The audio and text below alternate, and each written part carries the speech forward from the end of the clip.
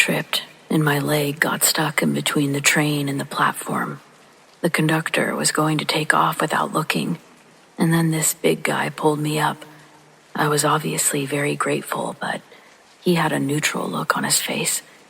He said that he did the same thing for an old lady a week ago, and now the Lord has him just saving people. The guy was already jaded over his new job of saving people's lives, but I was sure grateful.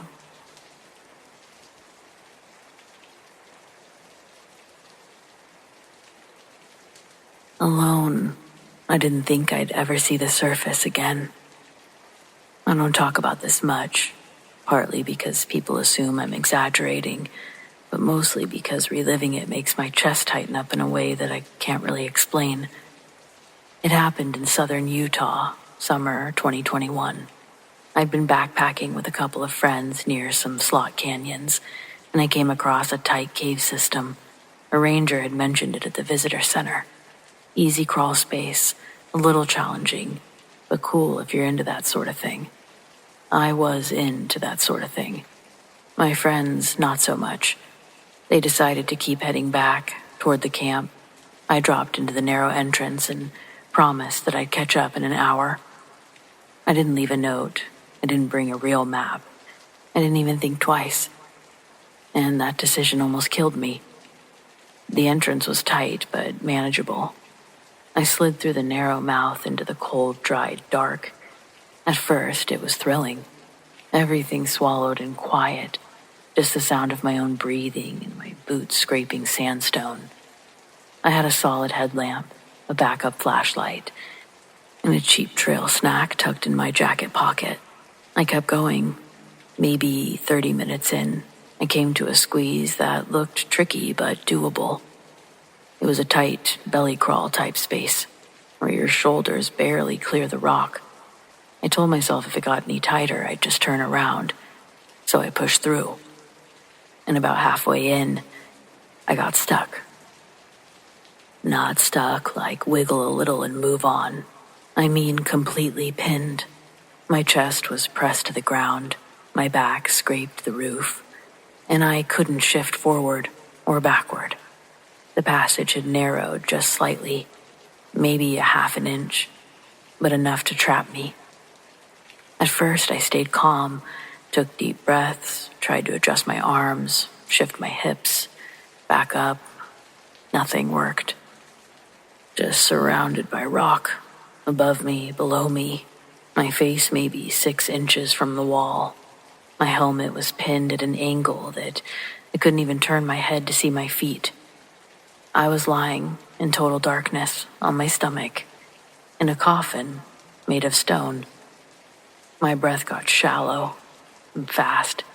My mind started racing. I didn't tell them where I went. No one knows I'm down here. My phone is in the pack.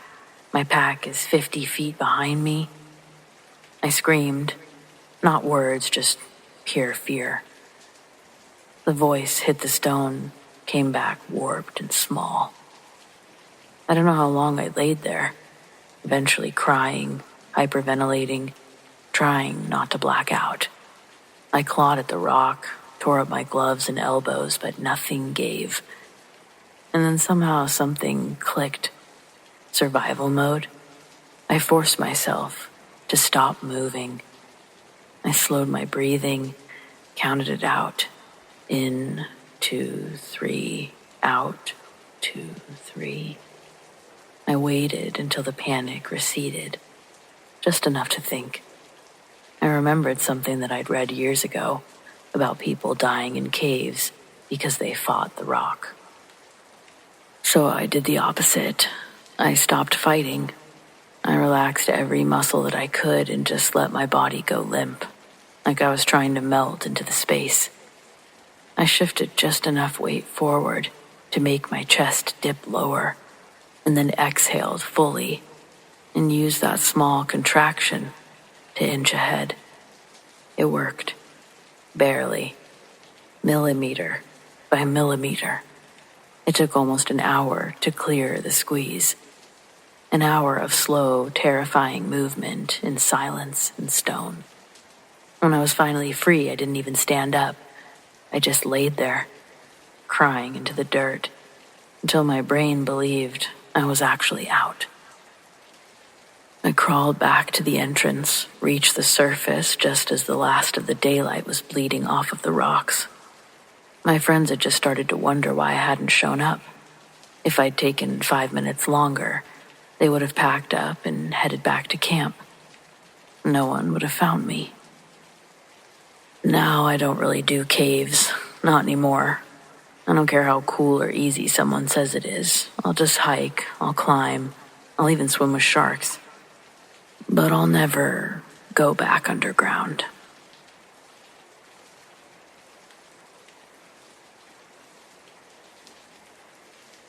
In 2003, I was driving home from my friend's house at about 3 a.m. We'd been playing FIFA on PS2 all night. I was 100% sober. Anyway, the road home had a fork that rejoined about 500 meters later, so it didn't matter which way I went. I could go straight or I could go right. I'm heading up the hill toward the fork, and I heard an audible voice in my head say, "Turn right." It was so real, I actually responded with, "Okay," and slowed down for the intersection. I had a green light.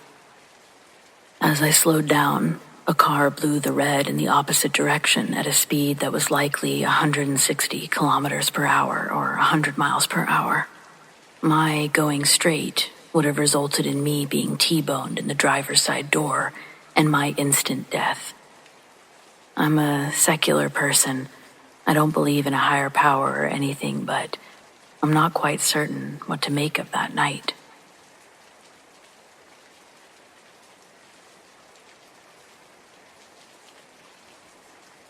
This happened last winter.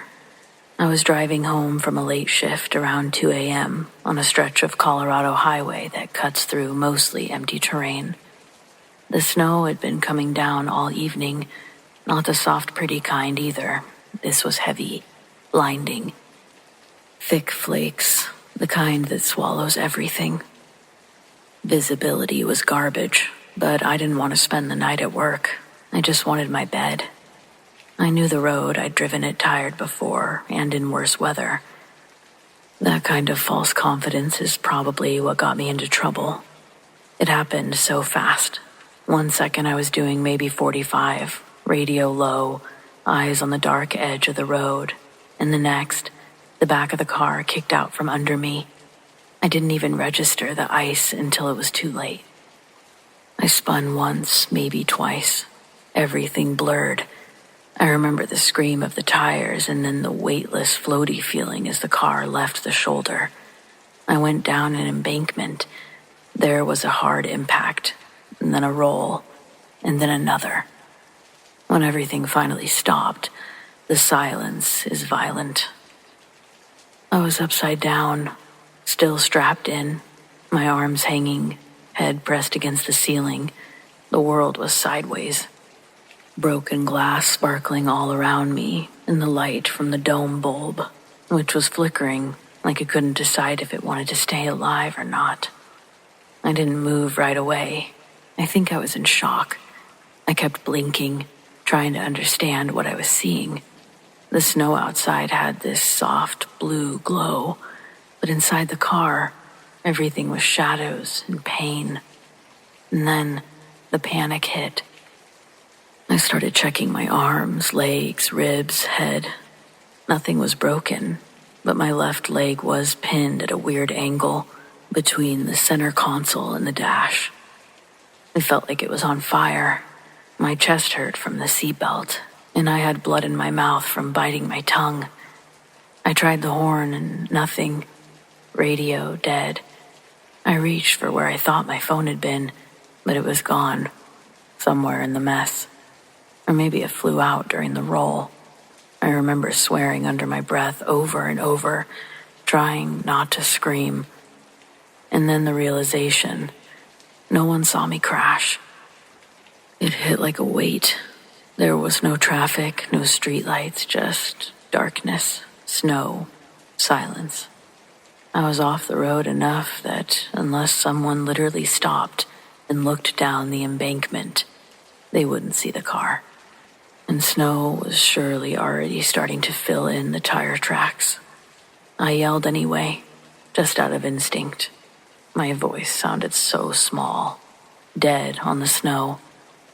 I started trying to twist free.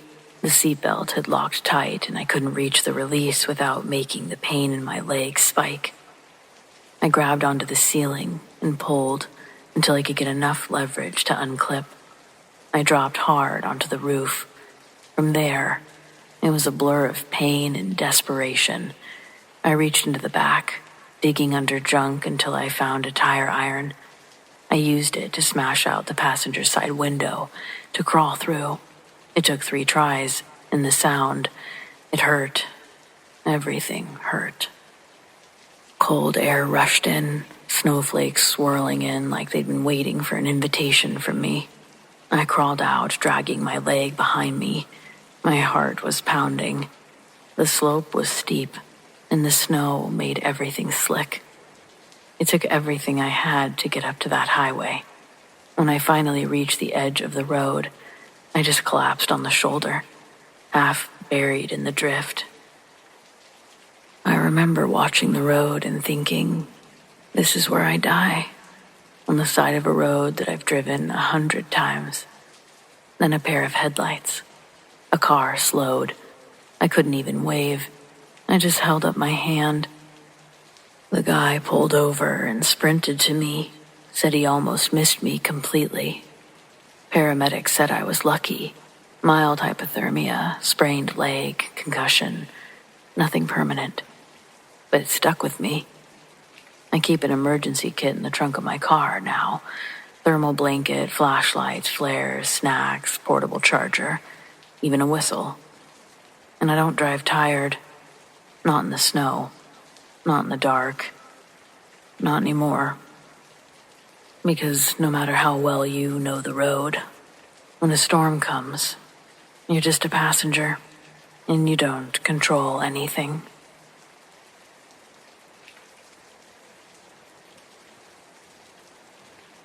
I was sitting on my porch reading when I hear, "Oh shit, look out," and had just enough time to see my roommate dropping a 50-pound air conditioner directly above my head. I fell forward and the corner buried itself into the back of my neck. I had to go to the ER for a bruised spine, paresthesia in my toes. Doesn't sound like much, but air conditioners are fucking dangerous.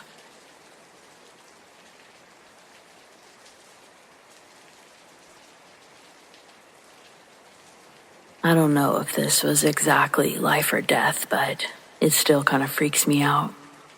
When I was 15, I was waiting for the bus outside of my high school. I grew up relatively independent, got a job as soon as I could, thought I was quite smart around people, but when you're 15 and feel awkward about yourself, as most do, any compliment feels amazing. I was at my bus stop to get a ride to work when a really nice car pulled up to the bus lane. I don't know cars well enough to say what kind it was, but this dude obviously had money to spare. The guy rolled down the window to talk to me. Mind you, I was alone, waiting to get a ride to work. He said that I was so beautiful, so pretty, I should be a model. I should come and get a card from him so that he can set up a meeting. Obviously, young me didn't think too hard and was completely flattered. As I walked up to reach into the passenger window to get his business card, I got this awful feeling when I looked into his eyes. I can't explain it other than if you've looked into the eyes of someone and there's nothing there. I took a step back, told him I'm okay, I don't really need to be a model. He proceeded to plead with me until someone else from the school made it to the stop. Then he finally, angrily, drove away, giving me a look that would kill. It's been a long time since high school, but I wonder if someone hadn't joined me at that stop, would I have taken him up on his offer? Or would he have forced me to take him up on his offer? I'm grateful I got out of that situation, but it breaks my heart thinking about somebody else being in a similar situation, not being able to escape. Just be careful out there.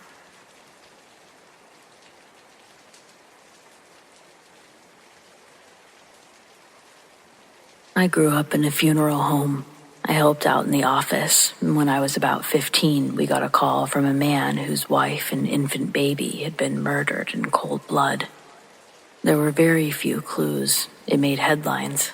Cops set surveillance at the viewing.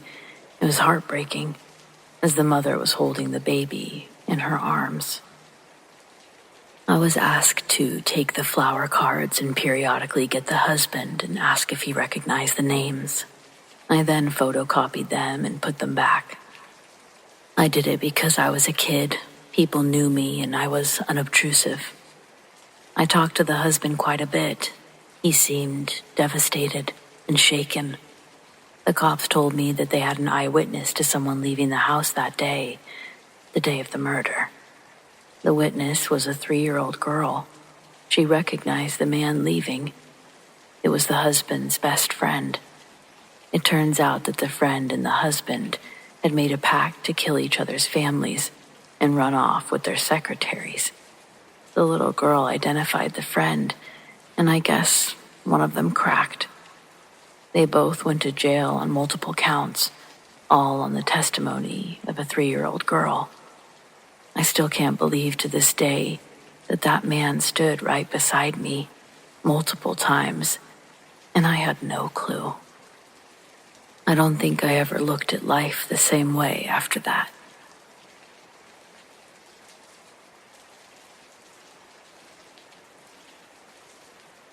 "20 weeks into my second pregnancy, and I had intense premonitions that I would die during the delivery of our son. It wasn't the normal pregnancy fears. I'd given birth a couple of years before to a healthy baby girl. This was different. My intuition kept telling me that I would need a hysterectomy. My organs were going to combine, and I would need a blood transfusion. Several. I kept seeing my funeral, me delivering a healthy baby boy. Yes, I told everyone, and yes, everyone thought I was crazy. In my doctor's and my husband's defenses, all of my tests were negative, all of them. So when I gave birth to a happy and healthy boy, no one expected anything was going to happen, except for me. And in 3 seconds after delivering our son, I was dead. Everyone was in shock, except for me. Of course, I was dead now, so telling everyone, "I told you so," really wasn't at the top of my list. I was resuscitated 37 seconds later and put into a medically induced coma, where everything I had visions of came true. The intuition was something I could not ignore. I ended up surviving a very rare amniotic fluid embolism, a 1 in 40,000 risk, where most women will not survive a full-blown AFE. There are 2 reasons I'm alive today. One is during a consultation with an anesthesiologist. She felt unnerved by hearing me talk about my premonitions. Based on nothing else but our conversation, she flagged my file and incorporated extra blood and a crash cart during the delivery. And the second reason, I sensed something and I said something, over and over again, even when everyone thought I was crazy. I didn't care. Call me crazy any day, but call it to me as I'm above ground, because in the unlikely event you have a strong premonition or intuition that tells you you're going to die, you'd rather have them call you crazy than shake their head in sorrow because they didn't believe you. Speak up. It could save your life. It saved mine.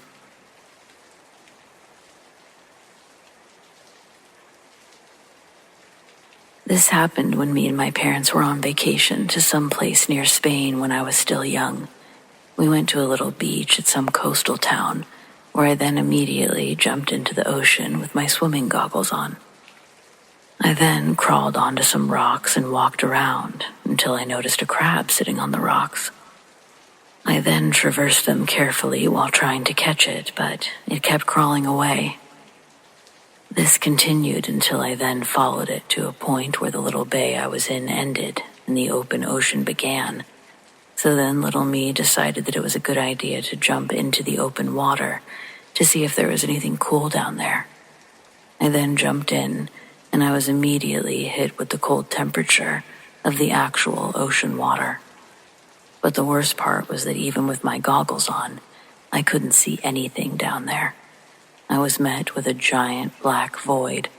No fish, no plants, no rocks, nothing. I then immediately turned around, began swimming back as quick as I could, and since that moment, I haven't gone beyond the shallows ever again.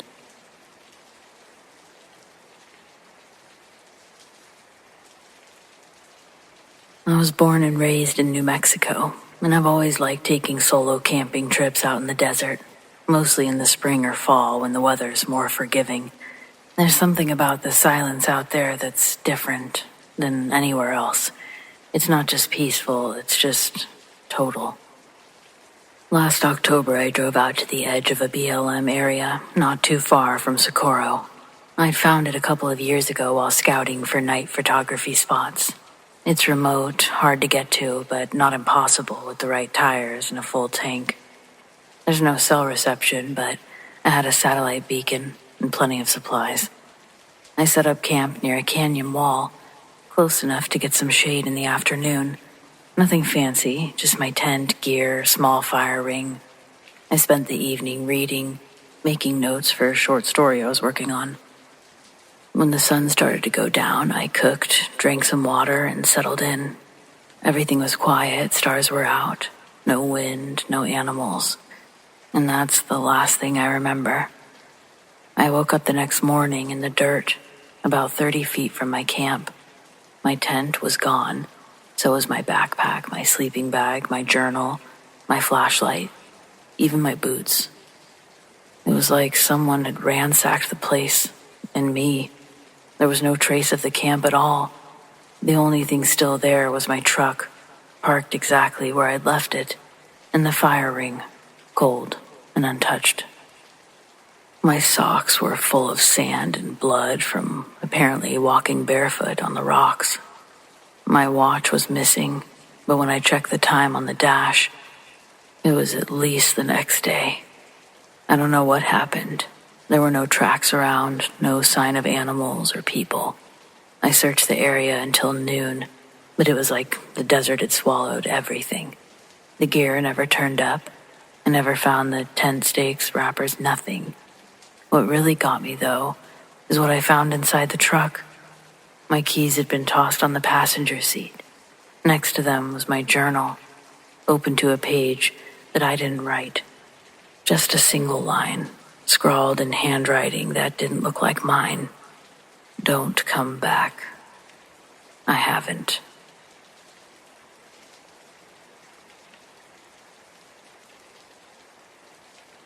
When I was a kid, there was a tree deep in the woods near my house.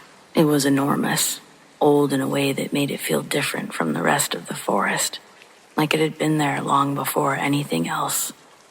The base was thick, gnarled, and hollowed out in one section, forming a dark opening just big enough for someone to crawl into. Everyone in our neighborhood, maybe the town, knew about it. Some called it the listening tree. Others called it the door. I never knew where those names came from, but I knew the rules. Don't go in it. Kids whispered about people who disappeared there. No one had proof, of course, but there were stories. A boy in the 60s. He'd ran away from home and was never seen again. Or a hunter whose tracks led to the tree and simply stopped. A pair of brothers who claimed that they crawled inside just for a second, only to stumble out in the middle of the night, hours after the search party had started looking for them. I never put much stock into the stories until the summer I was 12.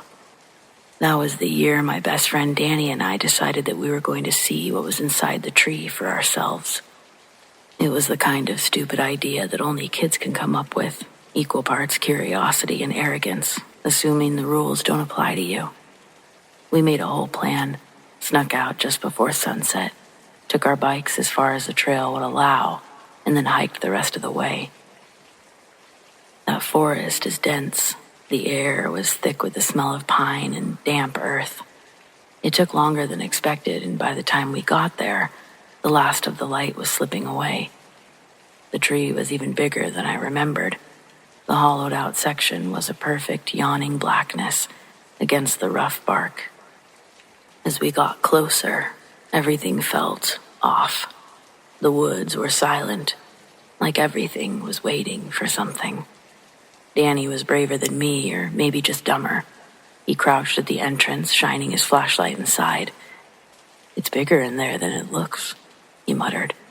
Then, before I could stop him, he shoved the flashlight between his teeth and started crawling inside. I panicked, but I don't really know why. Maybe it was how quiet everything was. Maybe it was the way that the darkness inside the tree seemed to swallow the light of his flashlight. "Danny, don't," I said, a little delayed. He ignored me, already halfway inside. And then he was gone. Not in a slow way, not in a normal way, just gone. 1 second I could see the soles of his shoes, and the next there was nothing. The light from his flashlight disappeared like someone had shut a door.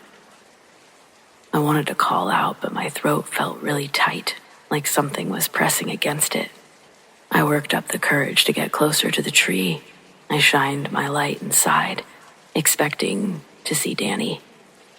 I saw nothing, just dirt and roots. I couldn't bring myself to also go inside the tree, so I waited, and I waited, and I waited for a long time. Occasionally, I would get closer to the tree and lightly call for Danny. I was getting worried. I was going to have to tell my parents or someone what we did. Then suddenly, Danny was there again, crawling backward out of the hollow, gasping like he'd been holding his breath for too long. I yanked him the rest of the way out, asking him, "What the hell? Where did you go?" Danny just stared at me, wide-eyed. "I didn't go anywhere," he said. We argued about it the whole way back. He swore that he'd only been inside for a second, that it had just been empty, nothing but dirt and roots. But I knew that wasn't true. Sure, I'd looked inside and seen the same thing, but I didn't see Danny. By that time, we'd been gone for about an hour. That's what my parents said when they found us sneaking back into the house, and that's what the clock said.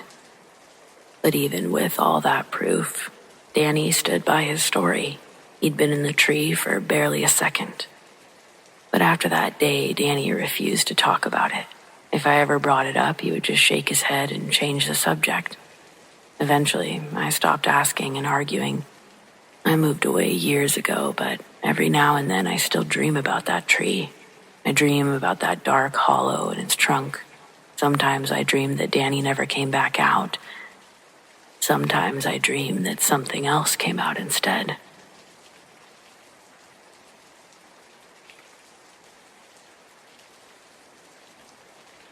It's taken me years to get over this, and sometimes the residual fear still comes creeping back. Just nothing like it was.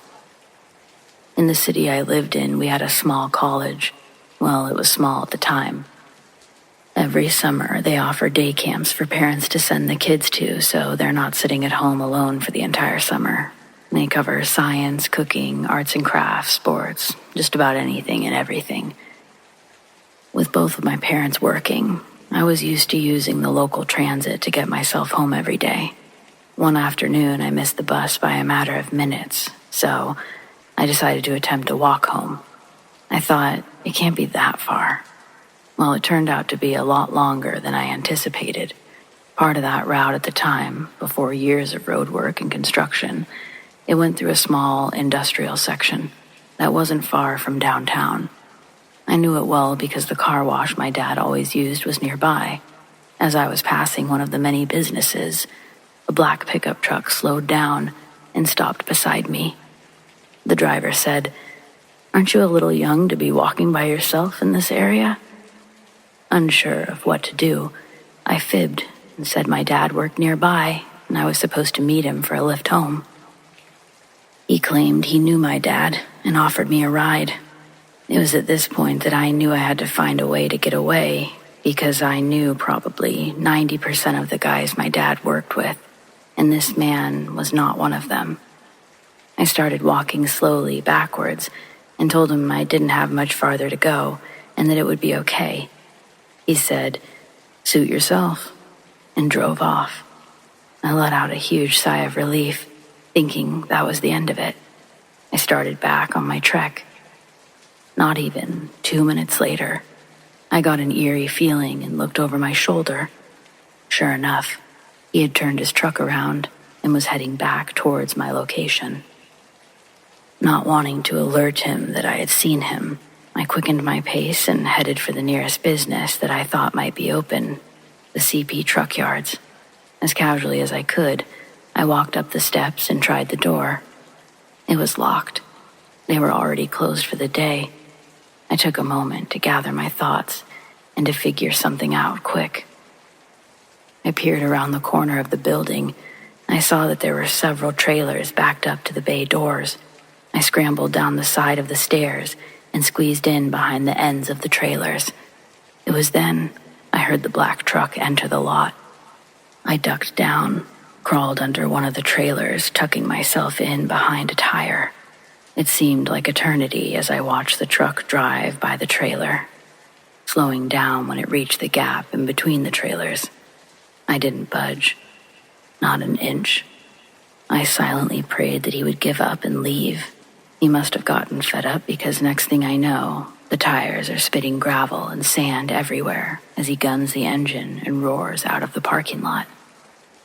I swear I didn't move for almost another 10 minutes because I wanted to be sure he was gone. I crawled under the trailers, keeping out of sight just in case he'd stuck around. As soon as I saw it was all clear, I ran all the way to the car wash as fast as I could. The lady at the counter, I think her name was Brenda, she recognized me and, seeing the fear in my eyes, asked what was wrong. It was all I could do to not start crying as I asked her if I could use the phone to call one of my parents. She brought me into a small office, and while I was calling my mom, she brought me a bag of chips and a Coke from the vending machine out front. Having been pulled out of work, Mom was not happy with me at all. But once we got in the car, she could sense that something was wrong. She took me home, made me a PB&J sandwich, and cuddled with me on the couch.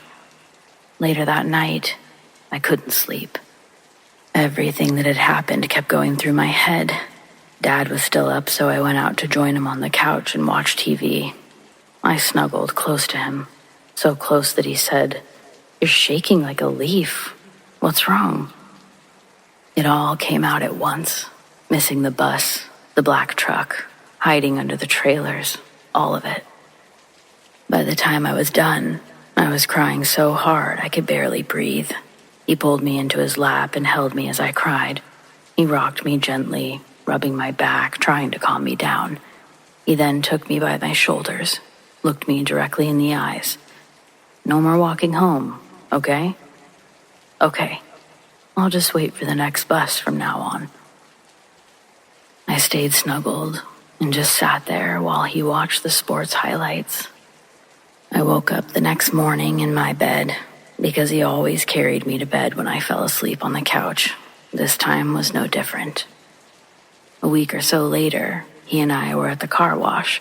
I'd gone into the office to get Dad some quarters and a pop.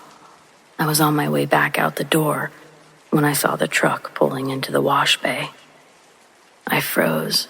Brenda was behind the counter and came to see why I was blocking the doorway. She saw what I was looking at and quickly put two and two together somehow. She prodded me towards the bay where my dad was. "Dad needs those quarters, so get going." I practically ran back to the car, threw the quarters in the back seat, and ducked down in the back. I was terrified he would find me. My dad opened the back door, took my hand, and pulled me out. "I'm here. No one is going to hurt you," he said. He then put me in the front seat and finished washing the car. As we were leaving, we could see Brenda talking to the guy. Then he left. It's been 36 years since that incident. I never saw him again. It's a scary thing for a 10-year-old to go through. No one else ever found out about what happened. I kept it a closely guarded secret for a long time, but the only way to get past something like this is to deal with it head on. So, thanks for listening.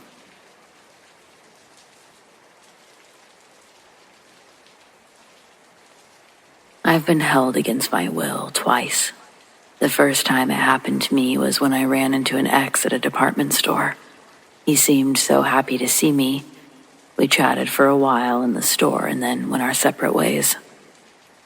I was walking to my car when I felt eyes on me and looked around. I was confused to see my ex's motorcycle was now parked by my car, and he was standing there staring at me. I felt a little uncomfortable but waved bye to him. However, it seemed he took this as a come over instead. As he walked over to me, he was laughing and saying it must be fate that we ran into each other again in the parking lot. I wasn't so sure about that, but smiled and said it was good to see him again, but that I had to get going. He looked disappointed. I started to get into my car and he asked me to wait. I got back out, turned around and looked at him. He said he had actually just gotten an apartment around the corner and really would like me to come over and see it. If I came over, it would also give us a chance to catch up some more. I said I really needed to get going. He looked around for a minute and then said that he thought he had some items of mine still and that he wanted to give them back. I knew that he had taken some of my CDs when we had split. The thought of getting them back was appealing to me, so against my better judgment, I said okay. We went into his apartment where he took my coat and bag. I was a little uncomfortable with him taking my bag, but thought maybe he was just trying to be polite. He then gave me the tour. It was a nice place, but I didn't have a chance to tell him that because he was talking a mile a minute and saying he was so excited to have me there. We sat down on the couch next to each other where he kept talking about his life. I sat there listening, but wondering when he would get my stuff so I could leave. Finally, he stopped to take a breath, and I asked him about the stuff he had mentioned. He seemed displeased that I'd brought it up. He sat there for a while longer, and then he leaned in, closer to me. I was surprised when he reached out and grabbed my hands, attempting to kiss me. I pulled back and stared at him. I said, "Bruce, this isn't going to happen." He started going on and on about how he knew we'd get back together and how he was not going to let me go this time. I started shaking my head no to what he was saying, which seemed to make him more upset. At one point, he started yelling at me about how he'd been a mess and too young to handle us, but he'd grown up now. He said he deserved another chance to prove it to me, that there was still something there. I was speechless. We'd always had a rocky relationship. The final straw was when he cheated on me with one of my best friends after we'd had a bad fight, so I had zero interest in getting back together. I started to repeat myself that it was not going to happen. When he jumped up off the couch and started pacing around the room, he was getting cagey, like an animal, telling me I couldn't say no, that I couldn't leave until he got a yes. He walked out of the room, and I looked at the door. I could make a break for it, but he had my wallet, my phone, my bag. I was still feeling like an idiot for being there when he came back. I could see when he came back, he was holding a gun in his hand. He kept walking back and forth now in front of me on the couch. He said nothing had been right in his life since the day that I'd gone, and that he wasn't going to lose me again. I opened my mouth, and he grabbed the phone sitting on the table and threw it at the wall. It broke apart, and I just stared at him. At this point, I had a very bad feeling. I watched him continue to walk around, and I could feel his anger and frustration. I'd never seen someone look so desperate, and that was not good. He finally sat down in a chair across from me. He laid the gun down on the table near him. He was a really good-looking guy. All my girlfriends had thought I was crazy when I broke up with him the first time. I tried to explain that he was unstable, but no one listened to me. He'd worn me down after that first breakup and cycle of makeup, and then the breakup had started again. I'd finally gotten free from him, though, and it had been 2 years since I'd seen him. I sat there looking at him. My mind was having a hard time rationalizing how this cute guy with this innocent look to him was now holding me against my will, essentially having kidnapped me. As I was staring at him, I could see he was trying to get a hold of himself. He finally laughed, said that he was sorry that he was acting so nuts, but that he just couldn't let me leave. He needed me back in his life, and he would never hurt me again. I looked at him and then the gun. He shook his head and said if he used that on anyone, it would be himself. I didn't know what to say to that. I was really having an out-of-body experience. I felt like I was someone else, watching all of this take place. I looked at the clock and realized I'd been there for about 6 hours. I hadn't moved and had hardly said anything. I looked at him and forced myself to smile, which he then smiled. I said, okay, we can try again. You're right, there is still something here. I'll stay with you. You don't need to hurt yourself or anyone else, but if this is going to work, you're going to need to trust me. I really need to get to class. Folks are gonna wonder where I am, and I don't want to tell anyone about this since we're getting back together. But I'll come back because you're right. We can make this work. He got up and walked over to me. He grabbed my hands and pulled me up. He wrapped me in his arms and hugged me. I soon felt tears hitting my neck as he started crying. He just kept saying, "Thank you, and I love you so much. You'll see things will be different. I have my shit together now." I nodded my head and asked him if he could get my stuff. He said yes and walked away, but he kept looking back at me. I assume he was still making sure I was there. He handed me my things and I said, "Okay, I'll be back later." And he kissed me. I barely kissed him back. As soon as I got out the front door, I ran down the stairs and out of the building. I jumped in my car and never looked back. He called nonstop for a while after that, but I didn't answer. He came by my house and I never answered. Finally, he was gone. However, over the years, he has reached out to my friends, family members, trying to contact me a few times. Believe it or not, he still doesn't have himself together. He's been married many times, has several children, was homeless, and had a few successful businesses and then lost them. I look back and see my time with him. It was one big scary roller coaster ride, and I was glad to get off. My advice to anyone who's broken up with someone like that is don't go back. Don't meet them anywhere. Just let sleeping dogs lie. And if you're kidnapped, keep calm and try to find out what the person wants. Talking to the kidnapper can sometimes help, like in my case. Might even save a life or two.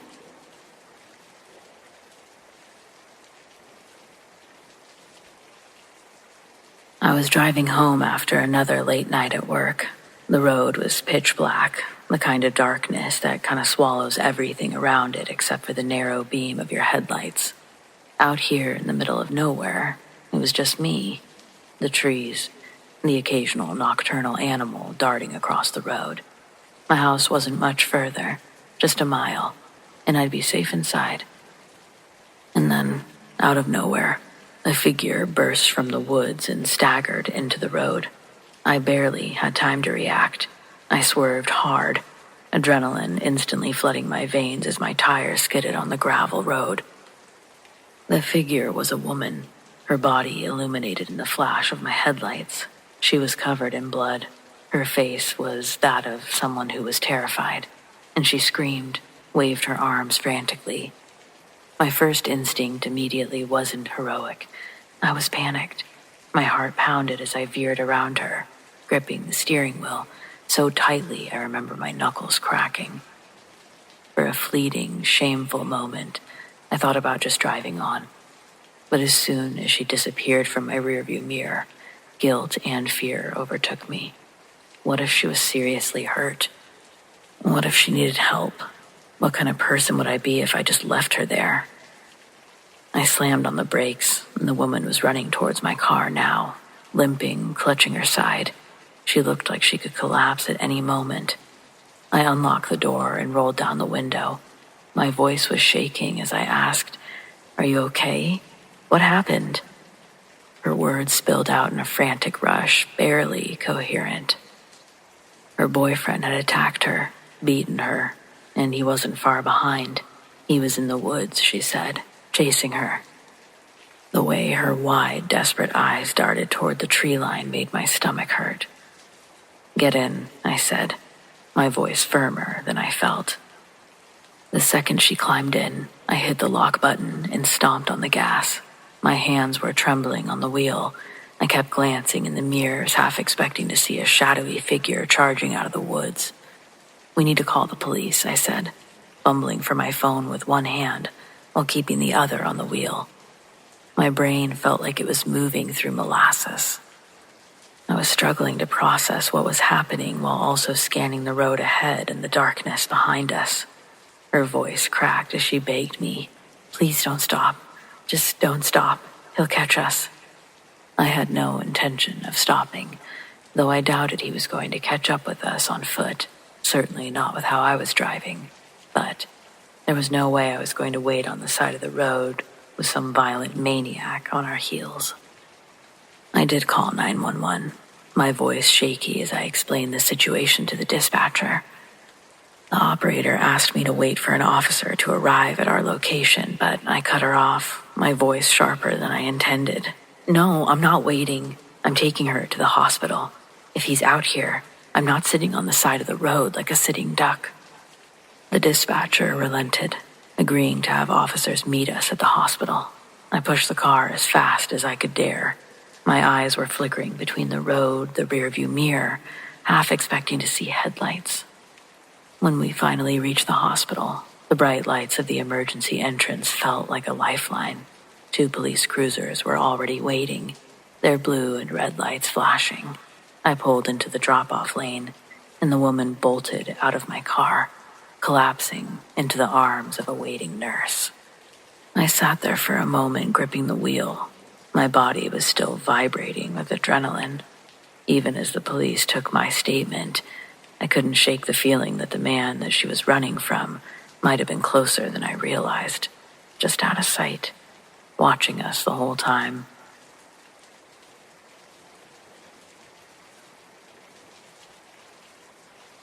When I was 20, my parents, who had divorced but were now living together, asked me to go on a weekend trip with them. I was amazed that my father would even ask. We weren't close. I barely spoke to him. He'd been physically abusive to my mom and my siblings, and especially me, my whole life. I ran away from home at 13, married at 16, so that I'd never be under his thumb again. Yet suddenly he wants to be cozy. My mom was sweet, but a weak woman. She never knew when to get out. This invitation came on the weekend of my 20th birthday. My dad was insistent that I go. I came up with all sorts of excuses. I had to work. My husband had to work. Dad was fine with the latter excuse, said that just the 3 of us would be great. I knew that it was a rotten idea from the beginning. He'd get drunk, they'd fight. I'd be referee. No way. The more he pushed the idea, the worse I felt about it. I just knew something was wrong. I finally just said that there was no way that I'd go. We'd already made plans for my birthday party with friends, so they went alone. 2 days later, on my 20th birthday, the state police came to tell me that my parents were dead. My father had killed my mother, and then taken his own life. From a note that he had left, it was quite clear why he was so adamant that I come along. My instincts that day told me the trip was a bad idea, and yes, I was right. I told my mom after the divorce to never let him back into her life. but she always thought that he would change. Now I'm happily married to the love of my life, with an amazing grown son and grandchildren. I've had a lovely, full life filled with great times. Unfortunately, my siblings are all gone after failed marriages, drugs, and alcohol. They chose to be victims, spend their lives blaming our parents for all that's gone wrong in life, where I chose to learn and never make the mistakes that they did. Not sure if I'm editing this in the correct manner to add an afterthought, but here goes anyway. I'm surprised by the number of views and upvotes. Personally, I didn't think anyone would even care. I mean, it happened so long ago, and as the only survivor, I'm long over the whole thing, I guess. But at times, I do wonder if others out there experience the double murder or murder-suicide of parents and also survived relatively unscathed, or if because of the abuse I'm simply detached from the situation. Just something that I think about.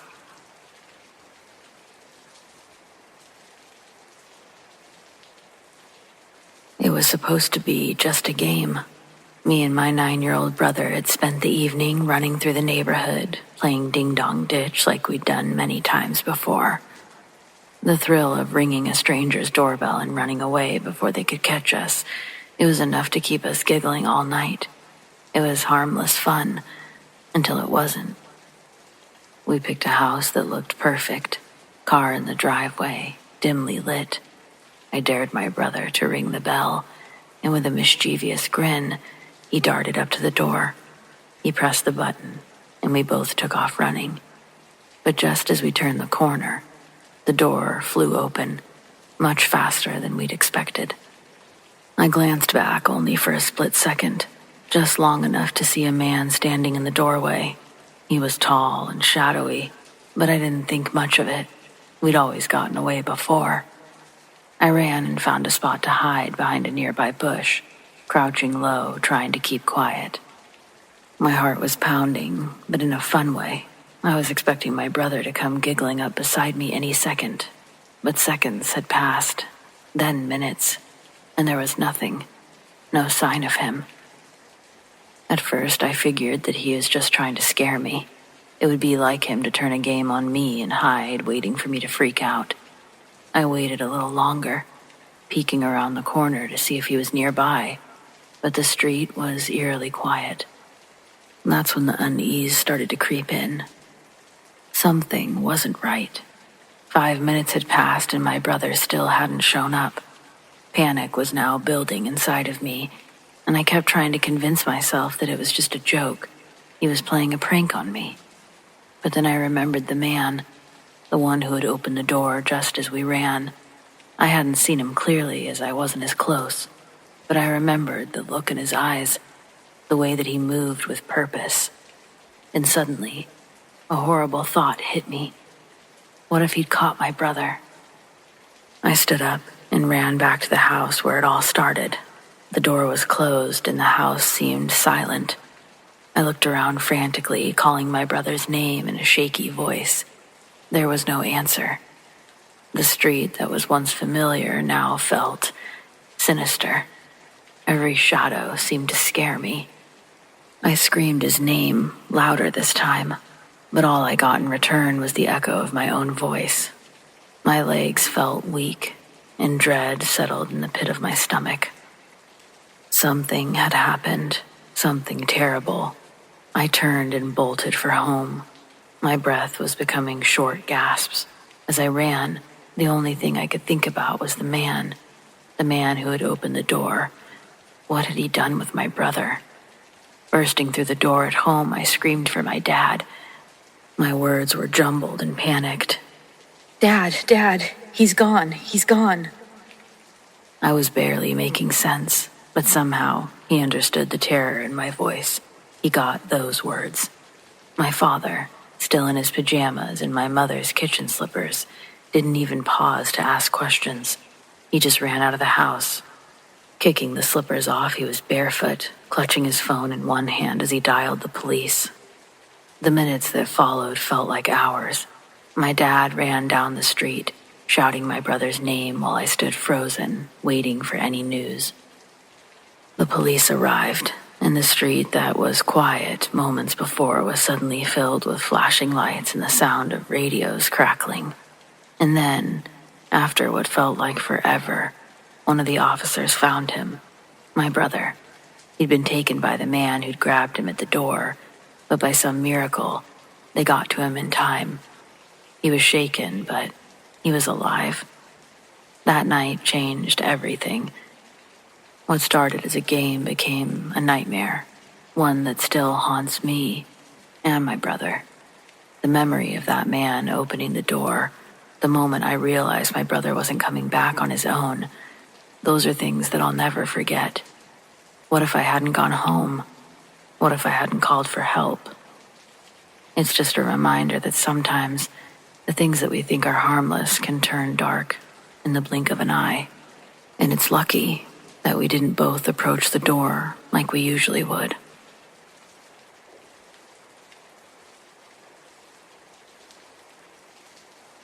I don't usually travel alone, but this time I had no choice. A work-related trip, short notice, and hotels were either booked or way out of my budget. I found a cozy-looking Airbnb, just a small one-bedroom with a private bath. The photos looked fine, the reviews were decent and recent, and the host had a good rating. It wasn't in a bad area either. Quiet, suburban, the kind of place where people walk their dogs in the morning and wave to their neighbors. From the moment I stepped inside, though, something felt off. It wasn't obvious. The place was clean. It felt bare, if anything. A bed, small table, a kitchenette, a single piece of artwork hanging above the bed, a bland, mass-produced print, the kind that you see in waiting rooms. The bathroom was tiny but functional. It wasn't the space itself that bothered me. It was just this nagging, persistent sensation that I was being watched. I did naturally try to shake it off. Of course, it just had to be nerves from staying in an Airbnb for the first time, something I'd never really done. Maybe it was just the unfamiliarity of being alone in a stranger's home. But the feeling, it wouldn't go away. I locked the door and did a quick check around the unit, looked out the window. The yard was empty. The street was quiet. I stepped outside just for a minute, glancing at the neighboring houses, checking for anything or anyone watching me. Nothing. Still, the unease lingered. By the time I got ready for bed, I couldn't stand it anymore. That suffocating awareness, like unseen eyes pressing in. I'd sort of hoped that maybe when I stepped into the bathroom it would disappear, but it was the same. I washed my face and brushed my teeth, but I opted to skip the shower. Eventually, I forced myself to go to bed. Nothing happened during the night, no noises, no disturbances, and yet as soon as morning came, the feeling was back, stronger. I didn't even bother with breakfast. I decided then and there that I wasn't staying another night. As I hurried to pack, I knocked something off the bedside table. It was just a pen, but when I bent down to pick it up, I saw something. Tiny glint of light. I froze. It was so brief, barely noticeable. A reflection from something. I stood up, scanning the room, but I saw nothing unusual. Still, my gut told me to look closer. So at that point, I was moving methodically, inspecting every surface, every object, and then my eyes landed on that framed print above the bed. Something about it didn't sit right with me. I reached up, lifted it off the wall, and there it was, a tiny camera, hidden behind the frame. It was obvious now. There was a hole in the poster, and this lens fit perfectly, but it blended into the photo masterfully. Of course, I felt sick. My entire body went ice cold as I stared at that little lens that had been watching me, recording me, most likely. I don't remember much after that. I grabbed my bag, got the hell out of there, and reported everything to Airbnb. I don't know what happened to the listing or the host, other than it got removed, but I never got a follow-up. To this day, I wonder how many people stayed there before me, how many never realized they were being watched, and worst of all, how many more places like this are out there.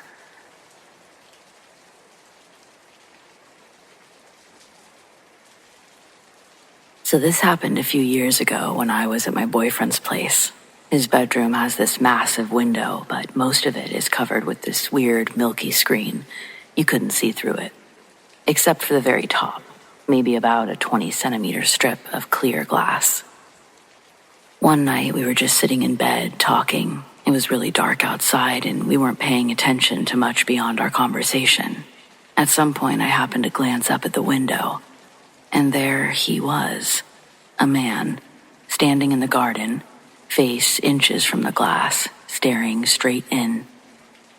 For a split second, my brain just couldn't process what I was seeing.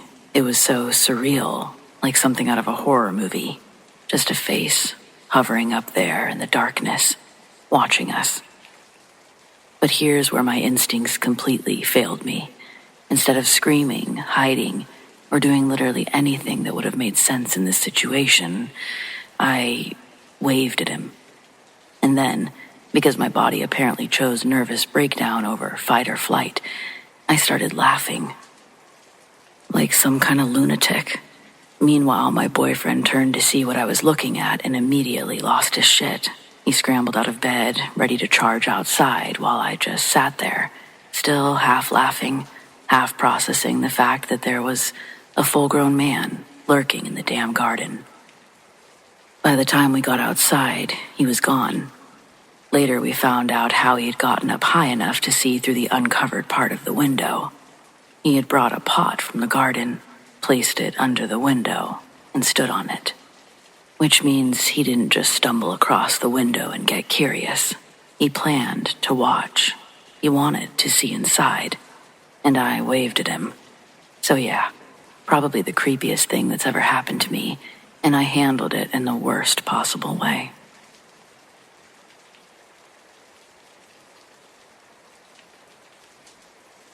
One day in August 2013, I went to Mastic Beach in Long Island, New Jersey. Mastic was extremely far from being safe, and someone like me was definitely the minority there.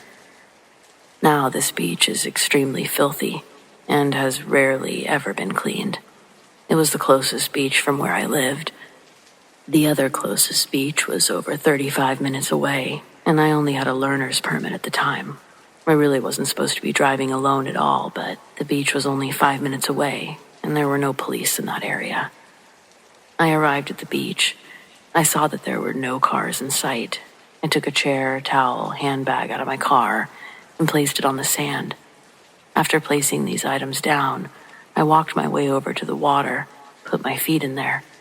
I walked further into the water. Now my knees were in there. I thought about swimming for a second, but I saw that the water was all murky and had algae in it. So what I did was walk out of the water, walk back to the shore. I grabbed my chair, dried myself off with a towel. I wasn't planning on leaving anytime soon because it was hot out and it was very sunny. It was nice. Instead of going back in the water, I decided that I would walk along the Long Beach area. So I proceeded. About 10 minutes into my walk, I started to smell something. At first, I figured that it was just some trash lying around near, or some dead fish. As I continued to walk forward, the smell kept getting stronger and stronger. The whole time walking, I didn't look in any direction other than in front of me. I was still walking, looking only at 12 o'clock. I felt my foot hit something hard and hairy. I looked down, and what I saw was something that you'd hear in a horror story. Right below me was the lifeless head of an old woman, and her eyes and mouth were open wider than humanly possible. As I saw this, I screamed like a little girl and ran so fast, like I was on steroids. When I got back to my chair, I threw up immediately from running so fast, and from the gut-wrenching sight that I had just seen. I got my phone out of my bag and called the police. I then connected to a 911 dispatcher, told her everything that she needed to know. She then told me to stay put where I was at, as the police would be on their way. When the police arrived, I told them where the body was. They thanked me, told me to go home because they were going to shut down the beach area. It was under investigation. I would say about 3 weeks had passed when one morning I turned on the news, like I would always do, and I saw that the dead woman had finally been identified. Her name was Diane Ross, and she was 63. It was also revealed that the cause of her death was murder, as she'd been stabbed in the back of her neck. I was in such disbelief. They were never able to trace the DNA to whoever had killed her, and the killer had never been caught, which I guess is the scariest part about all of this. As of today, I never went back to that beach, and I never will. I have also moved to a different and more wealthier town in Long Island, where it's more safe, the crime rate is low. Although this was 11 years ago, it still feels like it was yesterday. Time flies fast.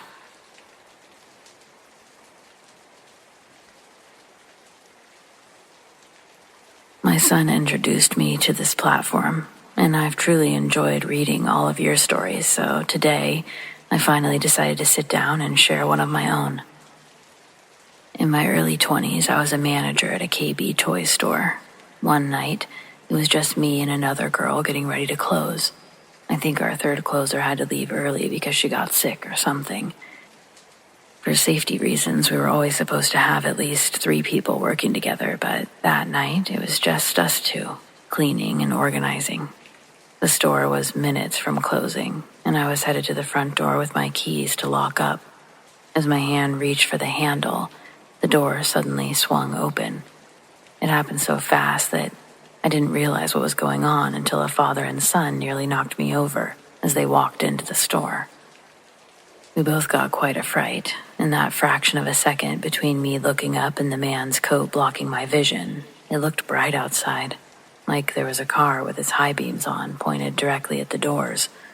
The toy store had a shade film over its front glass, which made it hard to tell what it looked like outside, but I knew the sun wasn't still up. I'd taken the trash out earlier and distinctly remembered grabbing the box cutter, because the garbage bins were in the alleyway. That little strip of pavement should be my next post because some of the things that happened in the alleyway behind KB Toys were absolutely horrendous and horrifying. I got to know multiple police officers on a first-name basis, just from taking out the trash and seeing them so often. They were always back there with their lights on, investigating something. They'd always ask me if I'd seen anything, but for obvious reasons, we didn't use that alleyway for leisure breaks. We didn't use it for anything besides a trash dash. That's what we called it. But before I get more sidetracked, let's get back to the main subject of my story. It was pitch black outside and rainy during my last trash dash. But in that sliver of a view from the door that was opened, it was daylight. I caught myself before I could ask aloud, "Wait, was that daylight?" Thinking how absurd that question would sound. I made a quick, discreet glance at my wristwatch.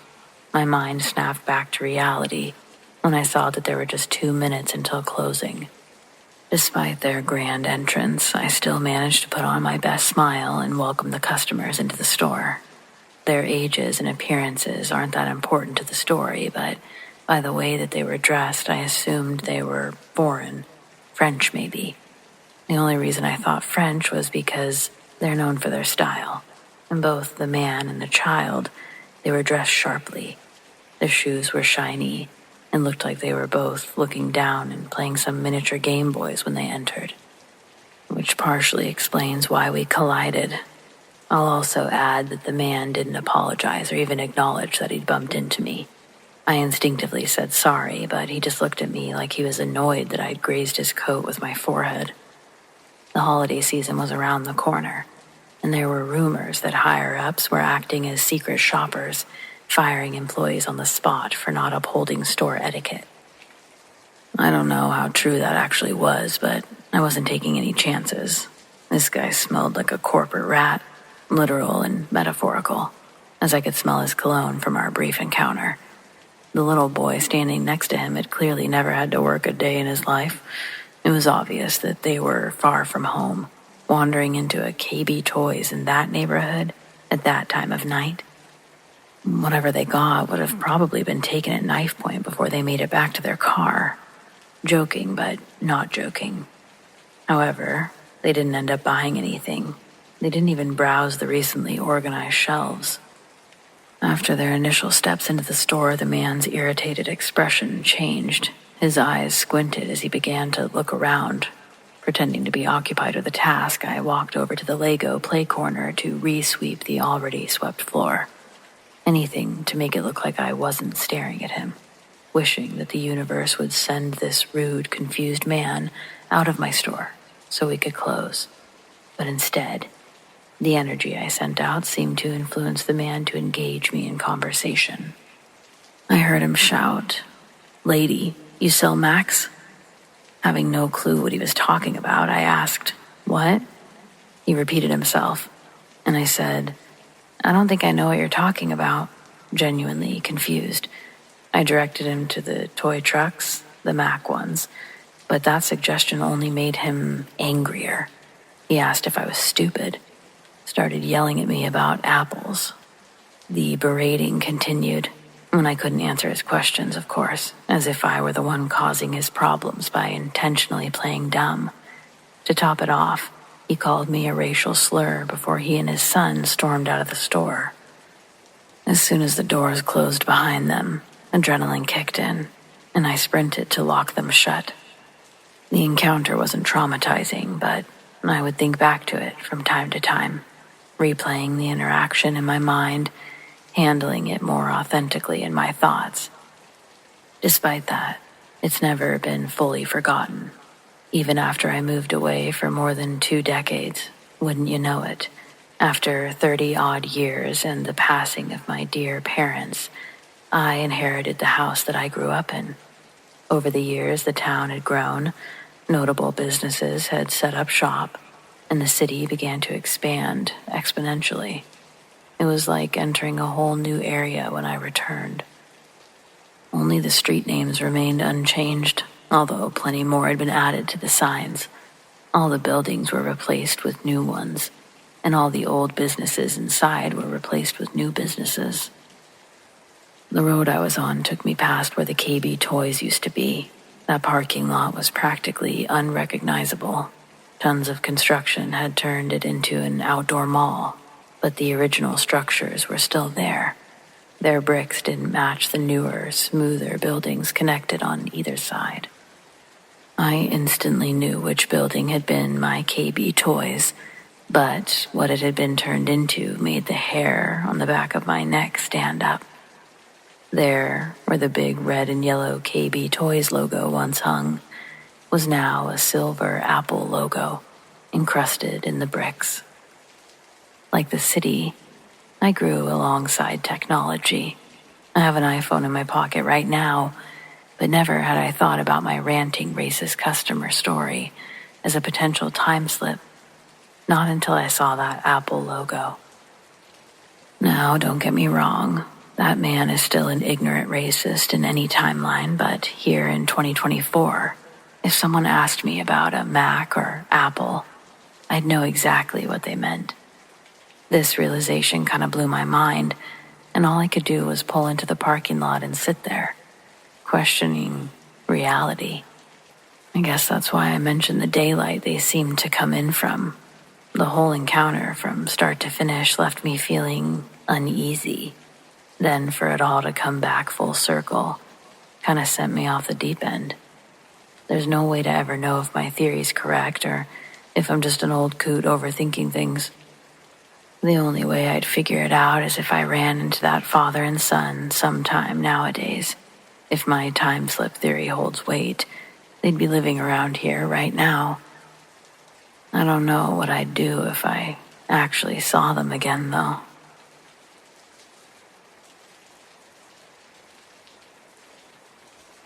I service fire equipment, so I drive a box truck and cover parts of Pennsylvania, New York, Ohio, Maryland, West Virginia. I was in rural northwest Pennsylvania, returning from a service call and heading towards the interstate to go home.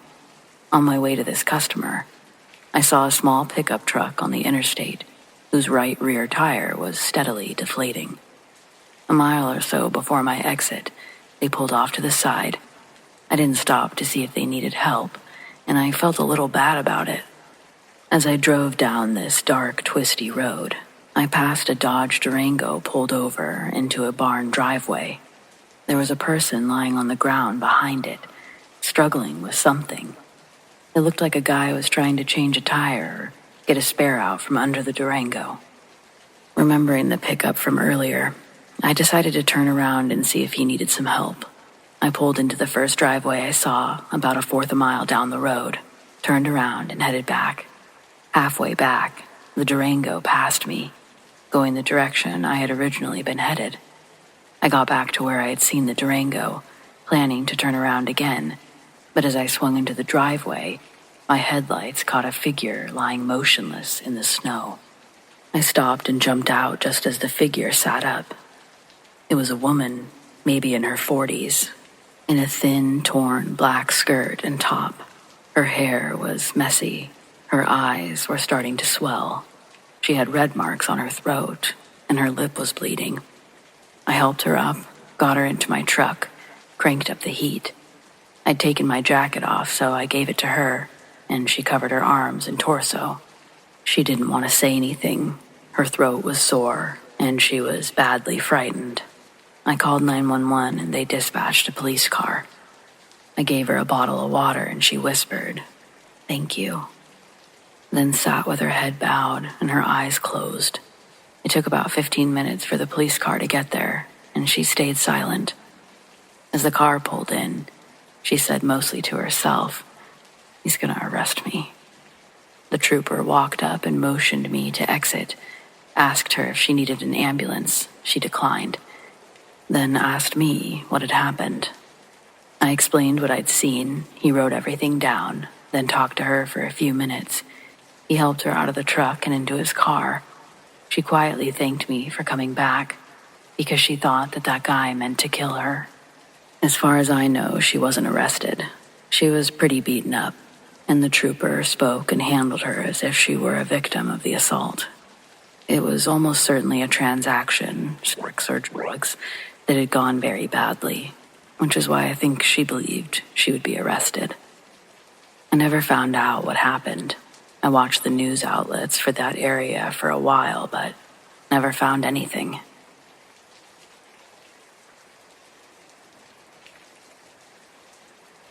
When I was a sophomore in high school, there was a series of attacks against girls by a temporarily unknown masked assailant. It all started with a girl from our senior class named Lynn. She was attacked in the parking lot during a football game. I hadn't been friends with her, but I was at the game, and word spread quickly about what had occurred that night, right outside the gates. An older couple had found Lynn lying on the ground in a row of cars in the parking lot. The woman ran back to alert the police that were at the game while the man stayed with the unconscious Lynn. I didn't leave my seats in the stands, but from where I was, I could see the ambulance flying down the highway from across the football field, heading towards the school. Lynn had been hit in the back of the head with a heavy object. The attacker was wearing a hoodie and a bandana over the bottom of their face. He went at Lynn with a knife, but she either fought him off or caused enough of a scene to make him run away. Either way, she still sustained a few cuts and abrasions on her arms and legs from the struggle. The high school I went to was a relatively big one, but Lynn already had a reputation for being a bit of a drama queen, so rumors started that she had done it to herself for attention. But then, another girl was attacked, Courtney. This time it was after volleyball practice. She was leaving the back exit of the gym when the perpetrator struck. Courtney was also struck in the back of the head and immediately knocked unconscious. When a teammate found her, she'd been stabbed in the shoulder. This prompted a police investigation, and the rumors really started to fly around. Some were accusing other classmates. Even some faculty members were brought in to speak with the police, but nobody was revealed to be a person of interest. Meanwhile, Lynn starts receiving messages from her attacker. The letters would be stuffed into her locker. They'd be filled with all sorts of threats of all kinds of abuse. Lynn's address was posted in the letters, along with Polaroid pictures of her house. She gave them to the police, but it still didn't help to narrow down their list of suspects. Then, another girl was attacked. Lauren. This time, it was at another football game. She, like the other girl, was attacked from behind with a blunt object. Her clothes were cut and torn with a knife, and she was punched multiple times. Then the person ran away. It was completely random, but at least a better description was formed. Lauren described them as medium height and even noted that they had long hair as they saw it escape through their hoodie. There were ski goggles and a bandana over the bottom of their face. After that, the whole school was on high alert for a while. Attendance at the games was noticeably lowered, and people started walking in groups wherever they went.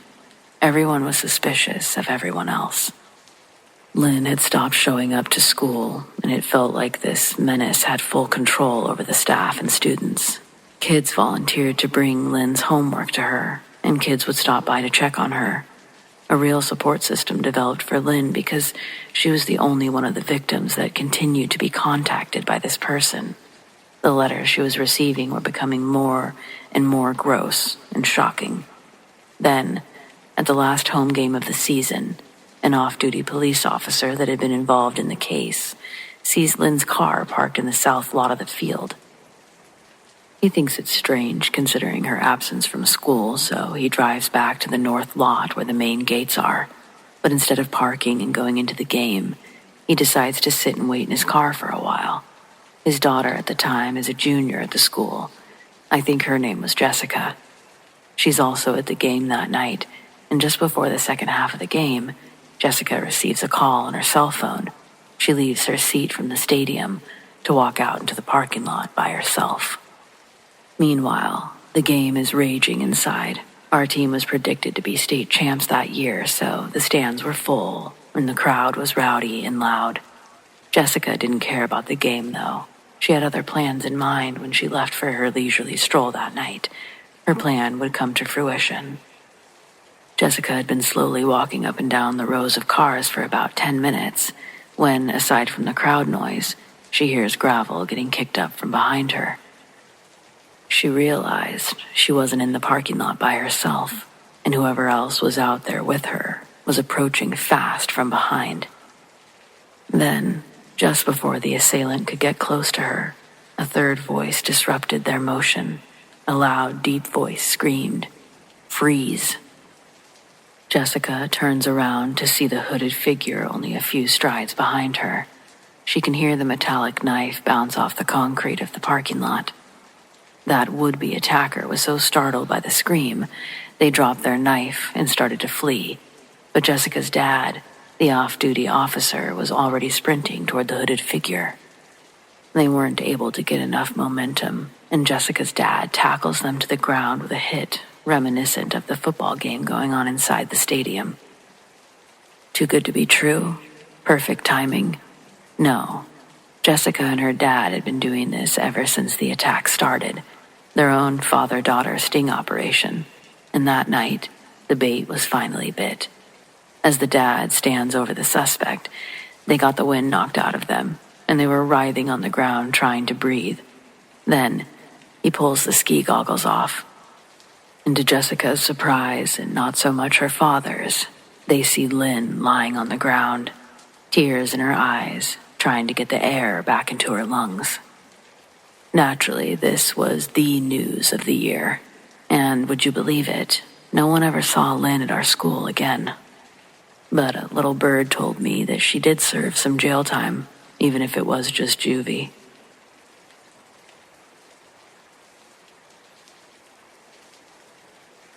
I'm pretty darn sure I had a time slip with my grandma when I was 13 or 14. She and my grandpa raised me off and on after my mom had passed away. Don't go grabbing the Kleenex box. This ain't about that, and it ain't sad. My grandparents raised me up good, and my Grandma Joanne was my best friend growing up. On a random weeknight, the house phone rings. It's late. I'm in my pajamas watching TV on the couch in the living room while my grandma and grandpa are playing pinochle in the kitchen. Grandpa answers the phone. The muffled voice on the other end erupts so loud, Grandpa pulls the phone away from his ear, tells Grandma he thinks it's her friend and our next-door neighbor, Allie. She was another fellow senior citizen, but Allie didn't age with grace. She liked to party and hook up with the other lonely senior citizens in the community. Allie was a real homewrecker up until her funeral. She calls the house obliterated drunk, asking Grandma to come pick her up, not because she was responsible, but because she lost her car keys in a thorn bush outside one of her lover's houses. So, Joanne, with a heart of gold, tells Allie she'll come get her. Allie gives Joanne the address, and I help look it up on MapQuest.com, and I write down the directions. The destination was less than 10 miles away, and I offered to ride shotgun and give the directions as she drove. Joanne agreed, and Grandpa retrieved a gun from their bedroom and handed it to her. Grandpa didn't like Allie or the company she kept. He'd recently hurt his back, or he would have taken my place in the car. I got on my sandals, and we headed out to rescue Allie. The old Volkswagen we drove clunked, and its muffler would sometimes scrape on the ground, but I'd be damned if it didn't always get us from A to B. In Arizona, the sun sets real slow.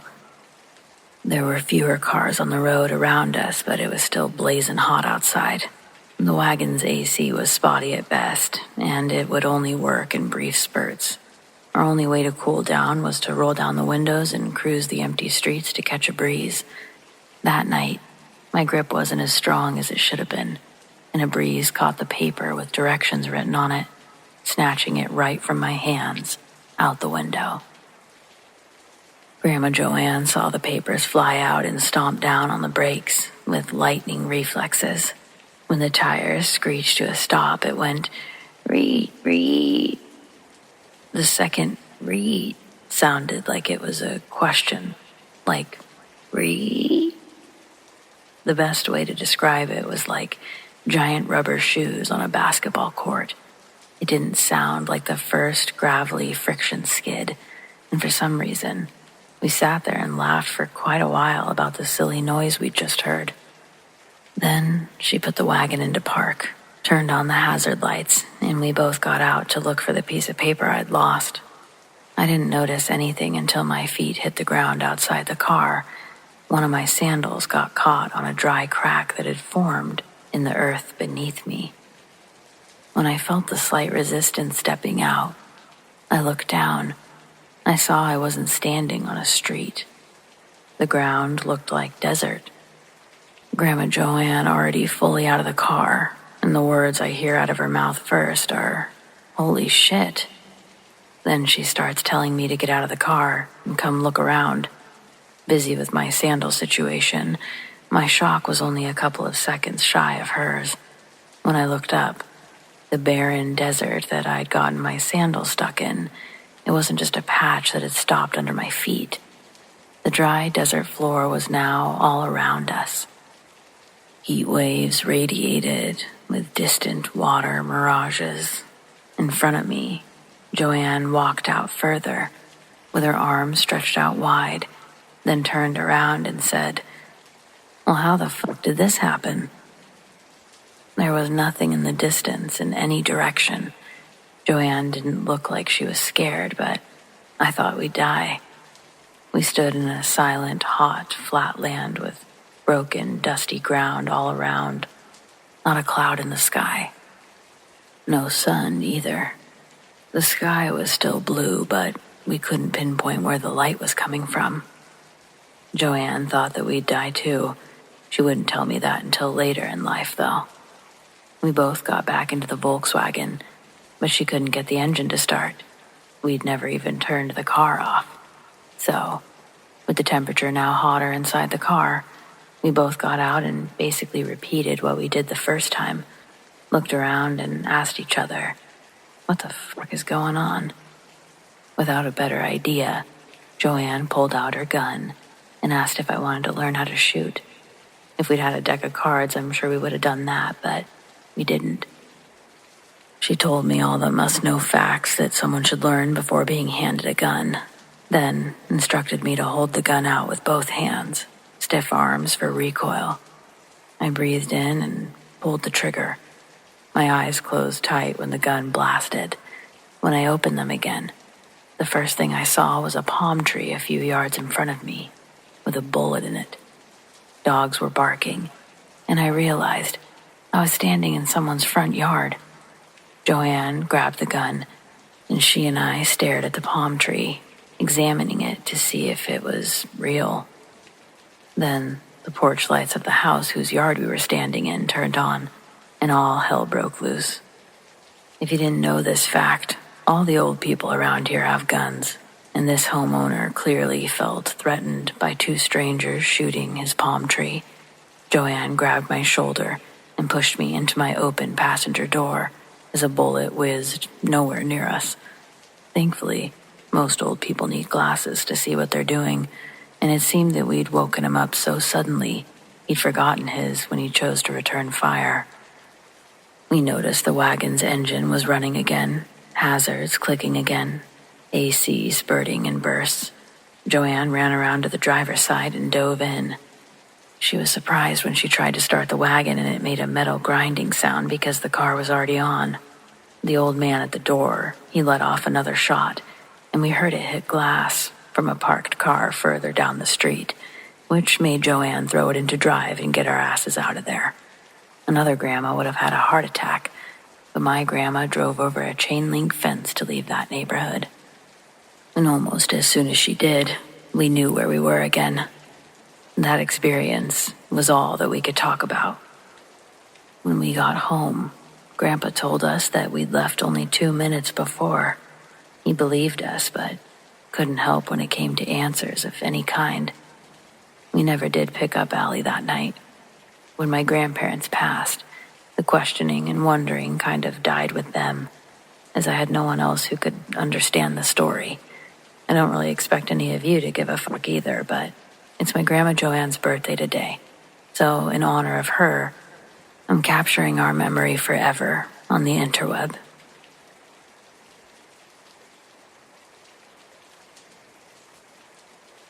Nearly 20 years ago, my friends and I went camping in the backwoods of northern Michigan. The kind of camping where you pick an old dirt road and drive until civilization feels like a distant memory. We were miles and miles from anything. We'd been out there a few days, partying, enjoying the isolation. My friends decided to make a supply run to the nearest town. I stayed behind, figuring they'd be gone for a few hours. Alone, I passed the time drinking beers and starting the fire, enjoying the quiet. About an hour later, the silence was broken by the sound of tires crunching on gravel. A Jeep pulled in, kicking up a cloud of dust, and 3 guys climbed out. At first, they seemed friendly enough. They made small talk about the fire, the weather, the remoteness of the spot. But something about them felt off. Their smiles didn't reach their eyes. Their questions felt pointed. "You out here all by yourself?" one of them asked, glancing around the campsite. I didn't want to lie, but I didn't want to tell them that my friends were gone either. So I kept it vague. They'll be back soon," I said, trying to sound casual. The mood had shifted. They stopped pretending to make small talk and started poking around the campsite. One of them wandered over to the tents, flipping open the flaps without asking. "Got any weed?" he asked, half laughing. Another crouched by the cooler and rummaged through it like he owned the place.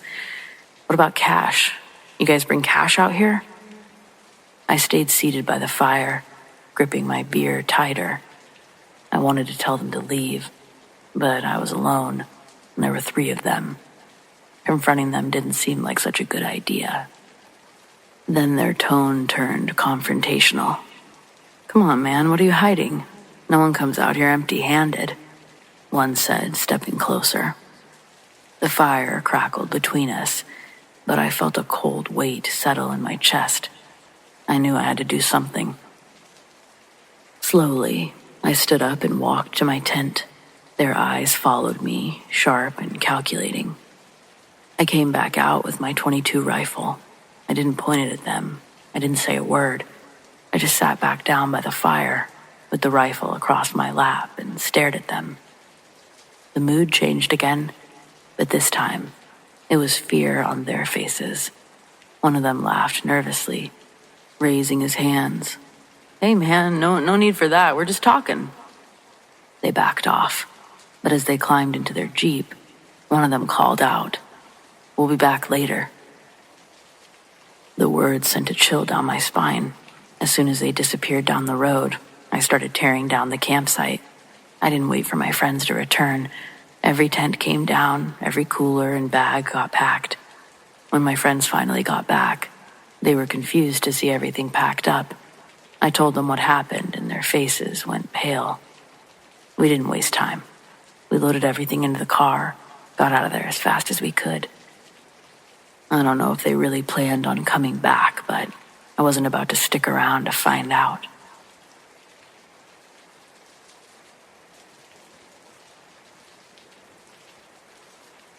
Lifetime Floridian here. I'm a 35-year-old female who spends a great deal of time outdoors. There are several trails near my house, and I know every inch of them. I know where and when I might run into gators, and I avoid them accordingly, most of the time. My favorite trail circles through a wooded pond, and it's been raining a lot, so I haven't gotten to walk there in a while. Yesterday I got there at 6 a.m. so that I could make a lap before work. It was nice, overcast morning, warm, but not hot yet. I figured the gators would still be sleeping in, but that should never stop you from keeping an eye out. As I passed under a close crop of trees, something heavy started moving around in the branches above my head. Leaves and acorns fell all around me. I looked up, expecting to see an iguana or a large bird, but it was an alligator. Definitely over 5 feet long, right above me. I know they can climb trees and fences. I did not, however, realize that they would just chill up there. I'd never seen one do it before then, but you better believe I Googled it later. I don't know why I stood there, watching. It started to move like it was coming down, and I intended to get out of the way. And then a branch bent too far, and the little monster fell on top of me. I did not handle it with grace. Neither did the gator. We both had a full freak out.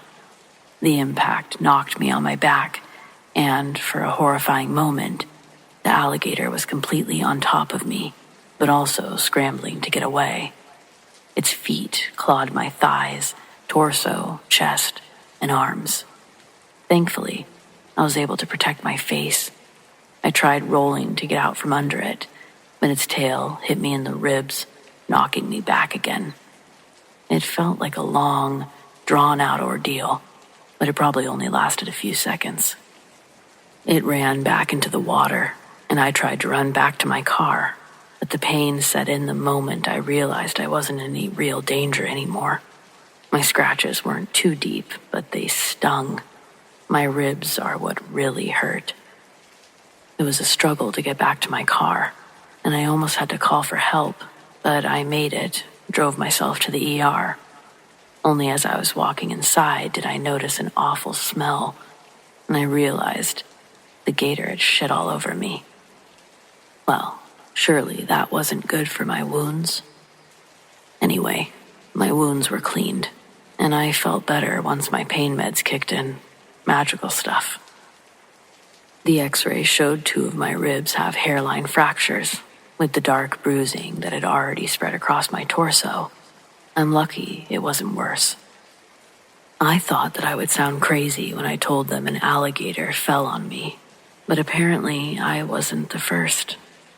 If this didn't surprise them, I'd really love to hear about the cases that did.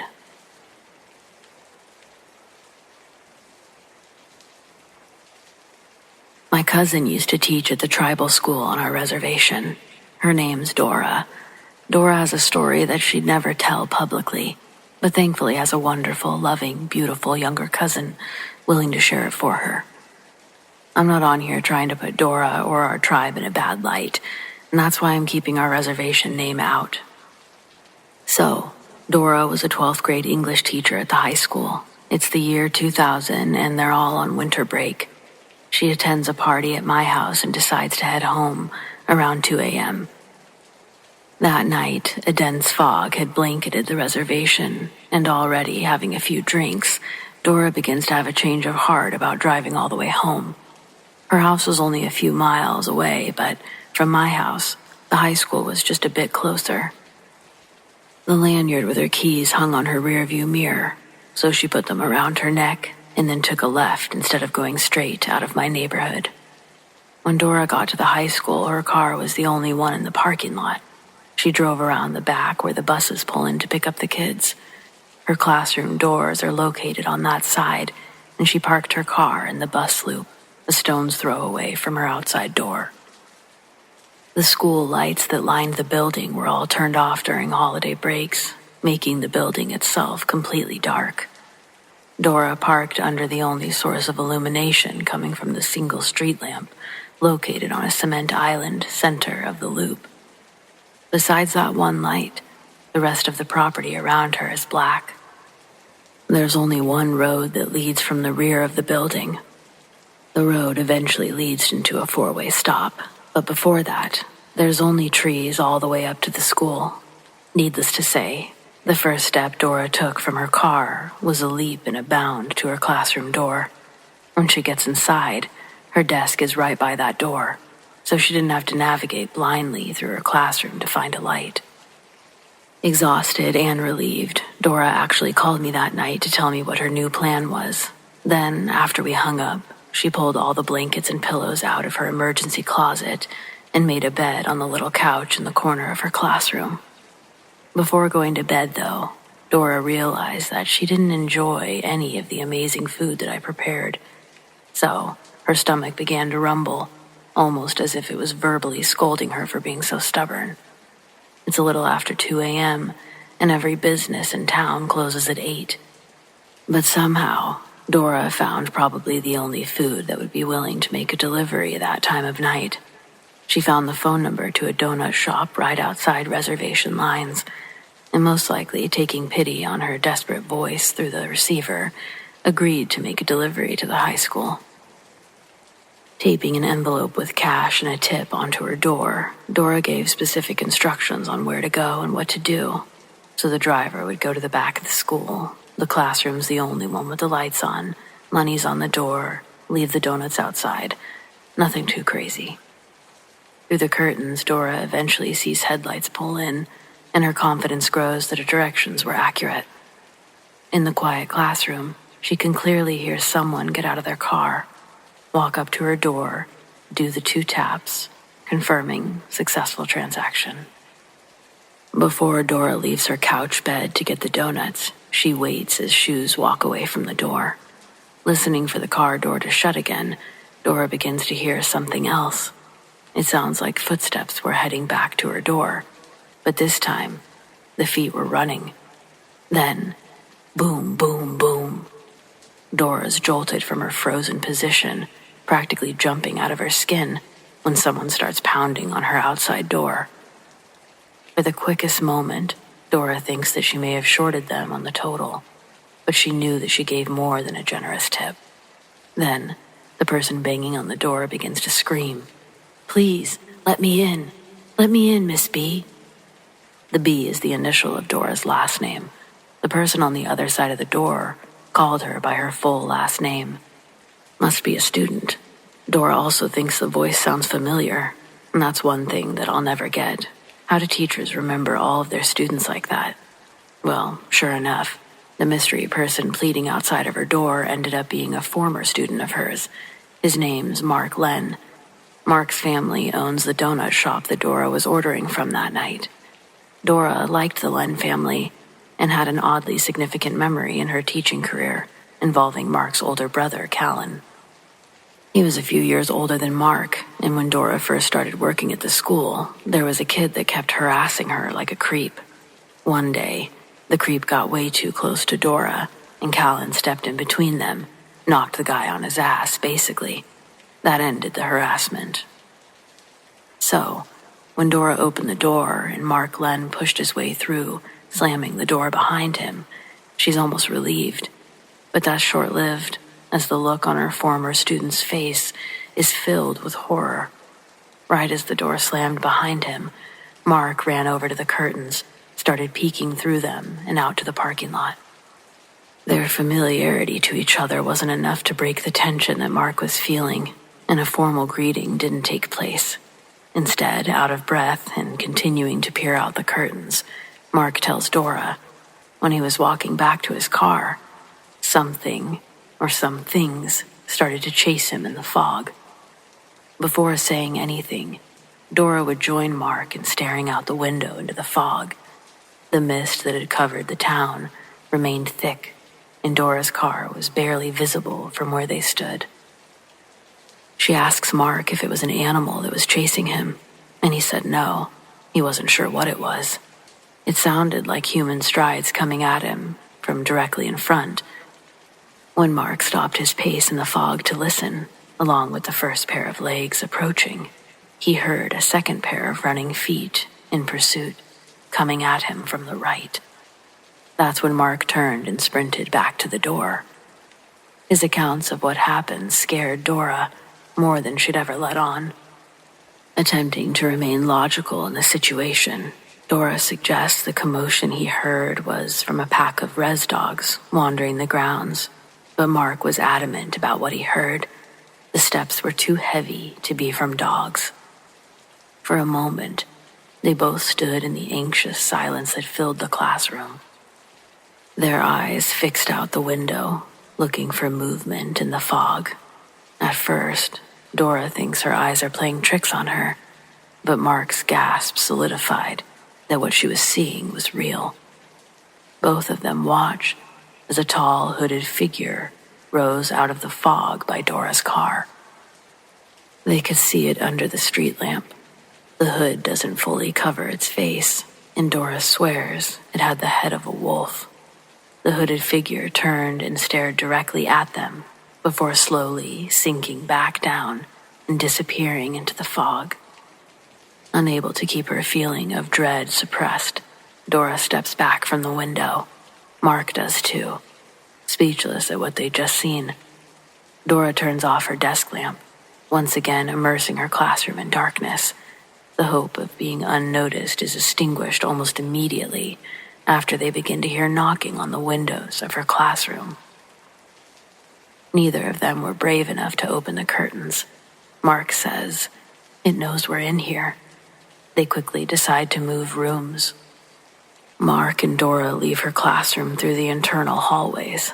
The whole time, they can hear the entity going around the school, pounding on all the windows, shaking all the doors. Dora feels her legs get weak. She's about to pass out from fear, and Mark sees her wobbling and catches her before she collapses. Still conscious, Mark assists her to the closest room, which was the kitchen. After setting Dora on the ground, Mark asks if all the doors are locked in the building. Dora doesn't know. Hearing this, Mark takes it upon himself to independently take off to check all the doors, as Dora sits trying to regain a stable breathing rhythm. It's almost pointless, because just as her heart rate begins to go down, she can hear Mark scream. It echoes through the hall, heading back towards the kitchen. He's screaming, "It's inside. Lock the door." She sees Mark fly past the kitchen doorway. She hears another set of footsteps running through the hallway behind Mark. And when he doesn't run into the kitchen, she has no other option but to close the door and listen to what's going on just outside. Mark screams, and the sound of the chase trail off to another part of the school. Then, silence. Dora stayed like a statue in the kitchen for what felt like hours. She didn't know when it all started, but the clock located over the industrial stove read 4:30. she decided to wait until sunrise before leaving her hiding spot. The entire time she waited, her heart was pounding. Every creak of the school's old infrastructure felt amplified in the emptiness of the kitchen. Every shadow seemed to move in the corner of her eye.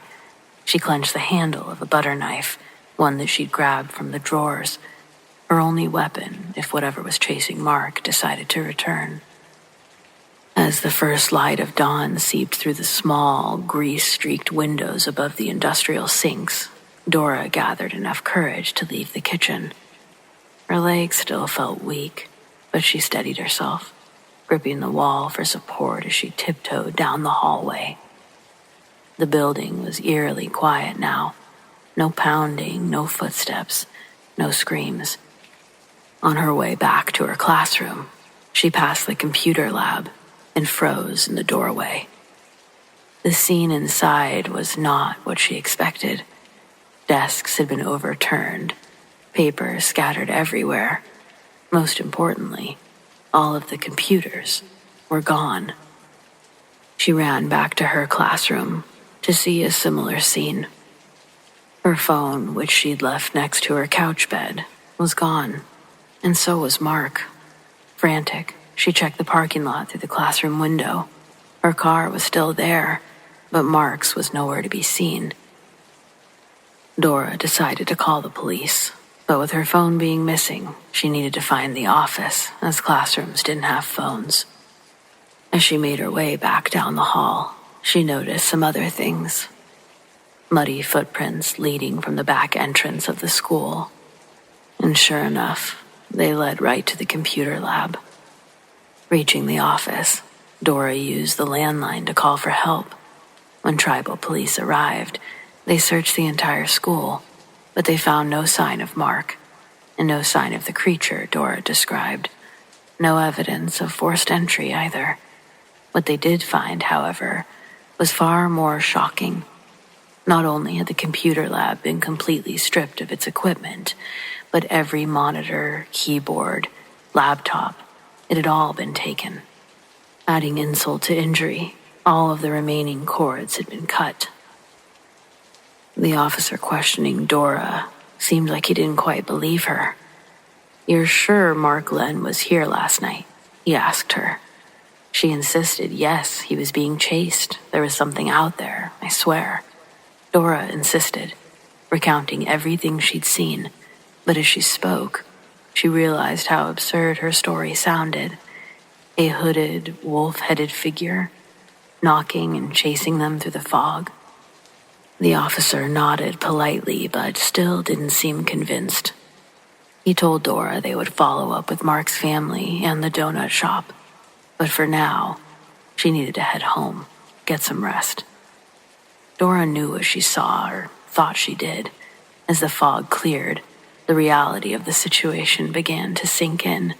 It wasn't until the following day, when Mark and his older brother Callan were trying to sell some stolen computers, that the truth finally came out. That hooded figure and the eerie chase were all part of their elaborate plan to scare Dora away from the school, or essentially to let them in. They'd use the fog to their advantage, disguising themselves and creating chaos to cover their tracks, all so they could loot the computer lab. Callan, the mastermind, had even worn a wolf mask and a cloak to sell the illusion. As for Mark, his performance of terror had been convincing enough to manipulate Dora into hiding while they carried out the theft. The pounding on the windows, the running footsteps, it was all staged. When the police questioned Mark, he admitted everything, though he claimed that he had felt a twinge of guilt when Dora nearly passed out in the hallway. "It was supposed to just scare her," he said. "We didn't think she'd take it so hard." Dora, humiliated and furious, resigned from her position at the school. The administration didn't fire her outright, but the implication was clear. She'd let herself be duped, and the theft had happened on her watch. To this day, she avoids talking about what happened, but if you ever bring up that night, her face hardens and her lips tighten. The wolf-headed figure under the street lamp really creeped her out.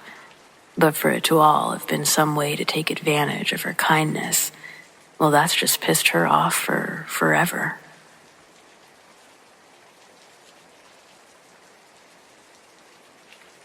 I'm a night janitor at a big city corporate office building. There are other janitors, but we're spread out on different floors, so we basically do our rounds completely alone. During my first week on the job, which started just after the COVID crisis started dying down, I noticed a lot of weird things. I think the first thing was the trash. I used to wear headphones and listen to music while I worked, but you'll see why I stopped in a minute. The main area is a bunch of cubicles crammed together, but they're in rows, so it's not like I can just miss one. I do them in order, and by the end, it's like I've made a circle. After I dump the trash, I make another loop with the vacuum. One day, I'm coming around with my vacuum, and one of the trash bins has quite a few empty chip bags, snack wrappers in it. I'm fairly certain that I had emptied it. But hey, we all have our moments. Or maybe they were just stuck to the bin, and I just didn't notice. Anything's possible. But then it kept happening.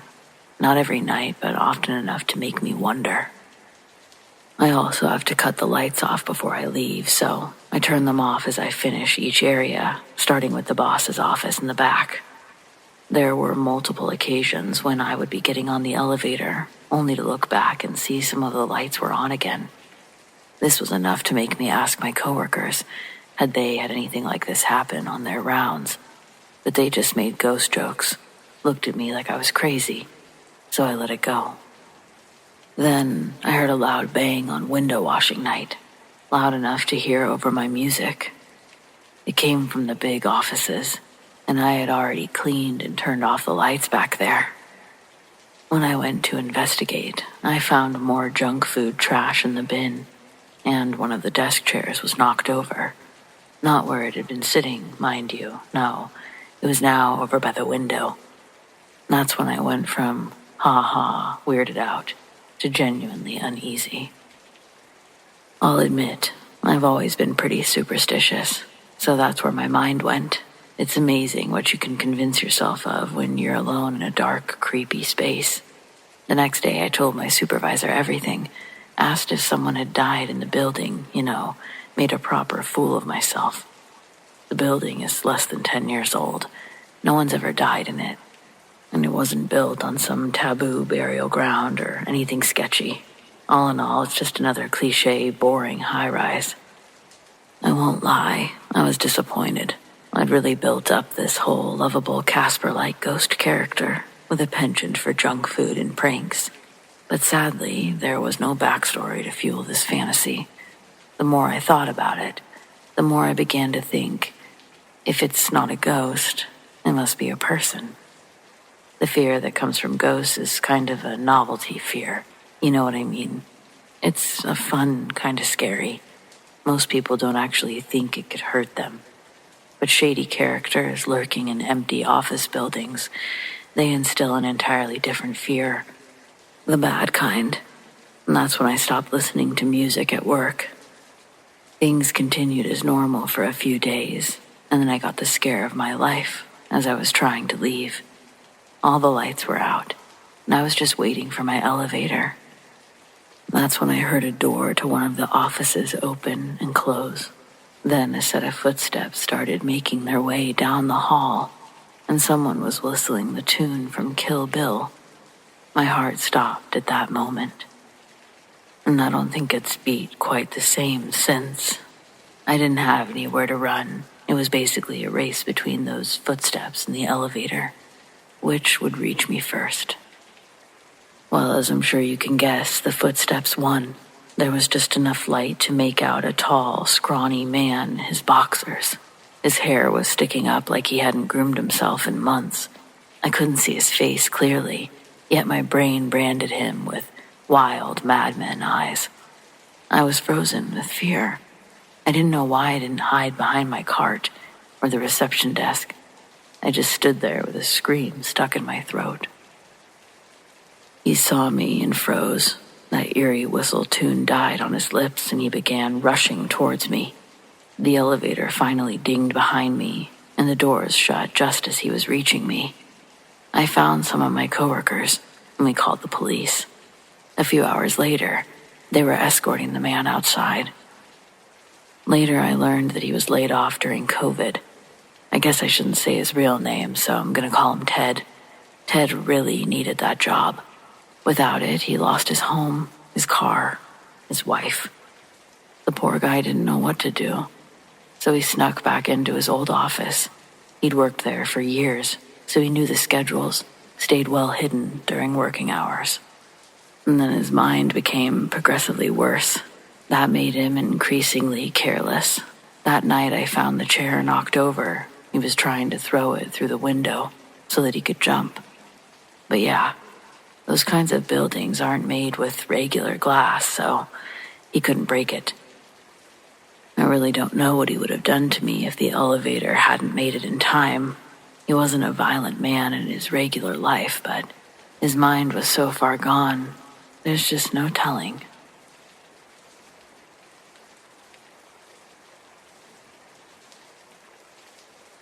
I used to take the same bus home from work every night.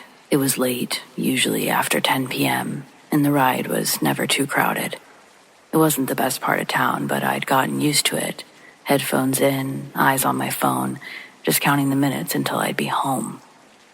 I wish I could say that the night felt different, that I somehow knew something bad was going to happen, but I didn't.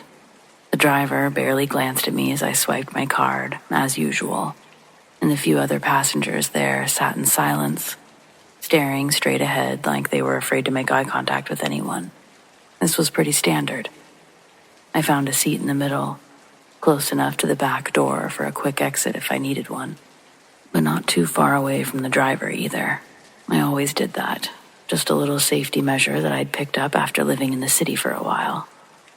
The bus rumbled along and I was scrolling through my phone, trying to tune out the hum of the city outside. And that's when I noticed a man a few rows ahead of me. He was pacing, his eyes darting around nervously. His hands twitched at his sides, and every now and then he muttered something under his breath. And there was a woman sitting across the aisle from him. Her eyes were fixated on the floor, gripping her purse tightly. She kept glancing at him out of the corner of her eye, like she was trying not to draw attention to herself, but couldn't help watching him. I took out one of my earbuds to get a better sense of what was happening. The man's muttering was getting louder, more agitated. I couldn't make out the words, but there was something about his tone that put me on edge. Suddenly he stopped pacing and turned to the woman. "You think I don't know what you did?" His voice was sharp and filled with accusation. The woman stiffened, her knuckles white as she clutched her purse. "I don't know what you're talking about," she said quietly, her voice trembling. The man took a step closer to her, his body tense. "You've been following me," he hissed. "I've seen you. You've been watching me for days." The whole bus seemed to hold its breath. No one moved, no one said anything. The driver kept his eyes on the road, either oblivious or too scared to intervene. I could feel my heart pounding in my chest. Something wasn't right. The woman looked terrified, but the man wasn't listening. He kept accusing her of things, of spying on him, of working for someone else. His words didn't make sense, but the fear in his voice was real. Then, in one quick, fluid motion, he reached into his jacket and pulled out a knife. The entire bus jolted with collective shock, but no one did anything. My body froze. I wanted to shout, to scream, but the words got stuck in my throat. The woman gasped, backing up against the window, her eyes wide with panic. "Please," she whispered. "I don't know you. I haven't done anything." The man's hand shook as he pointed the blade at her. "Liar," he spat. "You're trying to ruin me. You think I don't know." I knew I had to do something.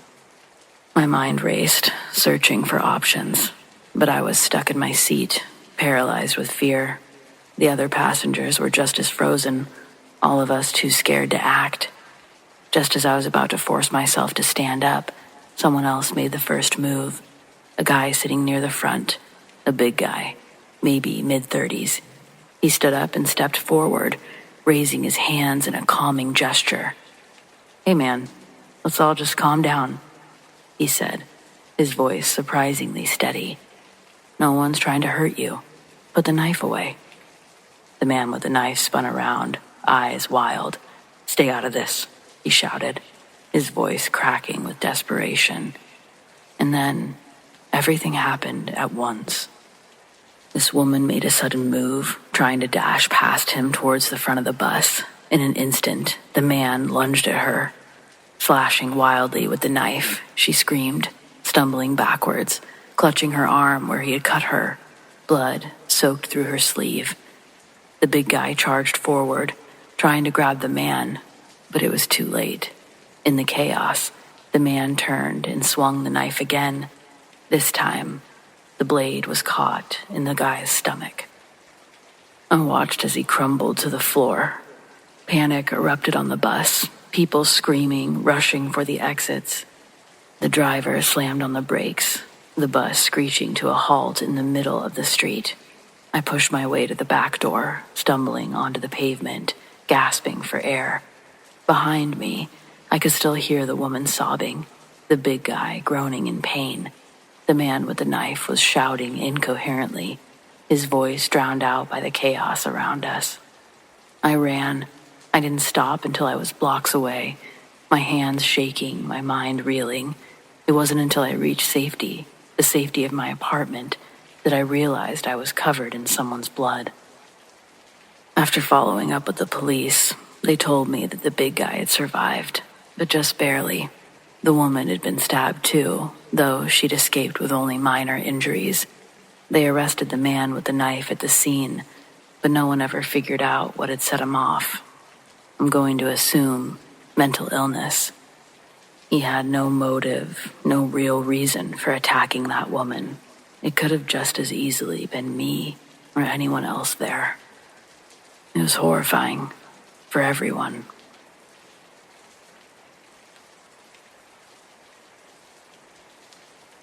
When I was 8 years old, I lived in a resort town called Garden Bay, British Columbia.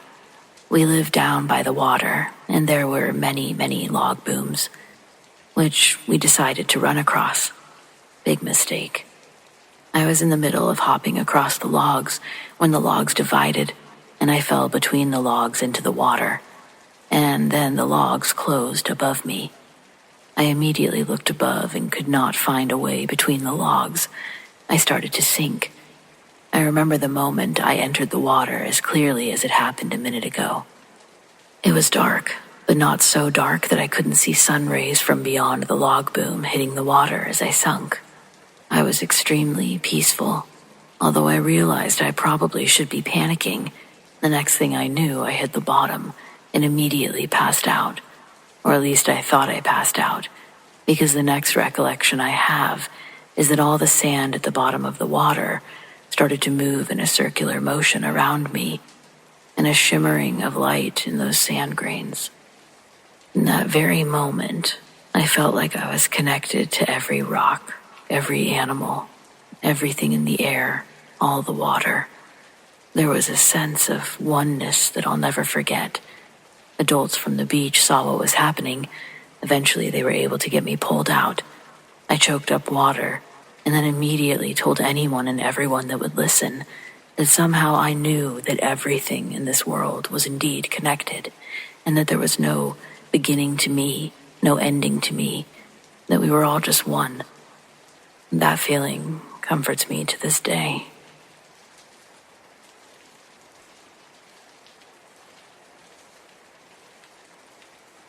I was either 3 or 4 years old and hadn't learned to swim yet. My aunt left me on the stairs, and I saw all of the other kids having fun, and I thought that looked like fun. I went forward, flailing around, sunk like a rock. I took a big breath of water. I didn't have thoughts, but I felt incredibly sad that I'd messed up. I was pulled out and given CPR by a lifeguard. And when I came to, I was instantly crying, saying how sorry I was. Not my only near-death, though. When I was 19, I was run over by a truck going 45 or 50 miles an hour in a crosswalk. I didn't see it coming. I had my back to the truck while skateboarding across the crosswalk. I felt the truck impact my entire back. My head whipped backwards and slammed the hood. I was then launched 15 to 20 feet forward.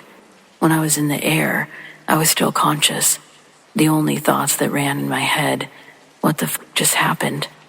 I then felt impact to my face and my head. That's when I blacked out.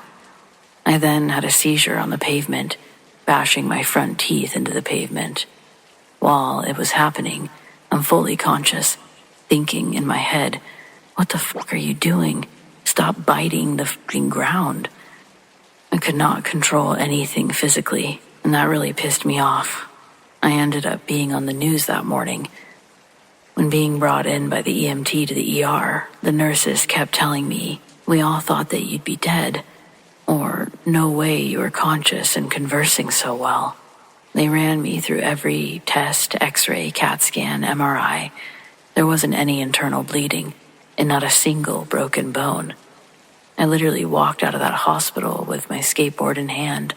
I called my buddies for a ride and told them the story. There are a few others that I have to think about them. There's more emotion attached rather than just a thought. But basically, the only injury other than a concussion was some road rash. And I literally walked away. I feel like I had something looking over me that day.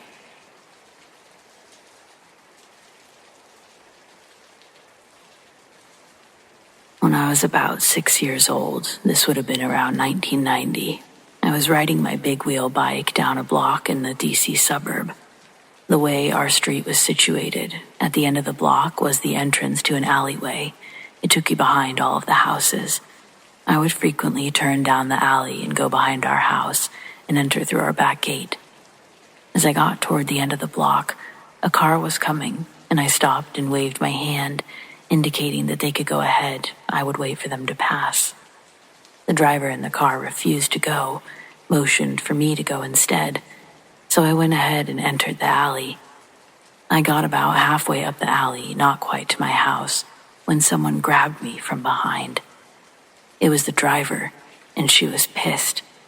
She turned into the alley after me, drove down, parked her car in the middle of the alley, and gotten out. She yanked me by the arm and screamed in my face, "Don't you ever use police signals with me." I immediately began sobbing. I ran to my house and told my parents. By the time they ran out the back door, the driver was gone.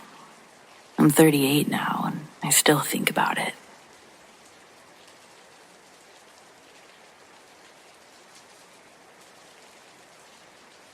To cut a long story short, there I was, working late shifts or doubles, exhausted, sitting in the back seat of a vehicle completely alone. Two strange men sat in the front, and it didn't take me long to realize I wasn't safe. I knew without a doubt that they had no intention of letting me go. In my gut, I felt it. They were going to root me, kill me, and dump my body somewhere. The van idled in a desolate area. The only sound was the faint clicking of an empty booze bottle at my feet. There wasn't a single light in sight, except for the faint glow from my smartphone. It was in that moment, when the reality of the situation hit me like a punch to the gut, that my instincts kicked in. I knew I had one shot, just one chance to say something that might save my life. If I said the wrong thing, it was over. I wouldn't see my son again. I opened my mouth, praying I'd say something smart enough to get through the man behind the wheel. Everything had been leading up to this moment, when I got into the staff transport that evening and saw that the driver wasn't our usual guy. He'd explained to us that he was the brother of the regular driver, and the man next to him was his friend. But then I noticed the empty beer bottles scattered on the floor and the heavy smell of alcohol. It all started to click. The guys in the van had been dropped off one by one, and I was the only woman left. I was the last passenger. Suddenly, I was seeing my life flash before my eyes. I realized that every single person who had been in the van could be a witness. They knew that I was the last person dropped off. That's when I said something. I can't remember the exact words, but whatever I said must have struck a chord, because the driver seemed to snap out of it. It was like he'd sobered up in an instant, realizing how badly this could end for him if anything happened to me. It was as if someone had slapped him across the face. Without a word, he quickly started the van, turned back onto the road, and pretended like he had just gotten lost. He drove me home, and I got out of the van by the skin of my teeth. I don't know if it was pure luck, the power of prayer, or something else, but I made it out that night alive. That night could have been my last, and I truly believe that if it weren't for that gut instinct and the fact that I had a smartphone with me back in 2008, I wouldn't be here today. I wouldn't have gotten married or had 3 more sons. The gut feeling is real. Always trust your instincts. It's your God-given survival kit.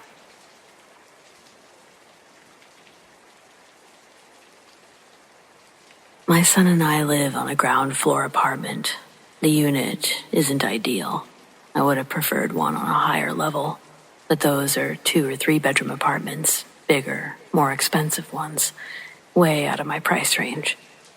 It was a miracle I barely got us into this one with my income. Rent in Denver is astronomical, and I don't make enough to be able to save much after bills. To compensate for my day job's pay, I had to get a night one. Usually this gets me home by 4. I've learned to function off of a few hours of sleep and converted my religious views from agnostic to coffee. I love it almost as much as I love my son. Hell, coffee allows me the ability to be a good mom. It's kept my mind sharp and engaged. Who's tired? Not me. But in all seriousness, I've been on this schedule for 6 months, and it's all started to creep up on me. I thought I was slowly starting to lose my mind. The tiny little hallucinations I'd experienced, they were all part of sleep deprivation. I got used to the shadow people standing in my peripherals, hearing disembodied voices. At the beginning, I'd have to verbally remind myself they're not real, I'm just tired. But eventually I could ignore them like I did the other interlopers I'd walk past on the sidewalk. A few nights ago, I got home from work and saw someone looking in my son's bedroom window. That's what I thought. It faces out the back of our apartment, and there's a tall bush that almost touches the glass. The path I take from the parking lot leads me around the side of the apartment, and I saw them standing in between the bush and the wall. But when I did a double take, the figure standing there was gone. I deduced it to being another shadow man that I'd got close to catching a peek at. In my foggy brain, it was humorous, but after getting whatever small amount of sleep I got, I remembered the slow shadow man, and it didn't strike me as funny anymore. While my son ate breakfast, I decided to go outside and take a look around. I'm glad I did. I found a pair of big footprints under my son's window. I'd say they were work boots based on the shape and size and tread. When I went back inside, I went into his room and pulled up the blinds to see that the wood frame of his window looked like its alignment was off. Like one side was pushed up a smidge more than the other. The window opened straight up and down like a ghillie. It's heavy, too. My son knows not to touch the window. So I went back outside, this time with a kitchen chair. I'm pretty short, and I needed to get a better view of the outside window pane. The bush outside had done its fair share of scratching, nicks on the glass and the paint closest to its reach. As I was about to step off the chair back down to the dirt, I used the wood pane to balance my movement, and it was by sheer coincidence that my finger brushed across an exceptionally prominent scrape in the wood. It was deep, and the wood was splintered. I climbed back onto the chair and looked at where my hand had just been. I don't know how I missed it with my first scan, but when I looked again, There were clear indications that someone had tried to jimmy the window open with something sharp. Had these been there before we moved in, or did it just happen the night before? I don't believe the person I saw when I came home was a figment of my imagination. I think I caught someone in the act of trying to break into my 8-year-old son's bedroom in the middle of the night. I didn't want to scare him or let him know anything was wrong, but I needed to know if he'd seen or heard anything out of the ordinary. So I asked him, was it loud when the shrub outside his window sways around in the wind against the window?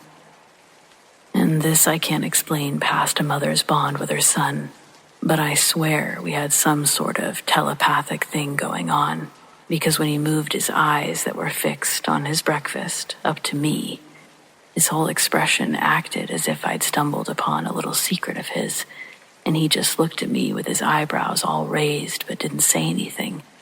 So I asked, what's wrong? And he just started crying. He told me about how he thought the plant was talking to him, that it sounded like Elmo. Its branches would scrape up against the glass and ask him to come out and play, but he'd always say that he couldn't, that he had to go back to bed. How many times had this happened? I asked. He put up his pointer finger, adding that the bush wouldn't talk to him in the daytime. Then he says he figured out that it was a man, and he just started renting the bushes to live in. All of this seemed like it checked out well and good for my son, but the man continued to tap on the window. Now not behind a disguise, but as a new neighbor who didn't have any friends. My son still refused, so the guy started asking if he could come into the apartment to hang out. He tells the man, I'll have to ask my mom, but that made the guy so angry that he put a knife up to the window, showing it to my son.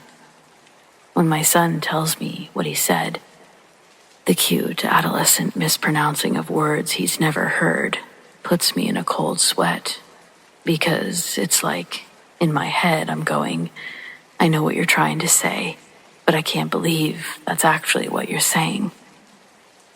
He used cuss words and said that if I tell anyone he's there, he'll boochar my mom when she leaves for work. Mom, what does boochar mean? I enunciated the difficult tch sound and asked, do you mean butcher? He nods his head yes. He couldn't remember how long the man had been visiting his window. He'd been trying to pretend like he was asleep, staying very still when the guy would arrive, but he can hear him messing with the window every night until he wakes up again. I was distraught and heartbroken that I'd put my son in such a scary situation. It would have only been a matter of time until that guy found a way inside. Even more scary is that he knows my schedule. He knew my son was alone in the apartment. He'd been watching me leave for work every night. I called in sick, kept him home from school that day. I was embarrassed and I didn't want him telling the teachers the story. I got in contact with a police officer who came over and inspected the window and the bush. They found remnants of someone being there, a meth pipe, a knife. The discovery made me sick to my stomach. They said that they'd be sending patrol cars out to check on the apartment throughout the week, but I wasn't going to risk leaving my son there anymore.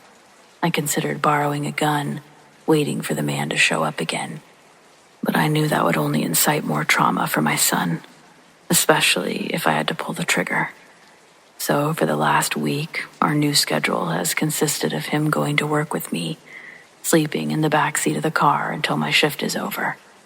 Every night I park in full view of our security cameras, and I'm always walking outside to check. He knows if there's ever an emergency, he can run in at any time. Thankfully, though, he's been able to sleep throughout the night. This alternative routine, it puts a ton more work on me, trying to get us both up and ready, but it's worth it if it's going to keep my son safe. Right now, I'm just trying to take it day by day. I don't really have a plan past this one. I know sleeping in the car isn't the best for him, but it's our only option. at least until I can think of something better. Any suggestions would be appreciated.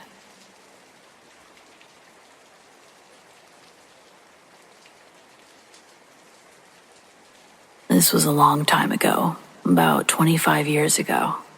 I had tree trimmers out at my house for the last 2 days. I lived alone at the time. I did have the presence of mind to set out some men's shoes on the porch, but after being there for 2 days, for someone who was paying attention, it was pretty obvious I was a single woman. The night the crew finished up, I was upstairs in bed. It was late, around 1 a.m. My car was in the driveway. My bedroom light was on, so it was obvious someone was home. I was in bed reading when I heard a noise downstairs. It was a familiar noise, but I couldn't quite place it.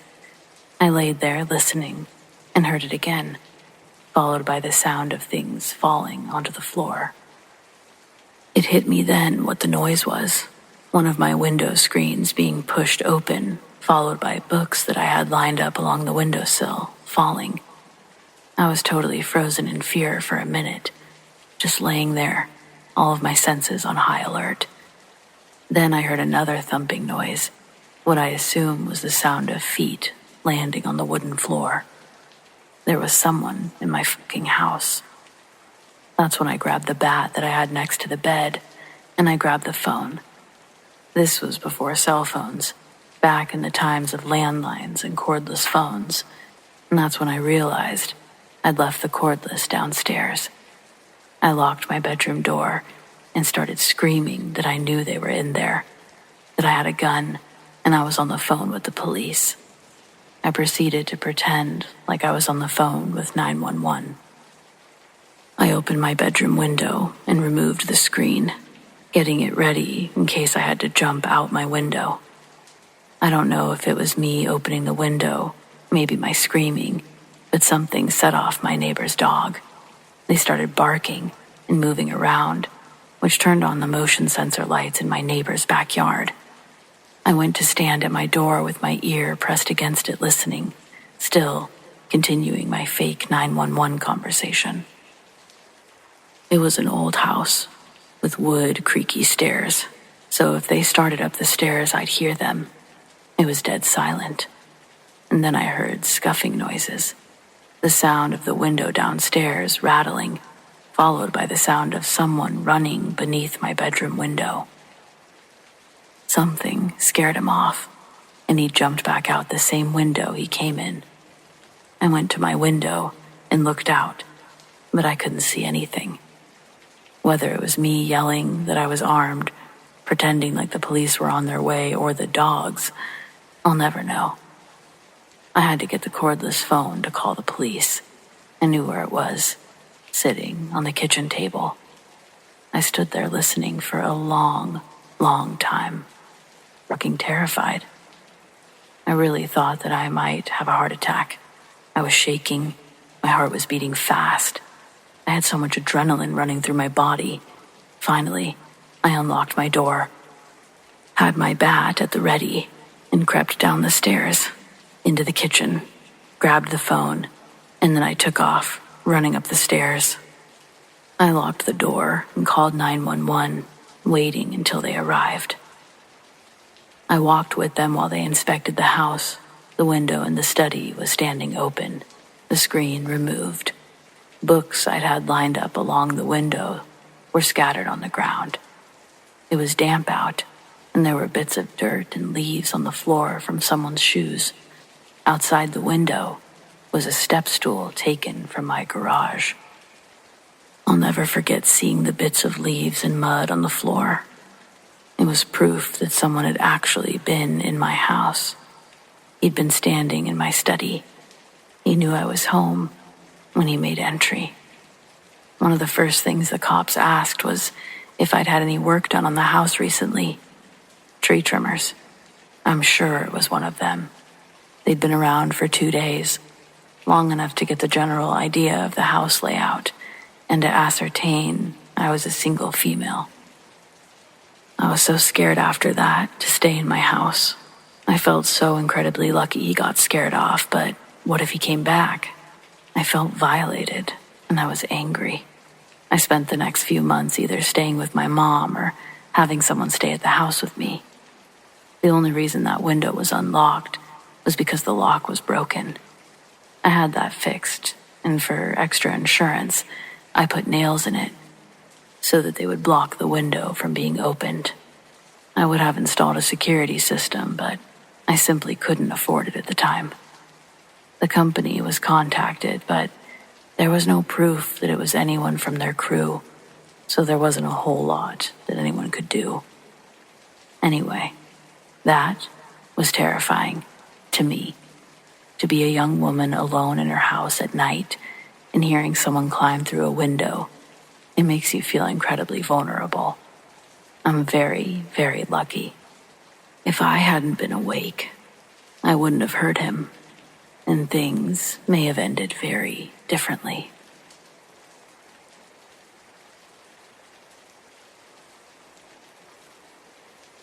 I woke up and my bed was soaked. I thought maybe I'd peed myself. I was 19 at the time, but my clothes were 100% dry. So maybe I thought my clothes had dried, so I checked my underwear and it was dry. Okay, so then maybe I sweat a lot and it just dried up too. Normally, I have night sweats, and I'll have a distinct smell of like salt or stickiness, but nope, I was clean. As a last resort, I smelled the bed where it was wet. It was straight up water, just literally water. It didn't smell like pee. It didn't smell like sweat. It was water. I never found an explanation. To this day, it still kind of haunts me. Like even if someone was playing a prank on me, I would have been wet. Why wasn't I wet? I don't necessarily think it was paranormal, but I have no idea how something like that could happen.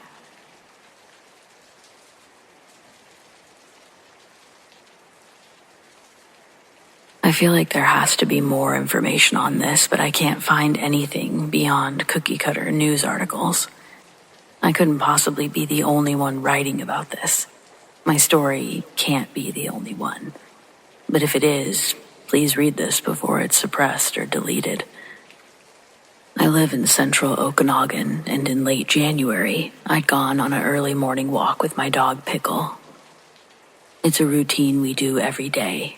I keep binoculars, a Swiss Army knife, with a flint, and a plastic bag for dog droppings, all in a fanny pack attached to my hip every time we leave. The trail we walk goes on for kilometers, but Pickle and I rarely make it 3 before turning around. In that distance, there's still hallmark vantage points that look over the winery valleys. My Instagram's filled with photos of the view throughout the seasons. In the early morning, it was typical to see a low fog covering the valley in a haze before the sun comes out to evaporate it. There was also an old man that I'd always see driving the rows of vines. There's 4 large plots and he maintains the furthest. I don't think he's ever seen me up there, staring down at him. I'm pretty hidden behind trees and he's barely a speck from where I am, but it's always a fun sight to see. On this day, as we stopped to take in the scenic landscape, there was a slow fog drifting in from the hills unlike anything I'd ever seen. It was bright pink, opaque clouds that were slowly consuming the valley in front of me. The fog was probably about 5 to 6 kilometers away and lower in elevation than where I actually was, but still, watching the fog as it spread made me feel anxious. It floated in such an ominous manner. The crows and other smaller birds started to fly away in large clusters trying to avoid it. I didn't like seeing them do that. It also forced me to notice the lack of nature noise that I'm accustomed to hearing on the trail. I knew Pickle had come back because I could hear him breathing by my leg. I could hear the wind rustling the grass, and it sounded like ocean waves around me. The silence actually rattled me. I'd never heard the world so quiet, so empty. And then a sound began to echo from the valley. It was barely a hum, but I was astonished I could hear it from where I was.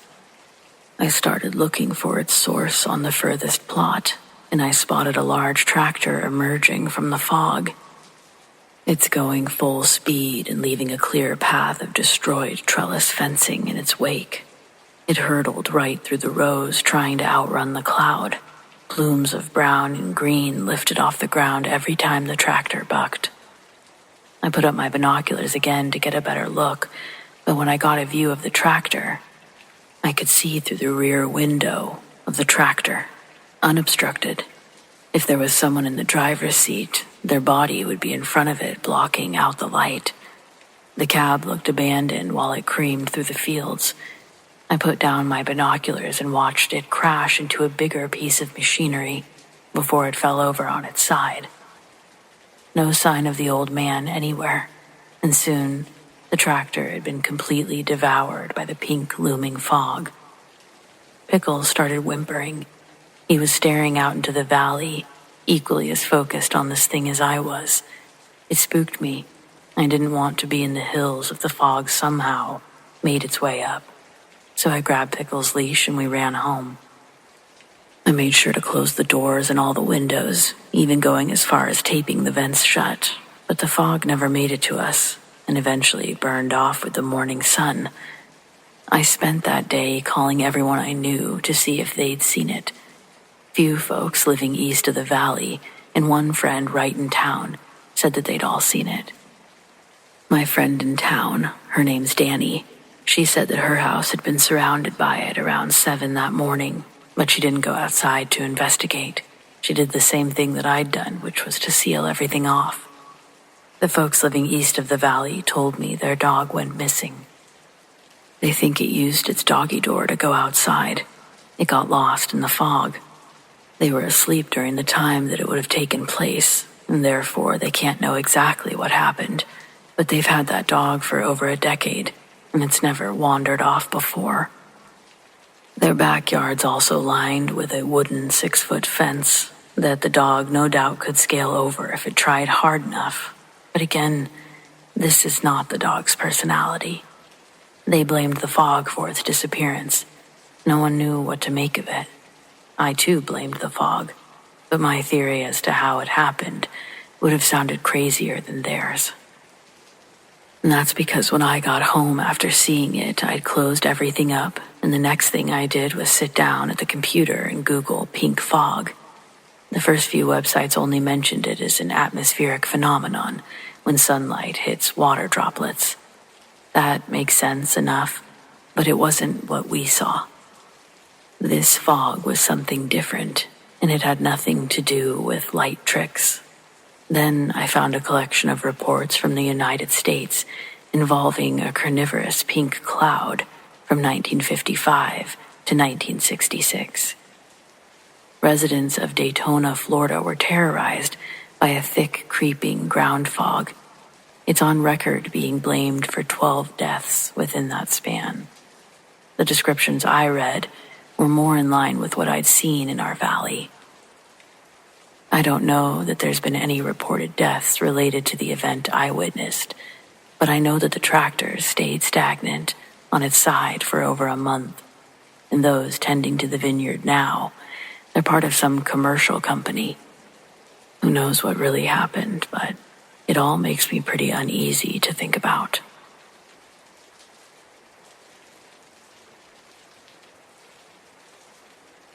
I volunteer part-time for a trail maintenance group up in the Olympic National Park area. Mostly just clear brush, reporting blowdowns, helping folks who get turned around. I've always been a solo hiker, and the park feels like home to me. Never had a reason to be scared out there, until this experience. It was late in September, cool and damp, but not quite into the real heavy rain yet. I went out to check on the lesser-used loop trail near the staircase. Nothing technical, just overgrown and often forgotten once summer ends. I planned to do a quick sweep, eat lunch by the creek, and head back by mid-afternoon. I remember reaching this bend in the trail where these huge moss-covered rocks sort of frame the path, like natural gates. I've passed through them a dozen times before, but as I walked between them that day, something shifted. Everything got quiet, not just deep woods quiet. No birds, no wind. Even the sound of my own boots on the dirt felt muffled. I kept going for maybe 15 minutes before I started feeling like I wasn't where I was supposed to be. The trail looked familiar, but not quite right. Too narrow, no signage, trees spaced weird, like someone rearranged them just slightly. My watch said 12:41 p.m. I turned around and walked back, thinking I must have taken a wrong turn. But when I came back through those same stone gates, the sun was already dipping, golden hour light, sky turning orange. I pulled out my phone. No service, but the lock screen said 6:17 p.m. I lost nearly 6 hours. It didn't feel like a dream. I didn't fall or hit my head. No signs of a panic attack. I was fully alert, not hungry or dehydrated. But I don't remember anything about that time. Not a damn thing. I told the other stewards, and one of the older guys just nodded and said, "That trail doesn't like everybody." Whatever that means. I haven't gone back through those rocks since, and I don't plan to.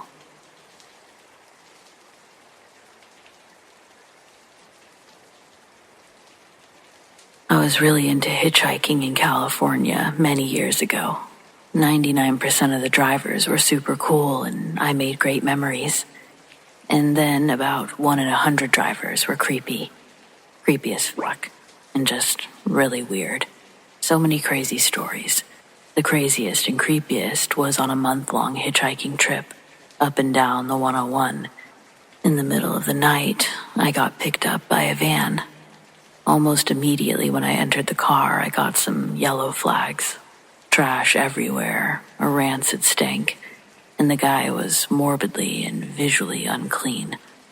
I tried to make a little small talk and introduced myself as usual, but he didn't respond, just kept driving. Red flag number 1 was the first thing this dude said to me in a dead-ass serious tone. It was, "Haven't been a lot of murders this year, have there?" I nervously laughed and started thinking about an exit plan. Red flag number 2 was I realized the van doors had been locked and the locks had been cut off.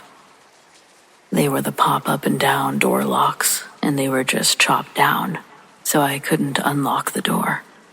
I started freaking out a little bit, and he was also driving really fast. I ended up faking like I was sick and about to throw up. I got him to pull over, but he didn't turn off the car or unlock the doors. I frantically climbed back into the back of the van and jimmied the trunk open. I then sprinted into the forest. Still gives me chills to think about that encounter to this day. 100% the creepiest encounter of my life. Dude had such an angry yet quiet energy about him. Unfortunately, I was far from home, so technically had to hitchhike back. After I ran into the woods, I was so freaked out because I thought that he might run after me. He didn't drive away, just stalled on the side of the highway. So I just kept running deeper into the redwoods, frantically trying to find a house. I ended up running into a property, finally, and there was a half-finished house and some dude smoking a cigar. He calmed me down and made me some soup, told me I could sleep under his partially finished house, which was funny since it was pretty much just a few boards and no roof. In the morning, I helped him nail a few planks, and then we headed back to the highway, still a little shook from the night. After that last trip, I never hitchhiked again. I came home and was like, yep, I'm good. Hitchhiking is fun to some degree, but there's always a percentage of serious danger. And these days, it's only grown bigger. This encounter was in early 2000s, so the dude might still be out there, cruising for hitchhikers. Looking back on it and really thinking about everything, it feels almost obvious I either ran into an actual serial killer or a wannabe one.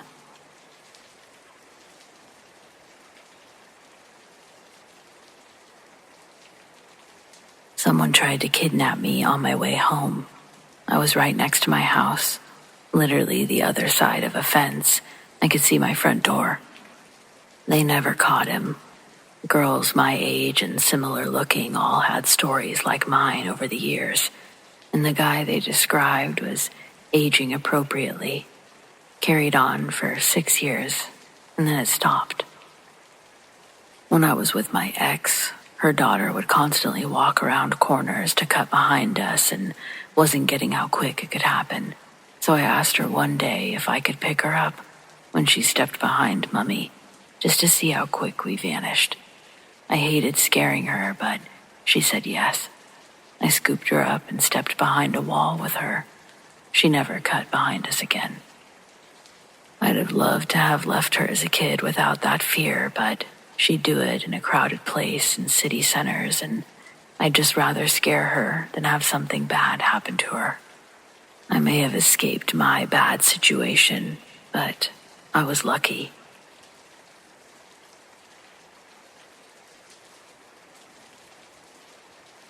I've seen a man hit a woman as they were in their car, which had pulled off the side of the road onto the shoulder. I'd stopped to make a left turn as I witnessed this. I'm the type of lady who will help out another woman in a time of need. I'll stand up for her, even knowing that domestic violence situations are volatile. This woman had been sitting in the back seat of a beat-up old car, while the man punched her head. By the time I pulled my truck onto the side street and parked it, I could see him leaning over the driver's seat and pummeling something. His fists were flying as the F-bombs exploded. I crossed the intersection and then belted out, "Hey, cuz," a term we use in Hawaii for a guy you don't know. "What the do you think you're doing?" I have a set of lungs that can be heard 50 miles away, I've been told. This caught him off guard for a moment and he stopped punching. He looked at me and said that he was looking for something in the back seat. I said, "No way, cuz. I was watching you from the time that I pulled across the street." It was about this time that the woman in the back seat sat up. Her face was bloodied, and I could tell that her nose was broken. The guy said this was none of my business and to leave them alone. I walked to the back door of the car and opened it. I'm 5'4" and 115 pounds. The punk guy looked the same as me. The young woman in the back seat was even more petite. I figured he only had his fists and mouth for weapons. Me too, along with a 16-ounce hammer that I shoved in the back of my shorts that he couldn't see. I motioned for the girl to get out of the car. I needed my hands free in case this guy decided to test his luck in punching me. She slowly made her way out. The guy kept screaming at her to get in the car and that it was none of my business. I calmly told him that I'd been the girl in the back seat before, and it was my business now. He fled the scene with the back door of the car flailing open. Not before I got the license plate number, though. I talked with the girl as I helped her into my truck, drove her to the hospital. There was a language barrier. She spoke no English, and I spoke no Filipino. So I kept saying everything will be better. I offered her my cell phone to call family before I left her at the emergency room. I also called 911 so the police could get that guy. I read that he was arrested a few days later. I never knew what brought on the abuse. I just knew what I saw, and I was not going to allow that young woman to be beaten up by a guy for any reason, nor will I ever. When I got to my friend's home much later than I said and told him what happened, he just looked at me like I was crazy. I'm the first to admit that I am, partially. For intervening, he said, I should have just dialed 911. Perhaps I should have, but that girl could have ended up dead in a lava tube somewhere instead of the emergency room. So, much aloha to you all, and always, always look to the light.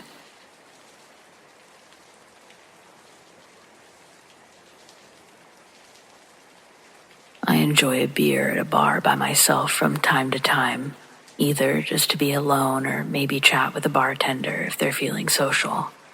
Occasionally, I'll get some unwanted attention, but usually a casual mention of my boyfriend gets folks to buzz off without issue.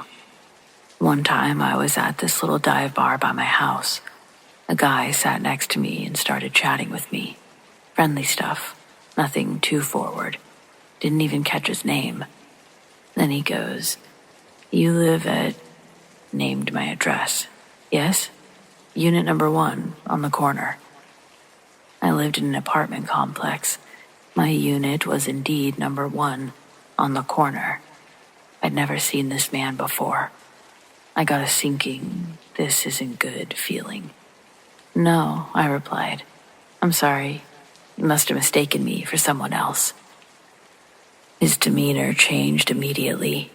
He twisted towards me with this really annoyed look. He responded, "No, I see you. I always see you. You live there." His tone was this mix of frustrated and offended. He was just glaring at me, waiting for me to respond. I bumbled out, "Nope, I don't live there," one more time. I paid my bill and I bounced. I was too nervous to go home, so I went to a friend's who gave me some pepper spray, just in case. Thankfully, I never saw him again. I moved out of that apartment soon after, which I was already considering, but this gave me the push. My guess or hope was that he lived nearby and just lacked social skills. But the way he said, "I always see you," still gives me chills.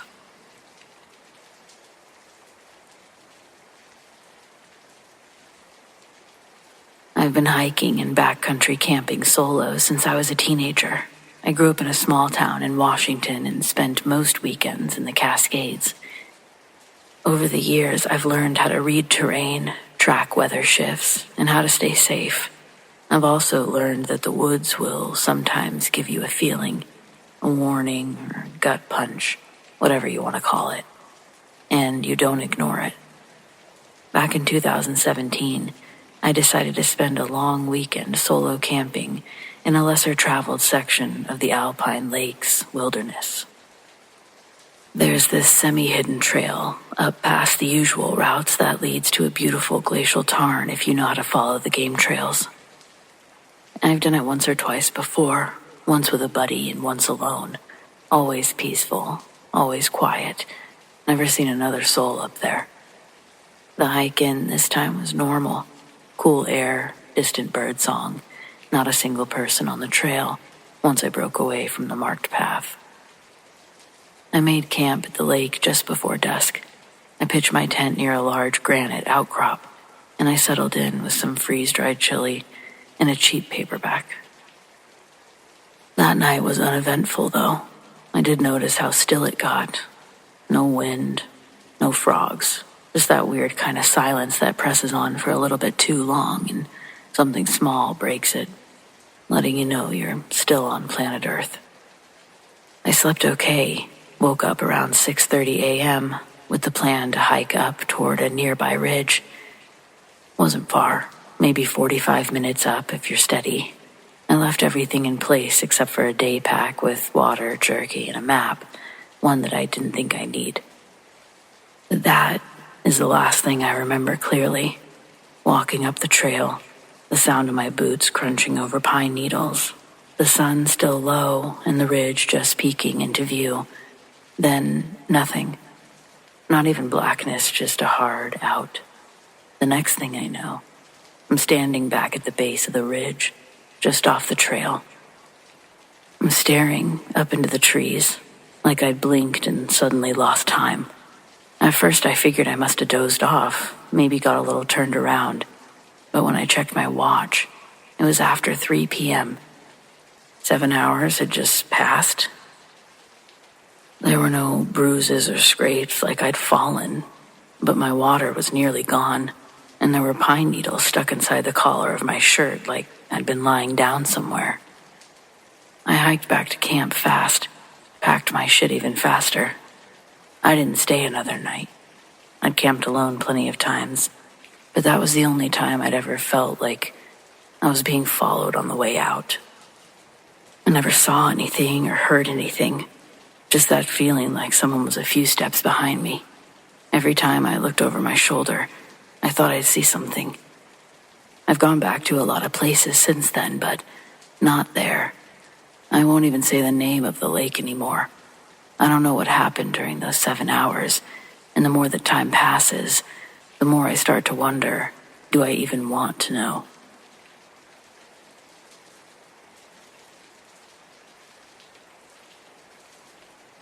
I was 12 years old, walking less than 2 blocks home. I was new to town. A man stopped his car and got out, walking towards me. He didn't have on any pants. I took off running towards the house that he was parked in front of. There was just a glass door. I opened it, screaming, "Hi, Mom. Hi, Dad. I'm home." I had no idea if it belonged to the man who was following me, but I didn't want him to be able to follow me home, so I took a chance. I weaved my way through the house to the back door, ran through it, hurtling over shrubs until I got to another street. From there, I didn't hear anyone behind me, so I ran home. I was afraid to look back, too scared that the brief time that it would take to do that would be the exact time that it would take for him to catch up with me. I made it home and locked the doors.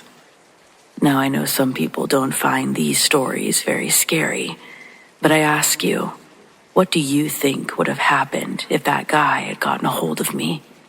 Is that not something that nightmares are made of?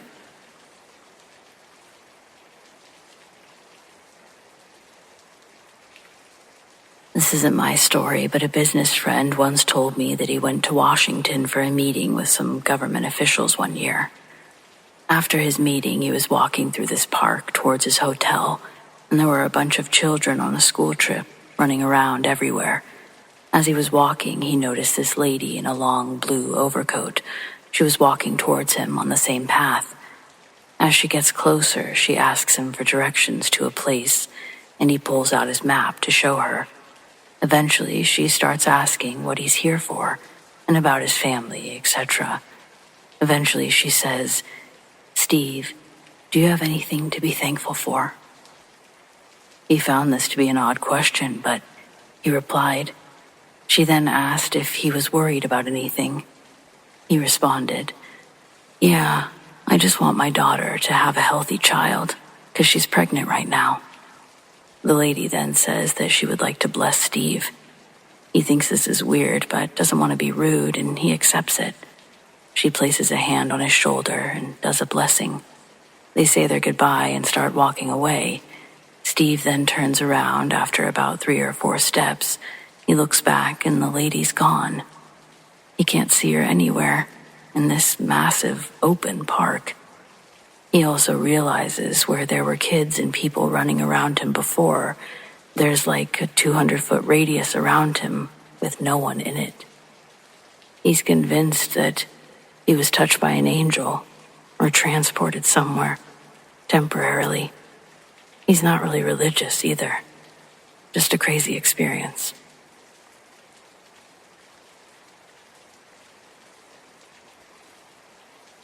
I was working at a hospital as a waiter.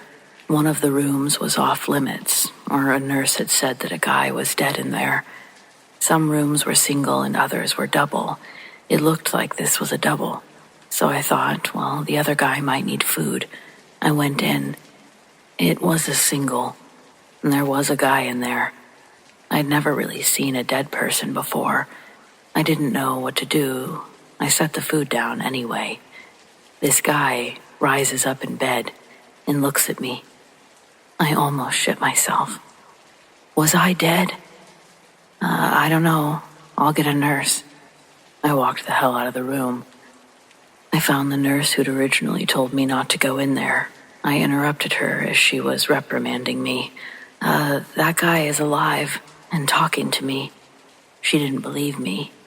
And then a bunch of alarms started going off in his room. I saw like 5 nurses rush into his room. I had a job to do, so I planned on following up with what happened. He died. Again.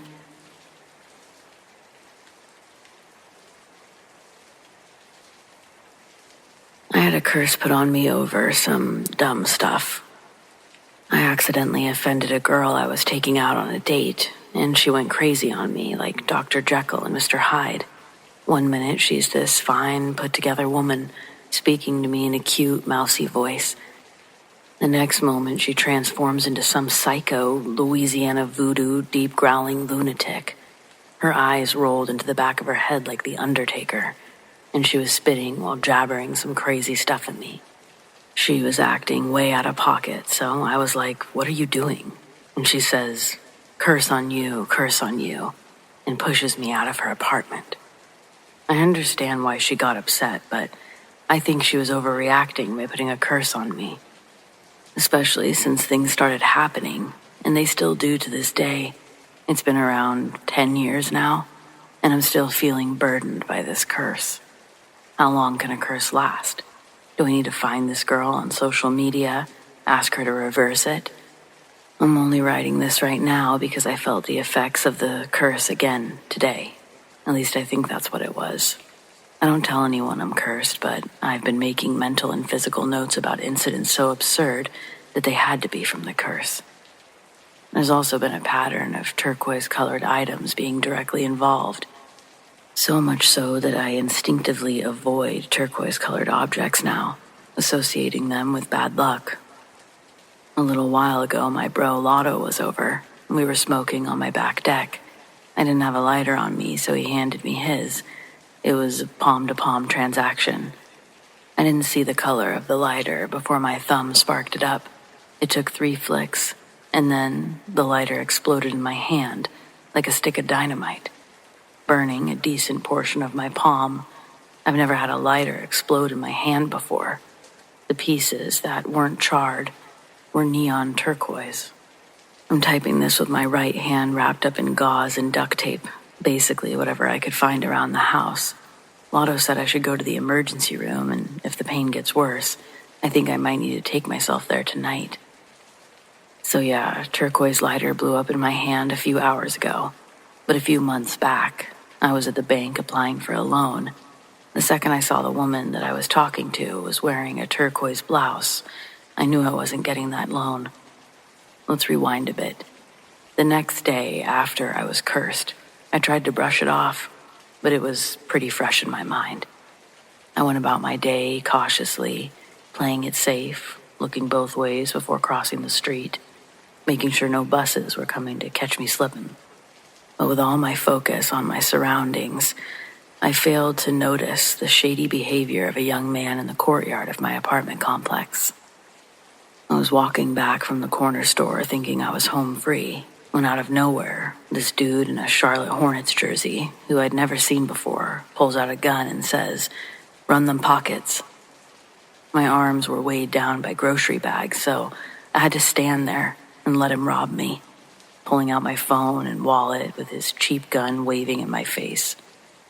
He ran off, and that same day, I was riding my bike around, looking for him. I had a blade and just needed to get the jump on him before he could get his gun ready. As I passed between buildings, scanning alleyways, I felt my adrenaline pumping. Then, I made eye contact with someone coming towards me down the alley. I had full control of the situation, or so I thought. It wasn't the assailant. It was a scared Asian man behind the wheel of a taxi. His car had yellow sides, but the hood that I was about to get wiped by was turquoise. A replacement hood, I guess. I rolled across the hood and couldn't help but notice the reoccurring turquoise theme. The guy was more pissed off than concerned about my well-being. And he was right. I wasn't in the bike lane. I had to drag my wrecked bike home with 2 bent wheels. It was unsalvageable. My mom made me throw it out anyway. I never saw that dude in the Hornets jersey again. A few weeks later, I started seeing this girl, Tammy. One day, I climbed through her window like some Romeo stuff. Her parents were asleep down the hall, so we had to be quiet. We're making out, moving towards her bed, when I noticed this weird bird cage in the corner. It housed 3 turquoise parakeets. As we got closer to the bed, those birds started banging their beaks on the cage like prisoners tapping on bars. The more noise they made, the more Tammy freaked out, saying, "They've never done this before. What's wrong with them?" I could tell the mood was killed, so I started slowly backing toward the window. The birds were losing it. Tammy, for some reason, unlocked the cage. And when she did, those 3 parakeets flew at me like bats out of hell. They landed on me, pecking and flapping like I stole their eggs. Tammy started screaming, and I was swatting at these crazy birds trying to get the window open again. I knocked one against the wall, not really on purpose, and Tammy saw it. She completely lost it then. The lights came on, and her dad was standing in the doorway. Before I knew it, he had me in a big bear hug, dragging me out of her room, down the stairs, and out the front door. He dropped me at the end of the property and said, "You cross this line again, you're dead." I had to walk home that night with one shoe. Fast forward a few years later, the grocery store that I'd shopped at started using turquoise plastic bags for a promotion. I was horrified, but I bit my lip and told myself it's just a color. On my way to the car, a runaway shopping cart full of groceries smashed into my car's taillight. And of course, that cart belonged to an old man who couldn't afford to fix the damage, so I had to shove the broken taillight back into place and drive home. I never went back to that store again, though. There's more, but I'll skip to the most recent events before today. I was babysitting my nephew, Davion, who's hyperactive. I was cooking breakfast when SpongeBob came on. He screamed the theme song, then sat quietly watching the show. But then, his whole body stiffened up, and it looked like he was having a seizure. I dropped everything and ran over. As I touched him, I got a massive electric shock that locked me up. Thankfully, I'd grabbed his shirt, and when I fell, I pulled him off the outlet. Paramedics arrived, and Davion made it through okay. But when I investigated what had happened, I found my pocket knife stuck in the outlet, along with a puddle of spilled water. Turns out Davion had knocked his cup over while sticking the metal nail file into the socket. And yes, there was a turquoise character flashing on the screen when it all happened. Now, here I am, hours after a turquoise lighter blew up in my hand. The burn on my palm is killing me, and I think I'm going to go get it checked out, but seriously, this can't be a coincidence, right? How do I get rid of a curse? And can I do it without contacting this girl? She scares me, obviously. Well, thanks for the no help on breaking the curse. Most people just asked what I did to deserve it. At least we can agree I'm cursed. So, here's the story. I met this girl while hustling demos at the mall. She'd just moved into town for college, and it just so happened to be the same college that I was pretending to attend. She was struggling with calculus, so I offered to tutor her. We exchanged numbers, and I played it cool for a few days before hitting her up. It was her birthday next week, and she didn't know anyone in town yet except her cousin, but I didn't know that. I figured she wouldn't have any birthday plans, so I bought a pizza, a 2-liter of Pepsi, and a slice of cake from the corner store. On my way to her place, I passed by a memorial for a kid who had gotten hit by a stray bullet. The memorial was covered in flowers, stuffed bears, balloons, all that stuff. I got the bright idea to grab a few flowers, maybe a balloon, for her birthday. When I got to her place, she was into me, happy to see me even. But then she saw the flowers, and I got to see that Dr. Jekyll and Mr. Hyde thing start to happen. Instead of taking them, her expression changed. She wasn't smiling. And she starts going crazy, demanding to know where I got those flowers. I tell her I picked them up at the store, but she calls me a disgusting liar.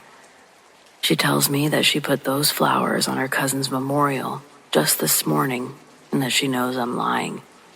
She escalated, so I doubled down, telling her that we must have gotten them from the same store. But, of course, I was made aware that her flowers came from a small garden, one that her cousin had kept in the backyard. And that's when she tells me that I have no soul, that I'm the equivalent of human garbage. And then her eyes rolled back into the back of her head, like I mentioned. and she cursed me. She took things too far, right? Now here I am, a decade later, still feeling the residual effects of an impulsive decision made by an immature person.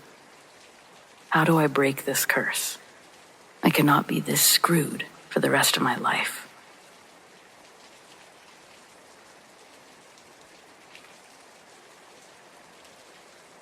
Not sure if this counts as a paranormal story or just a terrifying brush with insanity, but it's stuck with me ever since it happened, and I still don't have a good explanation. Back in my 20s, I was juggling full-time night shifts at a factory while also attending university during the day. Money was tight, and when my parents split up, it got worse. My dad went into a spiral of depression, stopped working, and I ended up picking up a second job just to keep us both afloat. I don't even remember when I last got a full night's sleep during that time. My days blurred into one long, heavy haze of exhaustion, and I could feel myself slowly coming undone. The drive home from work was always the worst. It was just before dawn, 4, maybe 4:30 in the morning, when the roads were dead quiet, and the sky was still that deep, sleepy shade of blue. There's a stretch of freeway I'd take every morning, long and mostly empty, just trees and highway and the occasional passing truck. I can't even count the number of times I caught myself drifting off behind the wheel, only to jolt awake at the rumble of the shoulder lines or the sudden flash of a road sign. But this time was different. I was maybe 15 minutes from home, fighting to keep my eyes open, blasting the cold air and slapping my face to stay alert.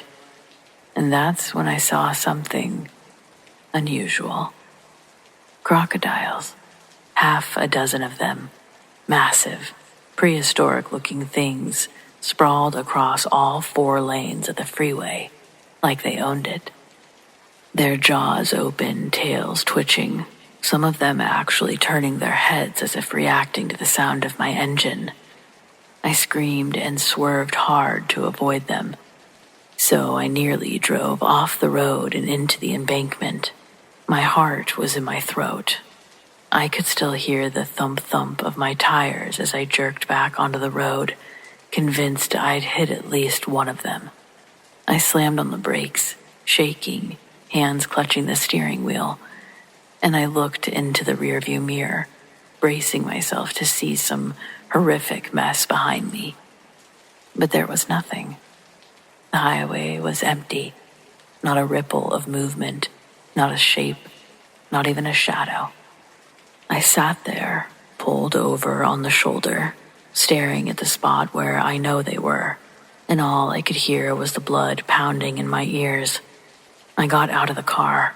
I walked a few steps back down the road, still expecting to see something. Drag marks, roadkill, anything. But the road was clean, pristine even, like it never happened. I don't know what I saw that night. Maybe it was a dream or a waking hallucination brought on by months of sleep deprivation. Maybe my brain, desperate for rest, snapped for a second and threw something wild at me just to wake me up. Whatever it was, it worked. I didn't fall asleep that morning. I was so wired with adrenaline, I didn't sleep for another 36 hours after that. I never saw anything like it again, but I stopped taking that long stretch of highway for a good time afterwards. And I still wonder, what if I hadn't swerved? What would I have hit?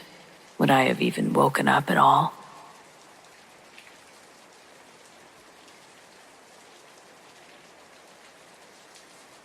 We saw ourselves drive past, and I still can't really explain how. We passed the exact same car going up a rural mountain road in the middle of the night. It was a very distinct vehicle, so the chances of us being mistaken were much lower, even in the dark. It was a 1985 Dodge Omni with aftermarket spokes on the hubcaps, and one of the doors was a different color than the rest of the car. It was dark, but not so dark that you couldn't make out the details of them entirely. It was us. Me, my friend, and we both seen it. We turned around as quickly as we could and raced back up the mountain to try to catch up with the other car. But since it was such a narrow, winding road, turning around was difficult, and we never found them.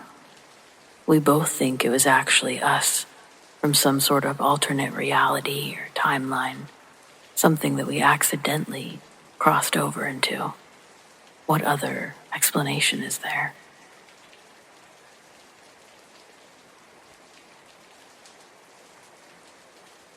I knew there would be somewhere I could send my story. It's the only time I've dealt with someone like this. I didn't even know this condition existed until it was shown to me in all of its unhinged glory. I worked at a fast food restaurant, and as I'm bringing out an order from the kitchen, I have a tray full of nuggets and fries that I'm supposed to deliver to a table. Out of nowhere, the store manager steps in my way looking pissed. He sometimes acted weird, but this was a whole new level of weird. The veins in his neck were bulging while he sucked in air, towering over me. I almost dropped the tray of food, but find its balance before all of the food fell. I say something like, "Whoa, Garrett." Literally something that small. "Whoa, Garrett." And he totally flipped his lid in front of everyone. All of the customers saw it. Everyone working in the back came out to watch him go off on me. It was embarrassing to have him yell at me like that, and I had no idea what he was ranting about. He started by yelling, "Is it really you this time?" I reply, "Yep, it's me." None of us on staff were aware of his condition. We didn't know the signs to watch out for or what to do in a moment of crisis. He says, "Are you sure you weren't the bitch at the store following me around? How long have you been stalking me? I knew it was you dressed up yesterday too, riding my ass in the car behind me." I told him that I take the bus. I even went as far as setting the food on the table to pull my bus pass out of my pocket, but he refused to believe me. The cooks vouched for me that I'd been there all day, but he accused them of being in on it with me, in on whatever story he'd made up in his head about me. Meanwhile, people got out their phones and started recording it. I was thinking I was going to need one of those videos for a lawsuit if things escalated further. He paced back and forth, listing off other instances where he'd seen me, in disguise, following him around. He was threatening to kill me if I kept doing it. A couple of coworkers had to pull him out of the restaurant so he could cool off. He wasn't even scheduled to be working that day. He came in with the sole purpose of yelling at me. He didn't come back that day, or ever again, I think. I quit soon after that went down, but what I heard is that when he left the restaurant, he got into a minor fender bender and ended up beating a lady half to death. He was arrested but mentally unfit to stand trial. The guy had documented schizophrenia. While on his medication, he was able to function. He worked his way up to manager at our store. Nobody knew. But either he stopped taking his meds, or this new diagnosis was something unavoidable. But it's called Frigoli syndrome, and it's scary stuff. First and only person I've ever met with it.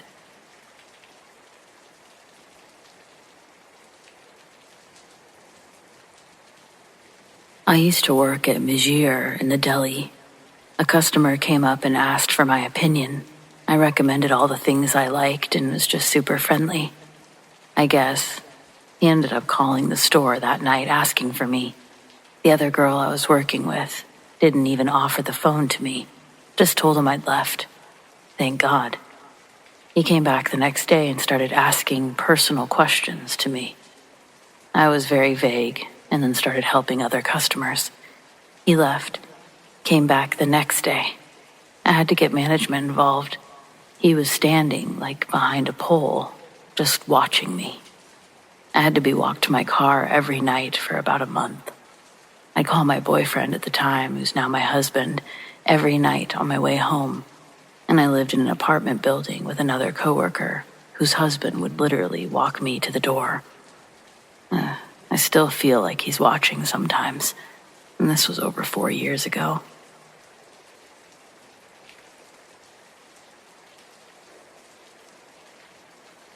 I was pregnant with my first child in 2001, right before my due date. I was obviously really pregnant. I went shopping at Walmart. I started to notice this woman on every aisle that I went. I would guess she was in her mid-30s. When I went to the baby section to look at clothes, she started asking me questions. At first, they were common, like about the gender. Then the questions started getting strange. Was I married? Did we have a house or an apartment? She asked about my accent. I'm from Michigan and was stationed in Florida. She was curious if we had anyone in the area visiting for the birth. It was just kind of odd. I was young, 20, but I was married and my husband and I were both active duty, living off base in a rental house. I told her yes, we were excited and to have a good rest of her day. She then started actually following me, telling me her husband was outside the store and they could help me take my groceries to my house. And that's when I got really nervous. I told her I was fine, thanks, that my husband was home and could help me. She told me that they had a big truck and that she could buy me a large baby item. I politely declined, and she was so insistent, becoming aggressive. She then offered to buy my husband a grill since we didn't need any baby things. I was getting panicky at this point because I knew this lady was not right. I went to check out, so did she. She got out before me and I watched her race walk out of the store, and sure enough, her and her husband were pulled up alongside the curb at the front near the pop machines. They were in a beat-up old yellow box truck. Husband rolls down the window and says, "We'd be happy to help you with that." I again declined and went to my car. I loaded everything up and watched for a minute. They didn't move, just watched me. As soon as I pulled out, they did too. I hauled ass out of there. They were only behind me for a minute or two. I still drove around crying for about 30 minutes, just to make sure they were long gone before I had to pee and needed to go home. I'm now 44, and that was the first and one of just a few times that I felt that level of fear in my life.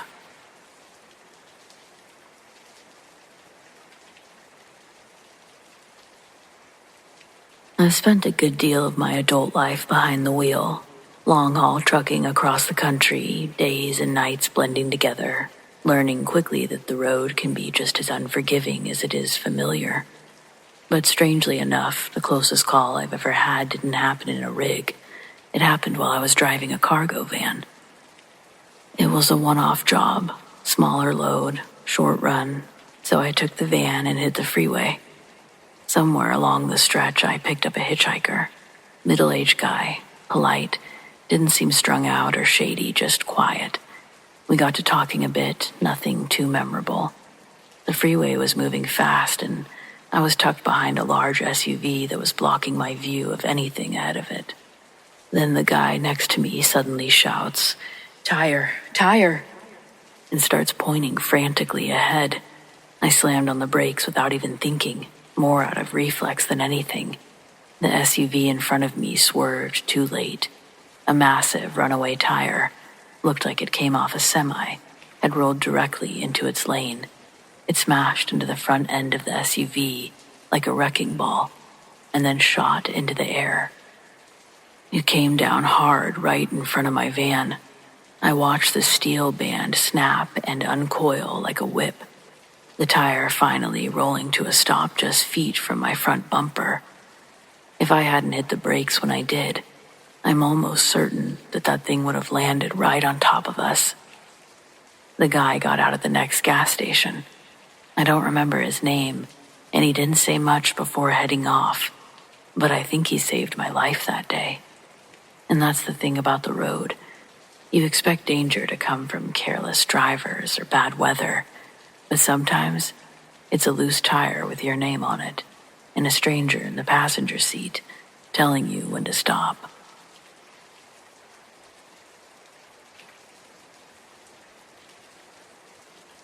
I was about 10 when my family was staying at a cabin in the mountains in the winter. It was a snowy night and my parents, aunt and uncle had gone to their bedrooms to sleep. My siblings and cousins and I were sleeping in the living room.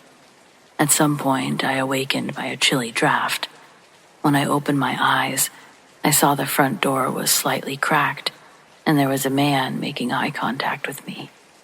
In the middle of the night, in the freezing cold, on the deck of a cabin that was way up in the mountains, far removed from town. I screamed for my dad. The man disappeared into the darkness. My dad quickly came into the living room, turned on the porch lights. The man was just standing in the driveway, silently looking back at us. He claimed he was just looking for a drink of water.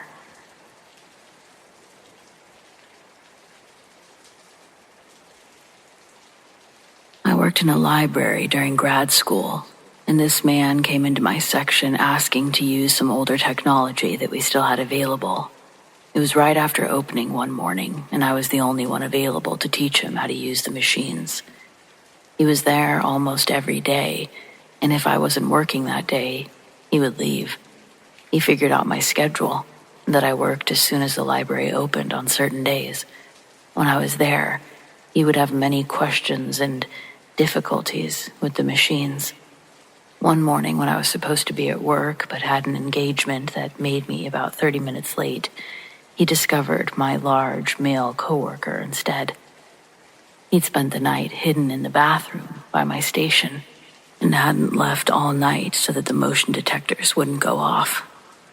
He had also taken a bath in the bathroom. The police were called, and when I arrived, he was being led to a police car screaming for me. Needless to say, he was banned from ever entering the library again. I also never worked alone again. Alone meaning in my section on my floor, because it's a massive library.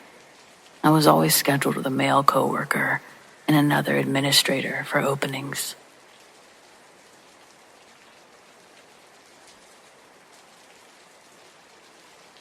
I spent a week backpacking alone in the Grand Tetons last year.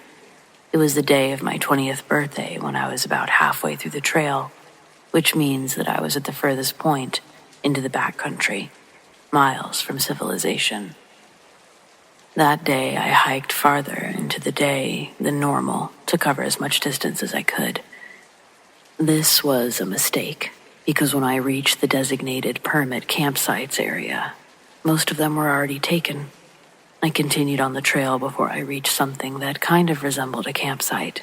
It was a small dirt area under a tree that sat adjacent to a tiny stream. I was uneasy about the spot, but it was getting too dark to find another one. I set up my tent and fell asleep alone in my small 2-person tent right as the sun went down. A couple of hours later, I woke up to the sound of a twig snapping. I thought it was a squirrel or a marmot, so in a sleepy daze I hit the side of the tent to scare it off. And then there was a sound like something hit back. It frightened me, but I decided that it must have been a branch or something that had fallen from a tree. I was still exhausted at that point, and I went back to sleep. Not long after, I was woken up by more twigs breaking, but this time they were noticeably steps, and loud ones at that. I knew I was in bear country, but it was pitch black and I had the rain cover on, so I couldn't see anything. I hoped it was a deer and that it would just wander off, and the sounds did stop for a while. About 30 minutes later, the same cracking sounds of twigs on the ground, and they were moving in the other direction. That's when it stopped and sniffed my tent. It had thunderous breaths, and there was no doubt in my mind now that it was a bear. I had nowhere to run, and all I had to defend myself was a pocket knife and a can of bear spray. So I stayed up the rest of the night, wide awake with both of my hands ready to defend myself. It stayed around my tent for 5 terrifying hours, infrequently walking, sniffing, and at one point, scratching at my tent.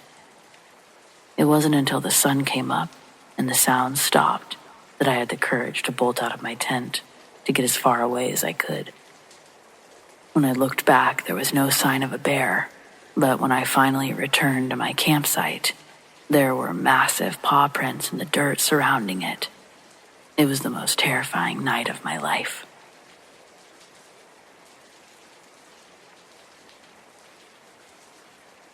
Boomer generational here to say I thank Jesus every day that I was able to be a mother when I did.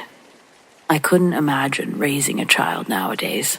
The world be scary, and kids these days are dumb as hell. Like, damn, even if I raise my kid correctly, they'd still have to cohabitate with these prime-guzzling, mindless sheep. I got a granddaughter, kid's in 4th grade.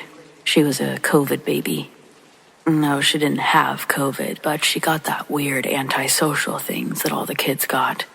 I blame my daughter, and the funny thing is that she blames me in the same way with her.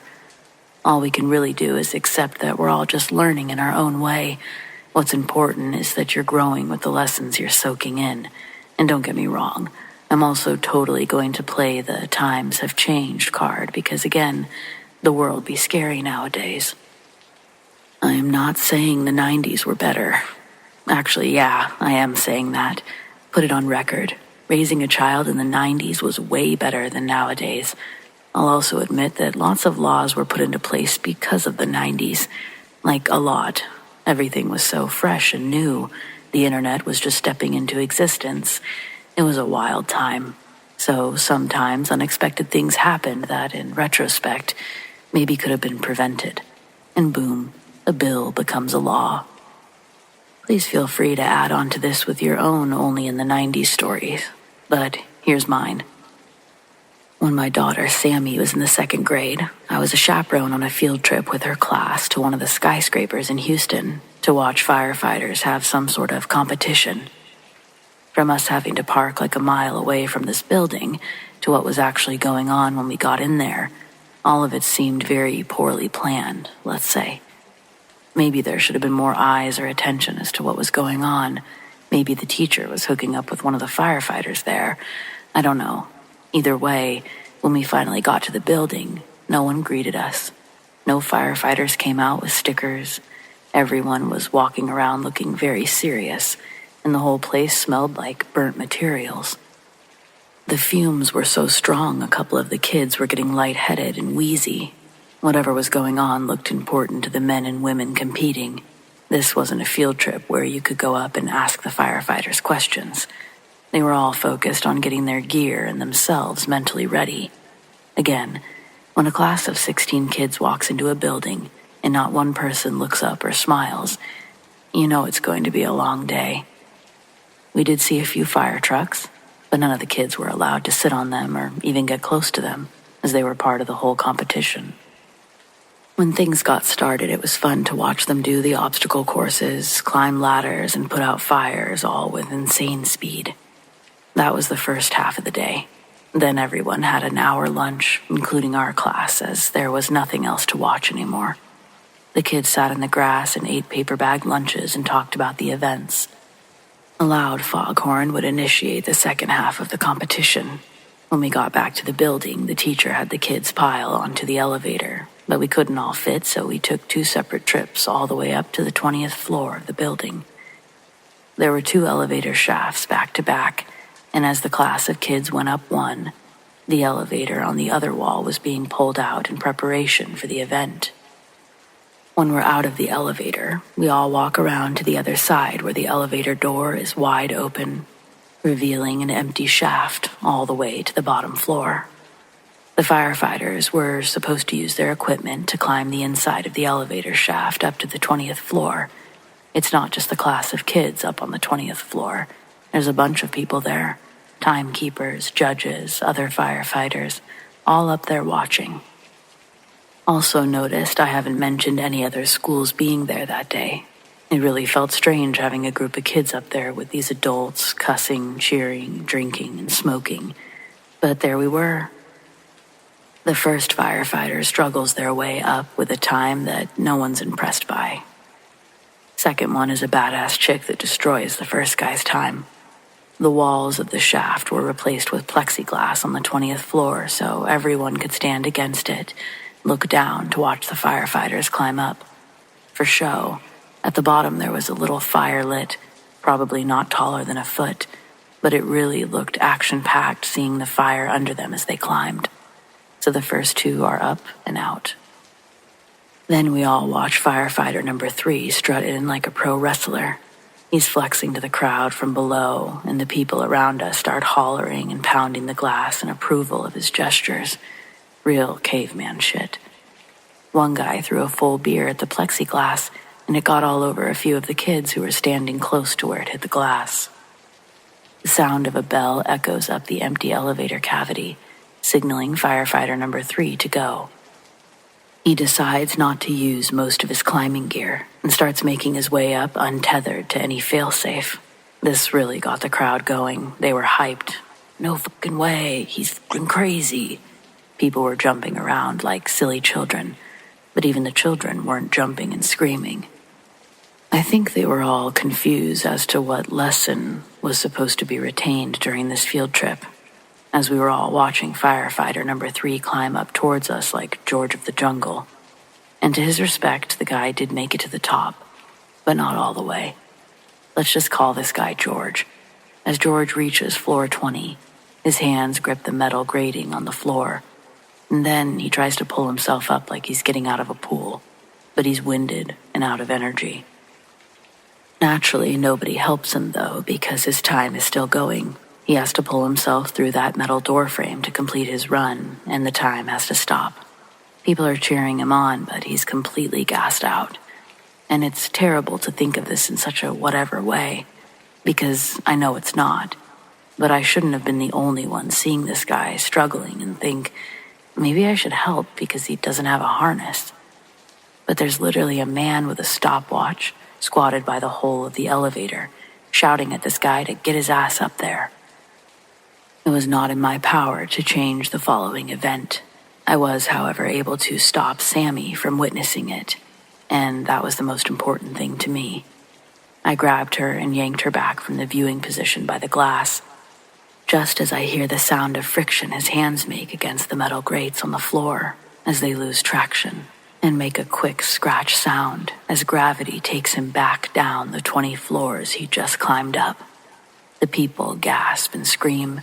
The kids who stayed pressed up against the glass begin to scream and run through the crowd in all directions, looking for their teacher. They'd all just seen firefighter number 3 hit the ground so hard, the wind beneath him put out the fire.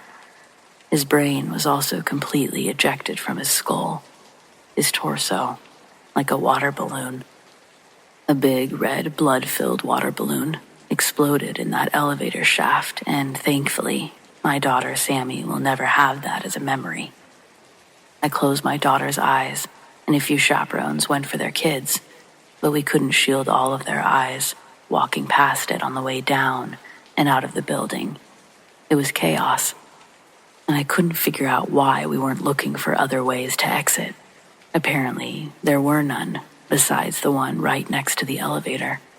Regardless, we all had to walk past it as we left the building, and that's where I got the morbid peek.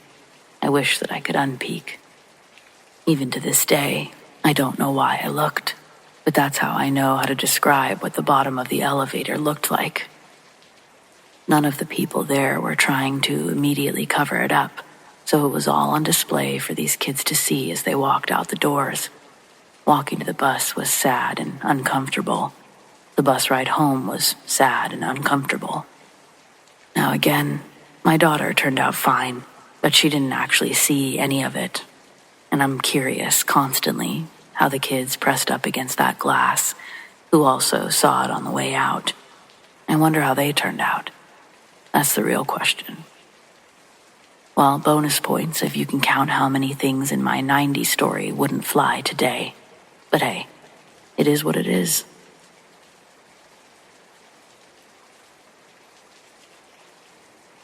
I would call it intuition more than a premonition. I feel as if this story qualifies, though, as eerie. 2 years ago, I was tired from working late the night before, so I ordered some delivery for lunch. I live in San Diego, and it was a gorgeous day. I decided to open the front door while I waited for the delivery driver. There's a deadbolt security door in addition to the front door. The second I opened the door, I heard it. Inside of my head was an absolutely authoritative message. Close the door. So I did. I didn't hesitate. I didn't contemplate. I closed the door. The doorknob was still in my hand. I don't mean to convey that I heard a voice. A more accurate description is that it was a communication. I wasn't thinking that I was necessarily in danger or wondering why I got the message. It was just so clear, strong, and direct that I somewhat blindly obeyed. Also, I was hungry, tired, and quite possibly hungover. I kept the door closed until 10 seconds after I heard a car door open and close from the front of the house. Right as I opened, the delivery driver was at the door. My cash was ready along with a healthy tip. I paid him, thanked him, and then I closed and locked both doors. I sat down on the couch and put a piece of pizza on a plate that I'd already had out. The doorbell rang. No way in hell I'm answering the door. Hot food was in my hand. Before I would have even had time to answer the door, there was now pounding on the security door. Then I hear a male voice yell through the door. "Hey, it's me. I just delivered your food." I freeze. I'm terrified. There's no reason that the driver would need to speak to me. My order was correct. I paid in cash and tipped generously. In addition to that, he had my phone number. I grabbed my phone, ran back to the door, which was open. The security door was locked, but still, and I closed the door and locked it. As I'm doing that, there's now pounding on the window on the side of the house, along with a man yelling, "Hey!" I stood in the hallway, where I was certain no one could see me or my shadow through a possible crack in the blinds. I call my boyfriend at work and shakily whisper the story to him. He told me that the house used to be a big party house and that it was probably just some drunk or druggie looking for the old tenants. Sweet of him for trying to make me feel better, but I had zero doubts by this time that I was in serious danger. I got off the phone with him and stood trembling in the hallway, contemplating calling 911. All I could think about was that this guy must have been lying in wait, watching the house. He must have seen the delivery driver and then tried to use that as an excuse to get me to open the door. He knew someone was in there. About 3 to 5 minutes later, I hear a police helicopter right over my house. "Attention, we're looking for a male suspect in the area." Physical description. "He's considered armed and dangerous. If you see him, please call 911. I went to work that night and relayed the story to my coworkers. A friend told me that he had heard the same thing from people at his day job. A man banging on doors in my neighborhood and trying to get people to let him in. I checked the news after work. A man was running from the police, and he was wanted for felonies in Missouri. He'd been shot and killed by the police 3 blocks from my house a few hours after my incident. Please listen to your intuition. I don't let myself wonder too much about what could have been, what could have happened to me if I hadn't listened. It still gives me chills. I'll never be as comfortable being alone as I once was.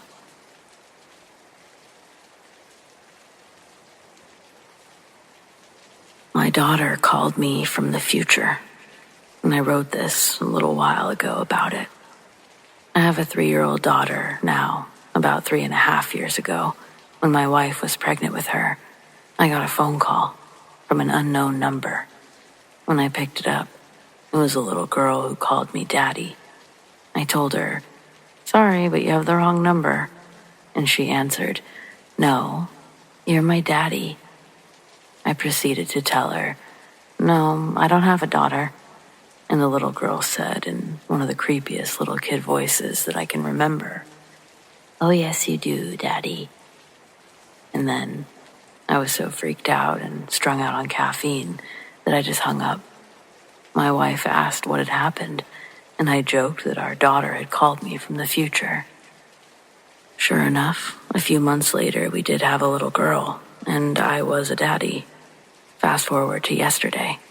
I was taking care of her and moving some boxes, and I heard her on the phone with Grandma.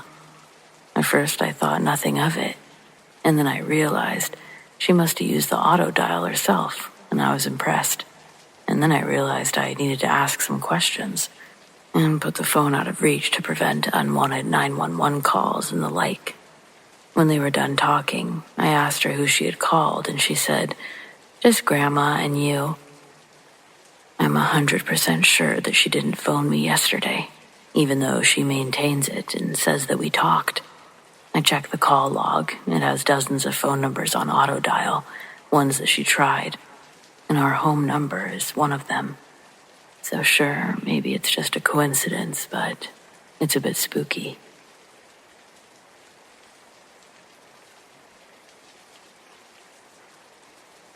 My dad worked in a hospice wing for almost 20 years and just retired earlier this spring. Back in the early 2000s, he worked with one of those broody, keeps-to-themselves types, a guy named Carlos. Carlos wasn't the friendliest person, but he arrived on time, and his patients never complained, so they just accepted that social skills weren't his forte. One day they received a new patient, Carlos' grandfather, but obviously Carlos wanted to care for him. The old man suffered from Alzheimer's and would often forget where he was or mistake Carlos for his older brother. My dad said that it was really hard to watch. Everyone felt sorry for them, and it was obviously affecting Carlos. Hell, who could blame him? I can only imagine what it's like to watch a grandparent or loved one slip away like that. Except it wasn't hurting Carlos in the way everyone thought it was. About 6 weeks later, his grandfather coded right after Carlos's shift ended. They were calling him before he made it to the parking lot. The doctors did everything they could, but the old man passed away. The problem was how he died. The doctor deemed the circumstances strange enough to warrant a toxicology report. They discovered enough sedatives to kill a horse. The security footage showed Carlos as the last one to enter his room, and when questioned by police, he confessed he'd been stockpiling medication for the entire 6 weeks, assuming no one would suspect foul play on the death of an Alzheimer's patient. When asked why he would want to kill his own grandfather, Carlos said the man had raised him and his older brother since they were 4 and 10. Unfortunately, he had abused them in horrible ways. He was the reason that Carlos's older brother had committed suicide at the age of 23. When Carlos turned 18, he moved out, never spoke to the old man again until he happened to show up in the hospice wing. His first instinct was to explain the situation and keep his distance. But then the old man called him by his brother's name, and something snapped inside. It suddenly seemed like a better plan to keep the past a secret and expedite his grandfather's departure. I don't really know how to feel about this. On one hand, I can't really blame Carlos. I mean, if there was ever a reason to kill. On the other hand, he ruined his life to kill someone who only had a couple of years left at best. What do you think? I maybe would have just kept my distance.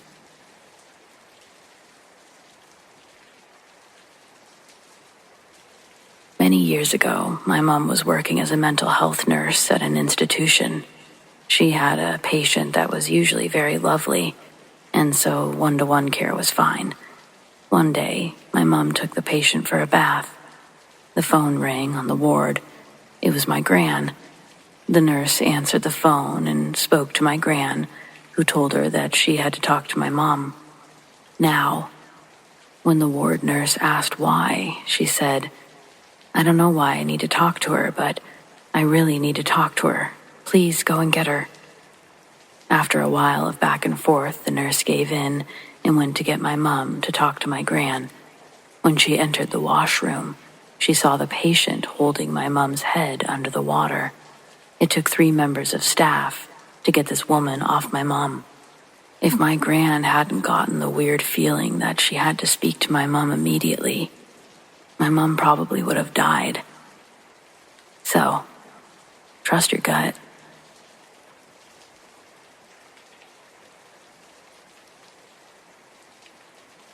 Hello, my name is Heidi. I'm a stay-at-home mother in Larchmont, New York, 23 years old. My son Malachi is 3 years old, and as his vocabulary grows, he's been able to describe more complex things in his environment and express his emotions with more context. His pediatrician says Malachi is advanced for his age. I'm sure he gets that from his dad, but unfortunately, I'm not here to brag about my smart boy. Within the last few weeks, out of nowhere, he's been having night terrors. Every night, he wakes himself up screaming. I've rushed into his room on multiple occasions to find him sitting up in bed, still asleep, screaming so loud, I've worried that his vocal cords might be permanently damaged. I have to shake him awake. He's having the same dream multiple times a week, and I don't know what to do about it, because Mommy can't protect him in dreamland. When Malachi wakes up, he tells me about how he died in a fire. He says that he's always in an office building, wearing clothes like Daddy, which I think means business attire. He says there are other people in the room, all of them sad. Some are gathered around a TV, while others are looking out the window. Malachi says he's been able to walk to both parts of the room in different dreams, and what they're watching on the TV is the same thing happening outside. There's another building next to his, and it's on fire. He sees people waving things and jumping from the windows. He can't see where they land, but he knows they're really high up. People from the floors above him are jumping too. Before the fire reaches them, the people in his room are crying. Then, an explosion shatters all the windows, injuring those who had been looking outside. Smoke and flames fill the room, and then, he says, the sky falls down. The largest fire Malachi has ever been around is our fireplace, and he's never been close enough to even feel the heat. I don't understand where this fear is coming from.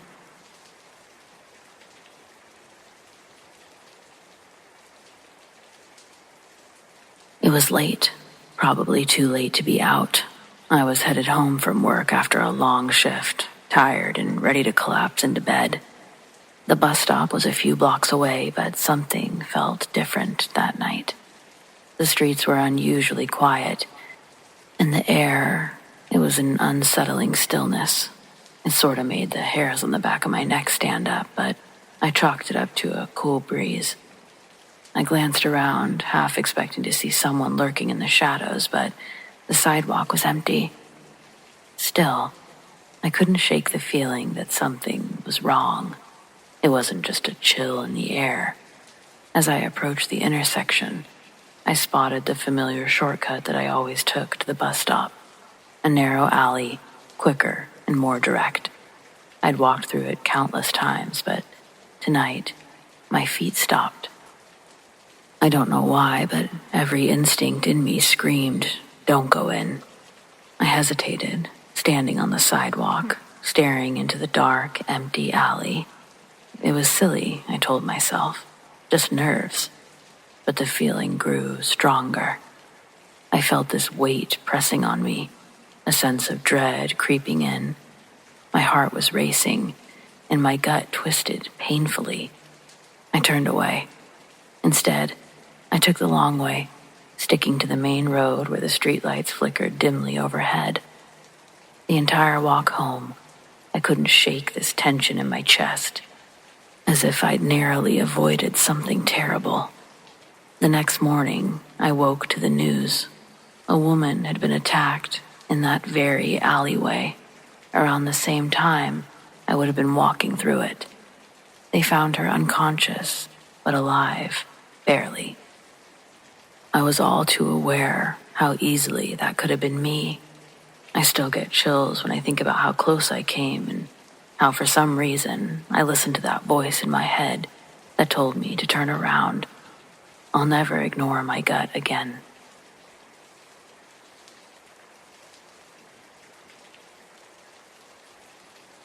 I used to volunteer at a wildlife sanctuary, I guess I probably shouldn't say which one, but we had a variety of animals, including bears.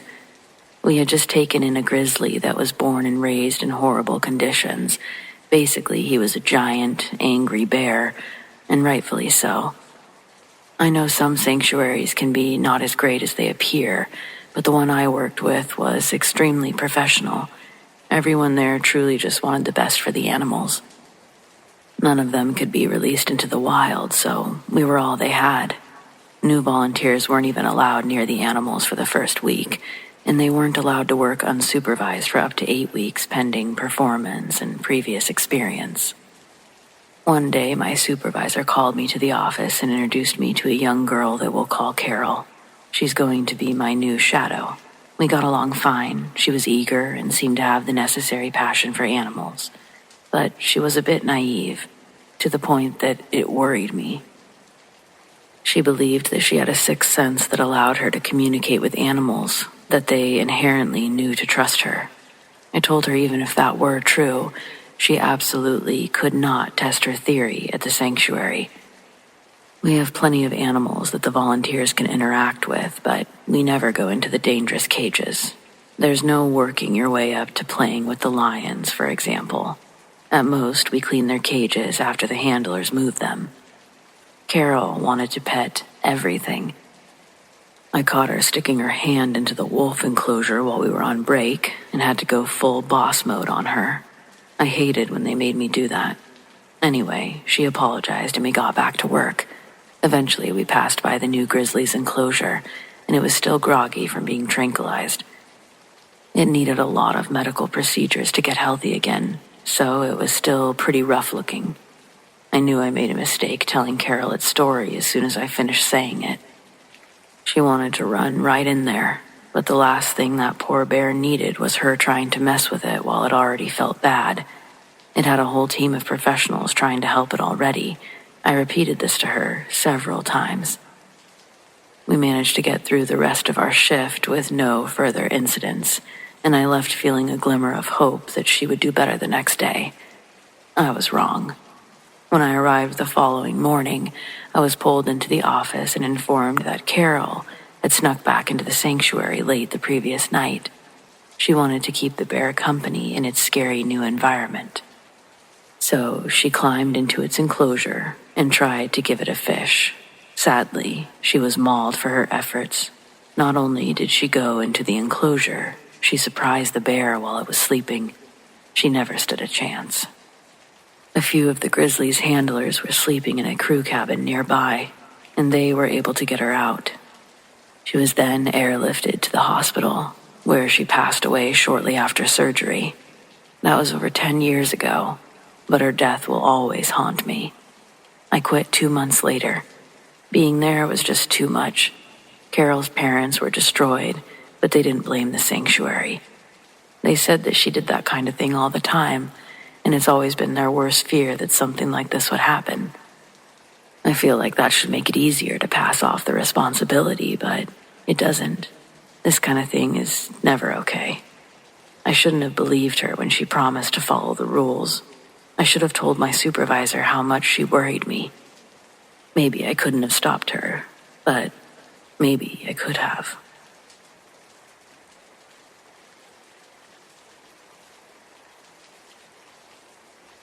In the 90s, I waited tables at a popular seafood restaurant. One day, my boss hired a new busboy named, swear to God, Petroni. Everyone called him Roni. Roni was from Chicago and was really a decent guy. He moved to our town because of a girl, and he'd got dumped 6 weeks later. Kind of a cliche story. But he was only 23. He didn't know better yet. He came into the restaurant just wanting to make enough money for a plane ticket home. He was only supposed to be there for a few weeks, tops. Then he met Trinity, a 44-year-old woman with a heavy drug addiction and a history of violence. Somehow they hit it off, and the next thing you know, Roni isn't in such a rush to get home. Suddenly, it's a year later, and they're living in a shotgun house downtown. Roni went from being a pothead to doing all the hard stuff with Trinity. They had to deal on the side just to support their habit, and they were always getting their lights turned off for not paying their bills. For a while, Ronnie's parents would send him money, but when they got suspicious about his drug usage, they cut him off.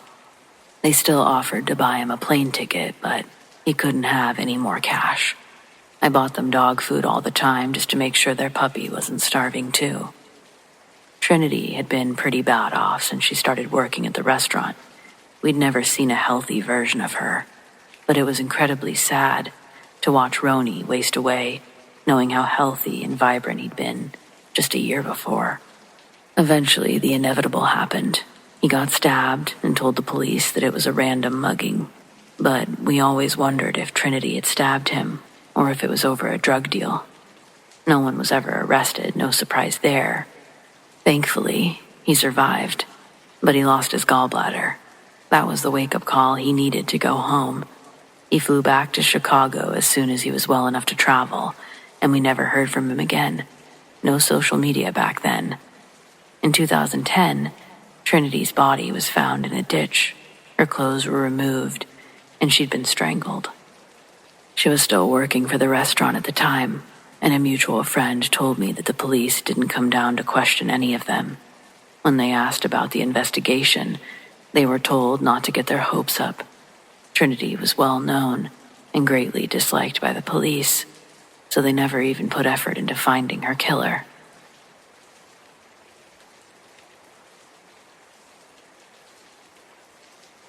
A coworker trauma dumped pretty hard on me today. It came out of nowhere and I navigated it well. I pride myself on holding a good poker face. It's my way to show non-judgment. I believe communication makes the world go round, and I cherish when someone can feel comfortable enough with me to share personal stories of what made them who they are. Today, Friday afternoon, the office is pretty much empty. I've been staring at a computer all day and went to get a cola from the staff lounge. I ran into another woman on my team. We'll call her Z. She smiled, I smiled, and then out of nowhere, she asks if I believe in aliens. I say yes, and we start talking about our theories. She tells me about an article she was reading about the mysterious Area 51. She jokingly says, "Americans are obsessed with aliens." This conversation somehow turns into her telling me some honestly very fascinating information about her Muslim faith. And this turns into her telling me about where she's originally from, and that turns into how she got here. And right in there, that's when I got the unintentional trauma dump, though I don't think she knew she was trauma dumping. In her words, it's all she knew of life at the time. While Z was talking to me, I felt so privileged to be where I am. I'm 40 years old and realized this woman's saying things that I've never heard someone tell me in real life, and I haven't been able to think about anything else for the rest of the day. I'm going to explain this the best I can without trying to get anything wrong. If I do, let this be known. I'm terrible at geography, and I have zero depth or knowledge of the details. I'll do my best to re-trauma dump the trauma dump best I can. Z's family is Muslim, but where she's from, Muslims follow two distinct traditions. You're either Shia or Sunni. These two sectors don't like each other. Z's family was Shia. She lived with her mom, dad, and was the middle of three. Her older brother was 19, she was 16, and her younger sister was 10. Z's dad made computer things and was working with an American company, one that worked for the FBI.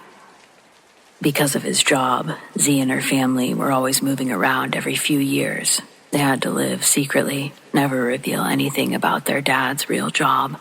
Fighting starts in the town that they're staying in. They're given an address and told that a new home will be waiting for them when they arrive. So they picked up their belongings and once again fled for another location in Iraq. After traveling for hours, they make it to their destination and soon find out that their new home is right in the middle of Sunni territory. This is bad for Z's family. I would have never imagined how bad until she told me. So this next part, it's important if you believe in the paranormal, supernatural stuff. I do. But if you don't, this part might not be significant for you. Personally, I was unable to control my jaw almost touching the floor. Z's at the part about her family moving into rival territory, and she asks me if I believe in ghosts. I do, I guess. Never seen one, but I have enough friends with random stories here and there that it would almost be disrespectful to them if I flat out said no. She says they're called jinn there. Her family's house had several, and they primarily tormented the children. Z thinks that they fed off of their fear, that they grew stronger during the months that they had to stay while the Americans tried to find them another location. Most of the days the family spent their time indoors and rarely interacted with the neighbors. There was a constant looming unease that their identities would be discovered. The jinn made themselves known to Z's younger sister Nala first. She was woken up in the middle of the night to the sound of a dog's whimpering. But the family didn't own any animals, and only she heard it. Alone, Nala would go searching for the source. Leaving her room, she walked into the hall believing the dog noises were coming from somewhere down on the first floor. She walks down a long stone hallway towards the stairs, all while the dog's high-pitched yelps are echoing around her. When her foot touches the first step, the whimpering she'd originally heard transformed into a sinister laughter, resonating from the bottom of the empty stairway. Then the laughter abruptly stopped, and Nala stood silent, frozen, at the top of the stairs, trying to make sense of it. The lights had been intentionally left off not to disturb the others sleeping, out of pure ingrained paranoia that someone could break in at any time. But Nala decided to turn on the lights to give one more good look around. But as she's reaching for the switch, disembodied footsteps begin dashing up the stairs towards her. Nala somehow suppressed her scream while running as fast as she could to Z's room. She woke her up in a panic and told her everything. After Z was able to calm Nala down, she got out her flashlight and they searched the house until they were certain that every door was locked and only family was inside. They both slept in Z's room that night. It was a large home with plenty of rooms, but when possible, the family always chose to sleep in the furthest rooms opposite of one another as they could. Even the mother and father would sleep alone in their own rooms of the house. They'd make a bed against the wall that the entry door swung towards, leave it open, and lay as tucked away as possible. I had to ask why. It's because if the unfortunate event of their home being targeted, they'd have a better chance of at least a few of them surviving if they weren't all bunched together like cattle. But exceptions were made when the rest of the family started having experiences of their own with the jinn. Candles randomly lit in the house, and whispers were commonly heard in the night. Z's dad was plagued with night terrors, ones that made it hard for him to sleep. Walking through the house one night, he watched their large living room couch slide at him effortlessly across the floor. It knocked him over, and he hit his head on the ground. I don't remember who found him in the morning, but there was a big pool of blood around him. They all thought that he was dead until he woke up. They also found small footprints, ones that looked like they had walked through the blood and up the wall. It wasn't the dad's blood. He didn't have any open wounds on his head, just a baseball-sized welt above his right eye. After Z's dad was convinced, all of them felt comfortable sharing their stories, hearing whispers, seeing shadows slink from the corners of the room, and misplaced items. These were all commonalities that they experienced. And scorpions. They'd find dozens of scorpions in their home, in their beds, clean laundry, hiding in their sandals. The mom and dad searched every inch of the house for holes or cracks, but nobody knew how the scorpions were getting inside. Apparently, everyone got stung at least once by one of those little devils. Z said that she was stung 4 times, once while she was sleeping.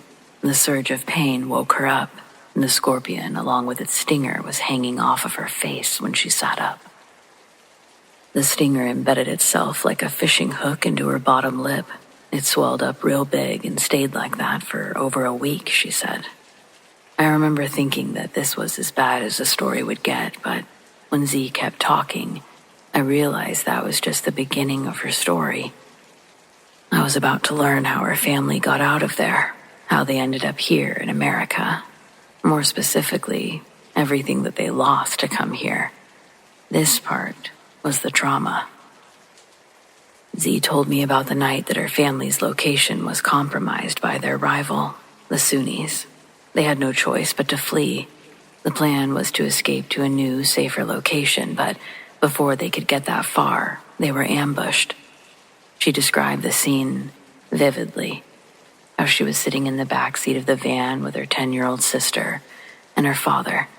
Her mother was up front in the passenger seat, and her older brother was driving. They'd packed whatever they could and left in a hurry, but it wasn't long before chaos surrounded them.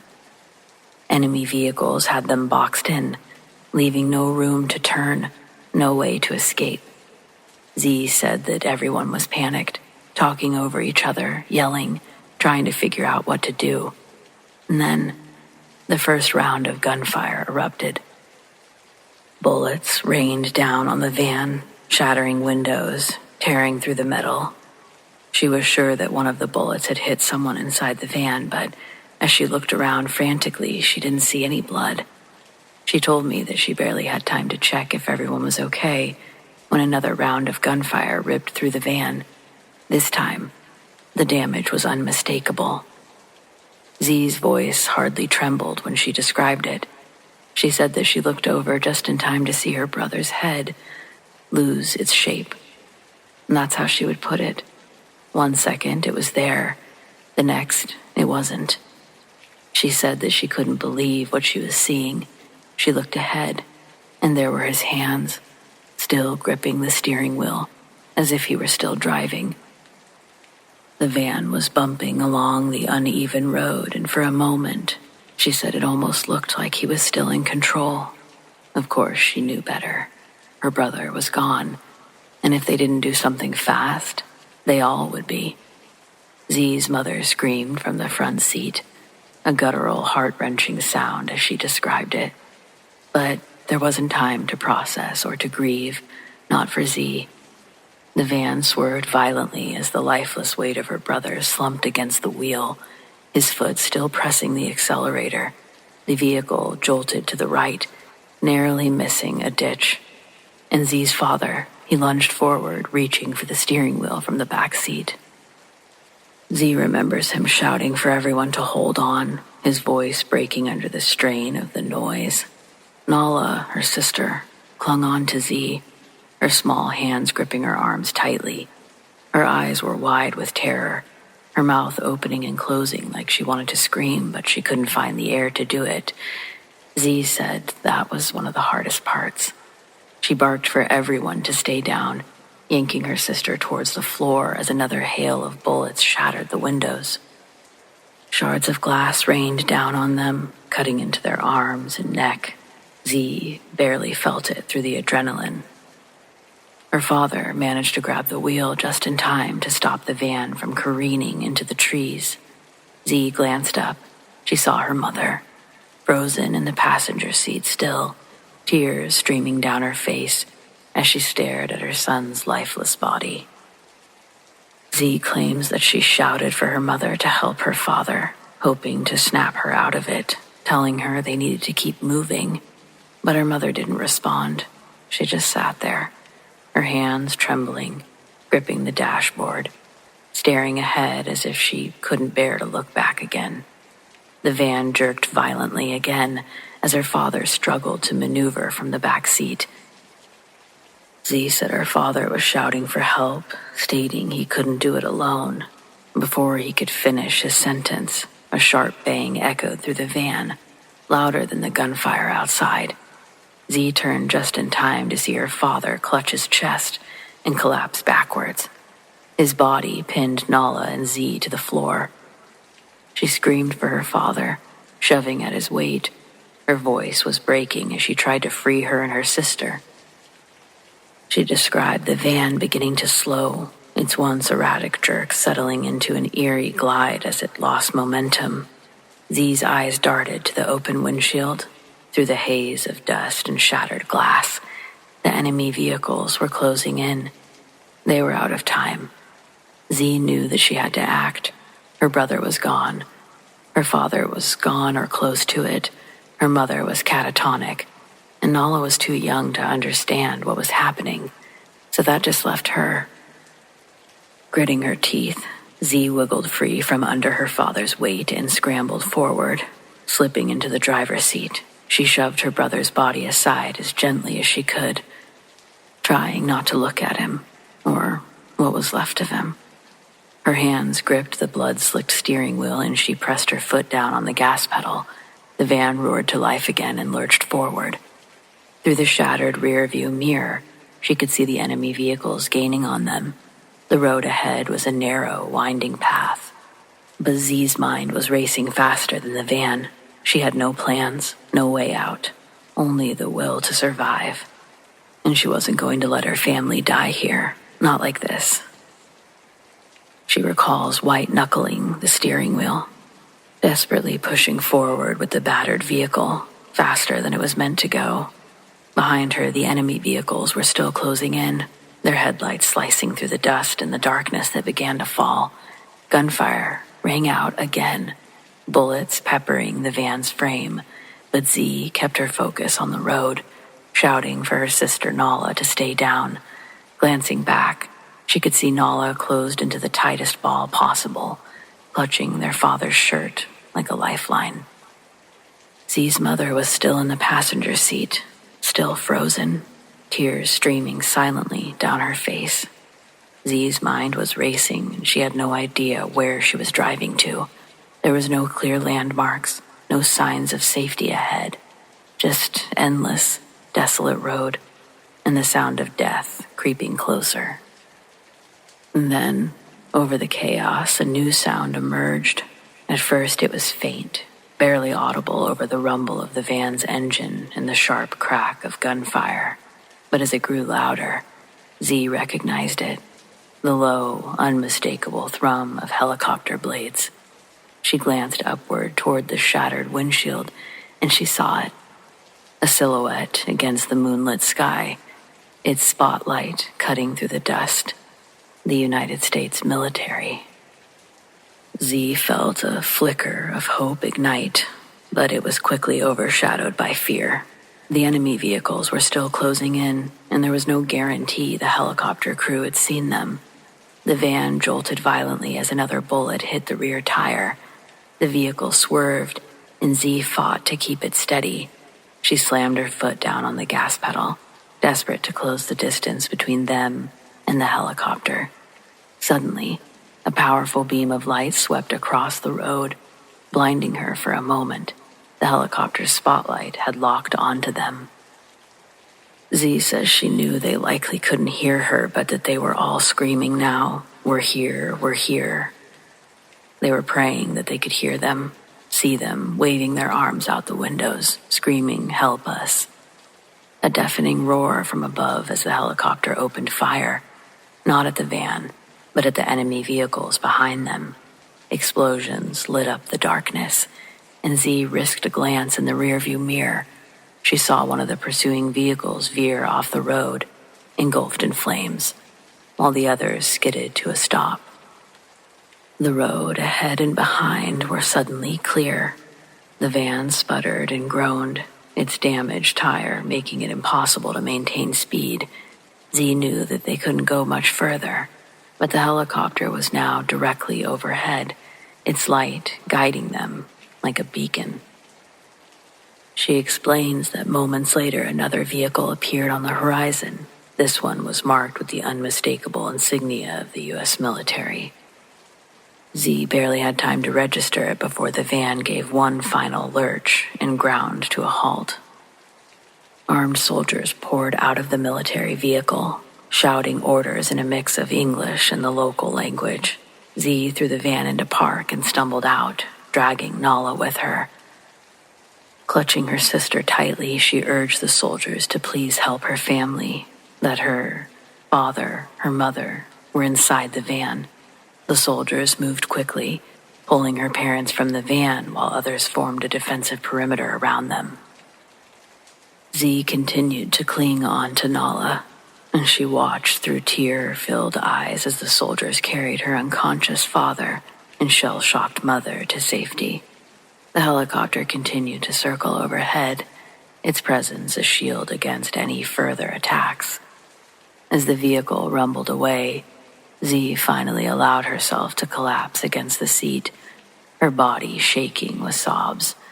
Nala was clinging to her, burying her face in Z's chest. Her brother was gone, her father was gravely injured, and her family would never be the same. But the rest of them were alive. Against all odds, they had survived. Z said that was the first time in an eternity that she allowed herself to believe that her family might have a future. Again, I don't think Z knew she was trauma dumping. In retrospect, I guess I'm glad she did. The conversation has given me an insane amount of perspective, respect, for things that I didn't really understand before. Above all else, it felt like she really needed to share that chapter of her life.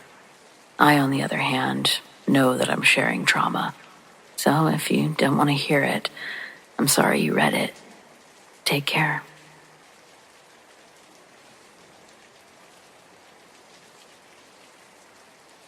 I work at a cafe in downtown Anchorage.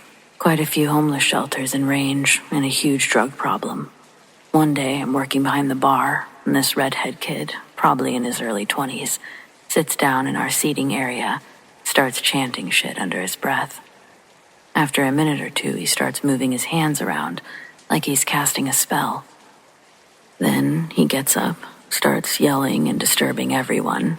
I walk over to him and tell him he needs to leave for the day. Dude looks me straight in the eye and says, "This is all a giant game. I'll fucking kill you with one finger." At this point, whatever. I get death threats a lot down here. No biggie. Shoo him on his way, and that's that. Fast forward to when we're closing up, around 9 p.m., so not technically a night shift, but it still counts. I lock the doors, and I start heading to the parking garage where my car is. It's probably about 6 blocks away. Not a big deal. Winter up here is insanely dark, so it's already pretty creepy in downtown. About a block or two of walking, and I hear this hissing noise.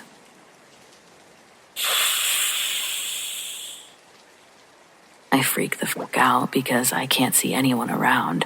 I pick up the pace a bit, and then I hear hurried footsteps in the snow behind me. Fuck that.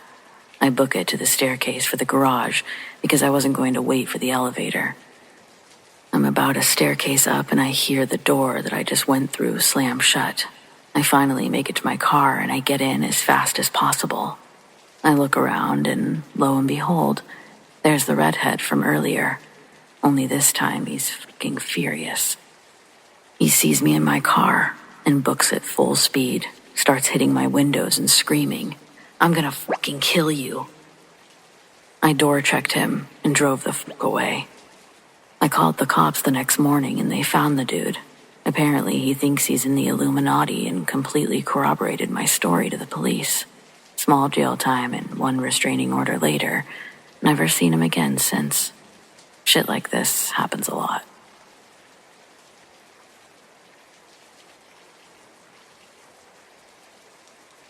I used to work at a pub that was 2 miles from my house. My shift ended at about 11 one night. I stayed for a couple of drinks and then started walking home. Now, this had been an exceptional night for me tip-wise, and I had close to $400 in cash on me at the time. Between the pub and my house was exactly 1 streetlight, about a quarter mile from the pub. The rest of the walk was in complete darkness. This was a dark night, too. It was close to the new moon and cloudy to boot, so it was almost pitch black. And I live out in the boonies, so there isn't even much light pollution to help out. Not long after I leave the pub, a car slowly drives by me. About a quarter mile down the road, The car slows to a stop, and it just sits there. I stop walking and watch the car. It sits for a few minutes, then slowly drives away. A couple of minutes later, the same car comes slowly driving back by me in the opposite lane. It gets by me, drives a bit down the road, and slows to a stop again. And then it does a U-turn, starts creeping back down the road towards me with the lights off. At this point, I'm fucking terrified.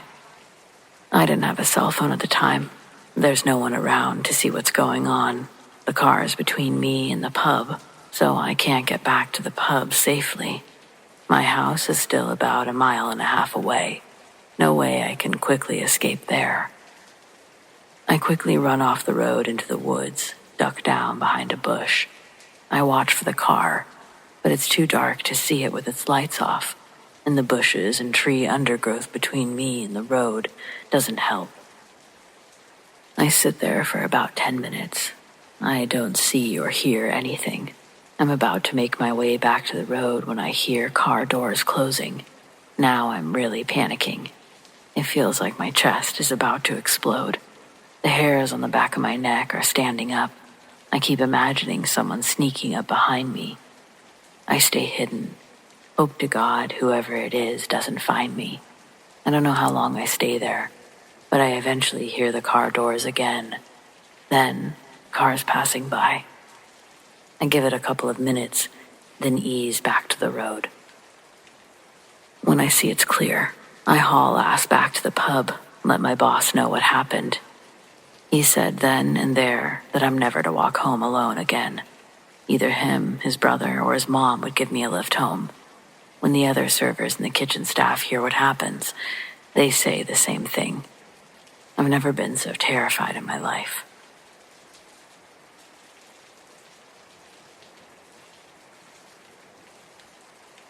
For about 15 years, we lived in rural Claremont on a 15-acre parcel that had East Duffins Creek running through it. This is in Ontario, Canada, just outside of Toronto. It was moral season, so I jumped on my ATV, headed over to the north side of my property, where I found morals in previous years. I hopped off and went for a hike down to the creek and up through some native apple trees. I had to part some cedar branches to get back to my ATV about 25 feet away.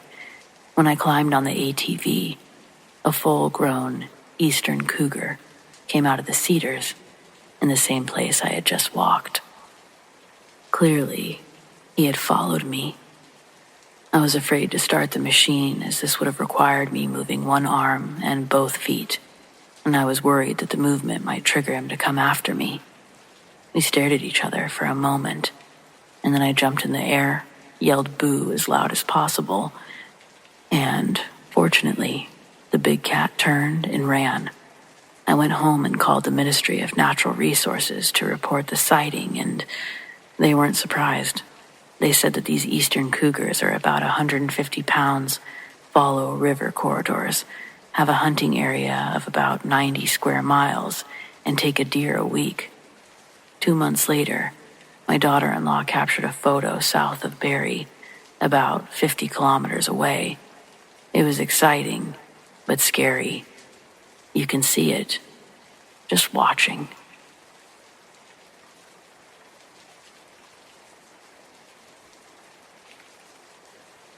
I don't know if this constitutes as a wild AA story, but I wouldn't have it if it weren't for AA, so here goes. Obviously, names have been changed. Attending my Thursday meetings, there were a few regulars that I got to know. Gail was an older woman with box-dyed black hair and a different Slipknot shirt for every day of the week. In her 20s, she was selling sex and drugs for a local biker gang in Nevada. Some of the stories that she shared at our meetings would make even the most hardened addicts blush.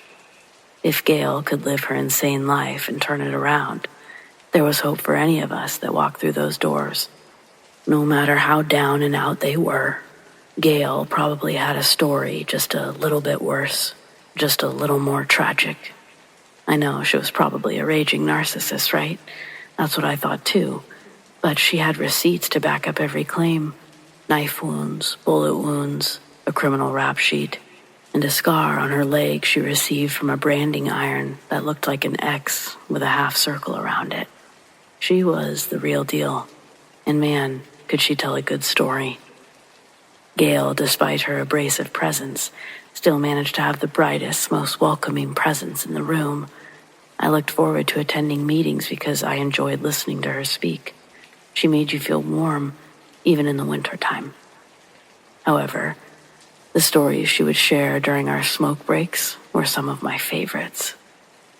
She didn't have to hold back then. She could glorify these experiences all she wanted, and she had some insane experiences. Not just from when she was using, but from the days that she was sober and still working the streets. The story I'm sharing isn't one of Gail's trials and triumphs. It wasn't even one that she told everyone in a meeting. It was one of those coveted outside smoking a cigarette stories. And this time, she was telling me about her days as a high-class escort in Vegas. She was one of 3 girls that the bikers would present to only their top clients. Millionaires with drug habits, celebrities or mafia men, rich evangelical preachers with mega churches in Texas. Gail made bank doing what she did, and she was treated nicely as well. Clients paying in the thousands aren't usually the type to be violent.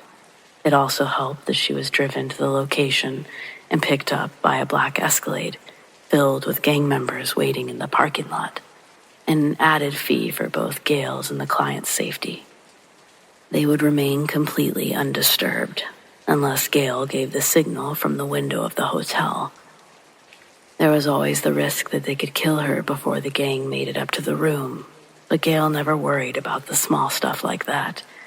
One day her pimp gathers the girls together and asks if any of them could pass a drug test right now. Gail's the only one that raises her hand.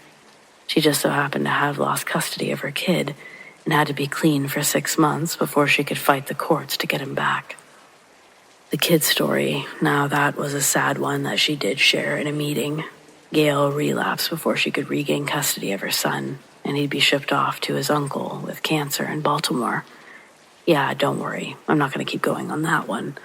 Let's just say something happens and her son never makes it to Baltimore, and Gail enters the darkest period of her life. But again, rewind, sorry. Gail must have affected me more than I knew. Maybe after this I'll write her memoir. But for now, I came to tell you the story and I'll get back to it. Pretend you hear the sound of a VHS tape rewinding. Gail, a young, bubbly, high-dollar escort, the only hooker with a raised hand after her pimp Travis asks if there's any recent drug use. She was clean for 3 months. Travis takes Gail out and dresses her in the nicest things, gets her hair and nails done, a new pair of heels for her client that night. She's told that he's an international visitor from Europe, that he insists on his escorts being narcotic-free. She'd be meeting him in a suite at the top of the Flamingo. When the elevator doors opened up, Gail saw 2 security guards standing outside the door. Apparently, they were almost as tall as the door they were guarding. From the way their clothing hung, it was clear they weren't adorned with bulging muscles, like the regular goons Gail was used to seeing. But the 2 men standing there were equally menacing in their own right. Both wore matching black suits, dark circular sunglasses, and bowler hats. Neither of the men say a word to her as she exits the elevator. They stay completely silent as Gail's frisked, and every pocket and crevice she has is checked. Then, one security guard beeped the walkie-talkie on his shoulder twice, and the suite doors opened up. Gail's seen close to every penthouse suite, rooftop mansion, golf course, luxury Las Vegas can offer. It wasn't the suite that had her stumbling on her heels when she walked inside the double doors. In the living room area, the couch had been slid up against the wall, and the large, thick rug that was usually under the couch was rolled up in the corner as well. Where the rug should be is now 4 big blue plastic tarps taped together. covering the living room floor up to the walls. Directly in the middle of the tarp is a hospital bed and an IV and other tubes hooked up to a medical device. The sight made her stop. She wasn't but a few steps into the door, but then she tried to backpedal. She bumped into her client. Gail jumps away in fright, landing onto the blue tarp. The man that was standing behind her walls forward from the dark entryway to better reveal himself under the small chandelier that had decorated the living room. In a thick German accent, he apologized for the scare and introduces himself as Elijah. Being on the floor for her first sight of this man, she describes him from the ground up. He's dressed nicely. He wore expensive loafers under black business pants and a dark cardigan. He was handsome, looked to be in his 40s. He wore the same dark circular sunglasses as his security did. He extends a hand to help Gail up. She accepts his gesture, and the blue tarp loudly crinkles as she stands. The first thing Gail asked Elijah is, "Are you going to murder me?" To her relief, he says no. Her next question is if the doctor setup was a kink and if she's playing the nurse or patient. Elijah casted her as the patient in their little scenario they'd be playing that night. Gail's ushered to the gurney, and she approaches it with noticeable hesitation, but hops on. Elijah's quiet as he straps her arms down. Gail thinks it's weird his face hasn't changed expressions during this. He wasn't getting turned on by what was happening. His lack of enthusiasm started making her feel a little self-conscious. As crazy as this was, she would have much preferred a psychopath that was actually, into it. Elijah looked uninterested in Gail and mainly focused on plugging in medical equipment, tapping IV drips. Along with her arms and legs, her forehead was also strapped down tightly to the gurney bed. In situations like these, Gail was taught to never make the client feel bad and just be cool, unless it's a do-or-die situation. So Gail just smiles and says that she's just hoping that whatever he plans on them doing, they get it over quick. With her head strapped in, Gail's line of vision is basically straight up into the chandelier. She can hear Elijah quietly walking around her. Beside her, a bag is unzipped. Then, Elijah appears over her with a syringe. Seeing this in his hand, Gail starts sweating. She tries to hide the tremble in her voice as she lets out a playful laugh and asks, "What's the big needle for, Doc?" Elijah responds and finally tells her what exactly he had planned for the night. He tells Gail that the needles are to extract blood from the jugular vein in her neck. Tears grew in her eyes. Gail knew that she was completely helpless. "Why?" she asks. Elijah tells her, no more talking. It will wiggle the needle once it's in her throat. Then a poke of pain radiates into Gail's neck and down her shoulder. She can feel the needles gone under her skin, jabbed into her neck with lightning accuracy. A scream builds up in her chest, but Gail knows if she screams, the needle could possibly go deeper into her neck and do more damage. She didn't know what she was hooked up to. All she could see was the chandelier above her. A machine near her head starts beeping and buzzing. Gail can feel the blood being pulled from her veins. Her shoulder muscles begin to ache. Soon she starts to feel overwhelmingly woozy. Gail tells Elijah, "You're taking too much blood. Please, I think I'm dying." In her blurry vision, she can see Elijah appear over her again. He tells her she's not dying. He's not taking all of her blood. Through her growing headache, Gail can barely manage the pain. The straps make it impossible to squirm, and she's grinding her teeth until one of her molars breaks in her mouth. Eventually, it's all too much. and Gail blacks out. When she wakes up, her setting is completely different from what she remembered. She's disoriented, especially when she finds herself in a real bed this time, still in the suite at the Flamingo. Now awake, lying in the bedroom. Gail was weak from the loss of blood, and she was shocked to see only an hour had passed since she'd arrived. Elijah was standing underneath the doorframe of the room, staring at Gail, waiting for her to wake up. Under the covers, she pats her body. Aside from her shoes being removed, she was fully clothed. The bed was comfortable and clean. Elijah, seeing that she's up, quickly leaves the doorway and returns with a platter in his hands. He tells Gail, "You're going to like this." The fog wears off and reality sets back in.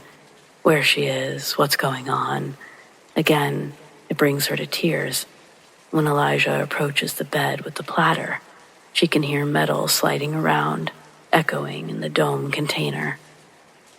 He sets the platter on her lap, removes the lid to show a plate with 3 large chocolate chip and banana pancakes. The metal that she heard clinking around was a fork and knife. Gail says that they were the best pancakes she's ever had. Elijah leaves her to eat alone in the bedroom. When she's done, Gail gets out of bed, still weak, but able to stand on her own without holding a wall. As Gail exits the bedroom, Elijah's nowhere to be found. She doesn't look around for him. Instead, she runs through the living room, avoiding the gurney and medical equipment that's still set up.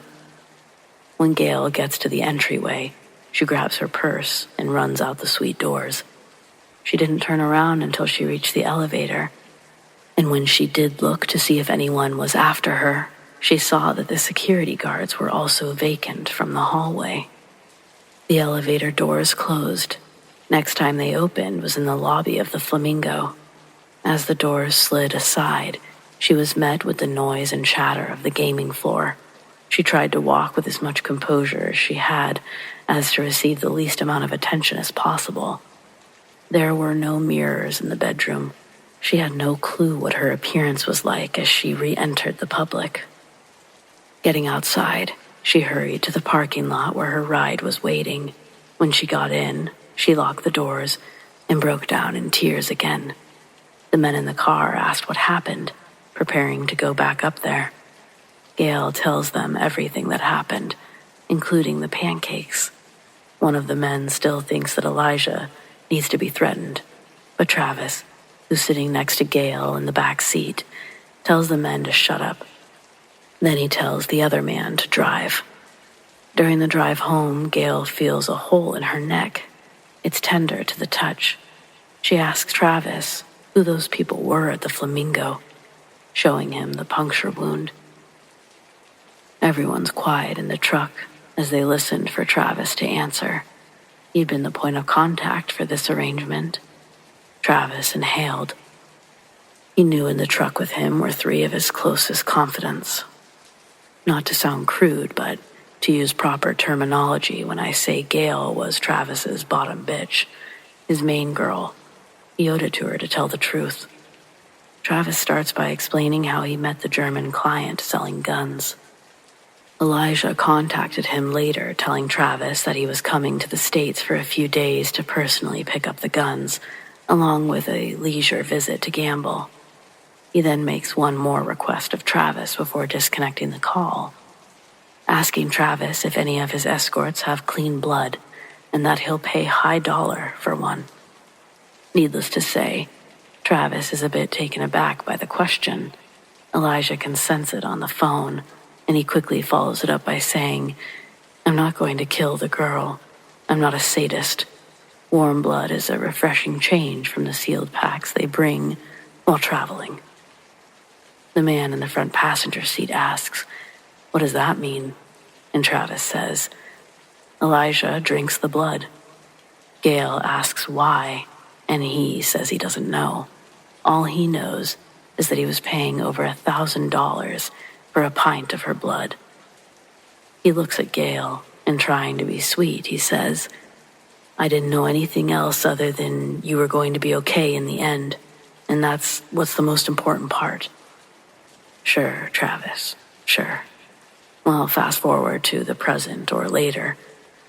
A month after the Flamingo, Gail relapses, gets picked up by the cops, turns informant, and sends a couple members of the biker gang to jail.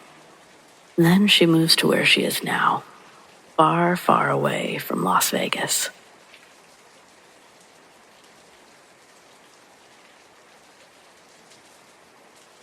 I'm recalling the time I received a phone call from a former coworker. He started telling me his sister was missing for over a week. He was desperate and remembered that I was a PI. He told me that he wanted to hire me, so I agreed. Me and my partner. He signed a retainer, we gathered all the critical information that we needed, and started. We were dealing with a young woman in her early 20s, pregnant, already missing for a week. His reason for hiring us is that he felt the police were moving too slow. I explained to him that as private investigators, we needed to contact the police department so they would know we were out there looking, asking questions, interviewing individuals who have seen or spoken to her. Perhaps people they may have interviewed or have their eyes on as a person of interest. We explained to him that missing can turn into something else, and respectfully, we didn't want to get in the way of the police department's case. We did agree to join the search party. We discreetly did so. We didn't want anyone knowing that we were part of the investigation for obvious reasons. Only the family knew. Of course, there was a high concern to find her. One thing about a missing person, one that's been missing for a week, they could be anywhere. We helped in looking everywhere. False leads, false sightings. We posted pictures of her all over the place. There were plenty of people. Some were even professionally trained to search for people missing in the wooded areas, and plenty of regular people who just wanted to be helpful. Throughout all of the searches, we kept in close contact with the family and the police department. We knew, again, that anything can change, take on a criminal nature at any time. And that's exactly what happened. After several weeks into the search, my coworker's parents called me, told me the police had contacted them, told them their daughter's case was assigned to the homicide division. It was no longer being treated as a missing persons case. Of course, hearing that, we backed off some. The last thing we wanted was to interfere with a homicide investigation, create future problems for ourselves as investigators who work primarily for the private sector. So unless they requested our assistance, we just sort of waited. Sadly, 3 days after that call, her body was discovered by people walking their dog in a wooded area of a park, partially decomposed and partially buried. It wasn't a place that we had been part of searching, but apparently it was an area that was part of the search. It was so sad for the family experiencing such a tremendous loss. That feeling of not knowing, the days and then weeks pass. As each day passes beyond that, you try to stay positive, but deep down in your gut, you are feeling this dread because you've explored her room, combed over all of her belongings, family things, personal things. The last conversations with people who knew her, who may have seen her, you kind of conclude from all of what you've gathered, she doesn't fit the type that would have just walked away. Then that dreaded feeling and voice again rising up from your gut, telling you she's gone. So that's what happened. And they did catch the guy. They casted their net, located and traced the killer via CTV cameras. Cameras. I can't speak enough of these. It turned out to be some new guy that she'd met, someone the family didn't know about. He was tried, convicted, sentenced to 20+ years. Not enough time, but more than most monsters get where I'm from. An eerie side note that came about after all of this was that during the search party, they'd even posted one of her pictures on a telephone pole right in front of the killer's house. When a person goes missing, sometimes they just seem to vanish into thin air. You exhaust all your avenues doing your darndest to find them. It feels like you're chasing a ghost that doesn't want to be seen or heard. But sometimes there is someone that knows and has all the details because they were there and they may have caused this person to vanish. In the end, I guess I'm just glad the family didn't have to go on wondering. They got the closure that they deserved. But really, they all deserved so much better.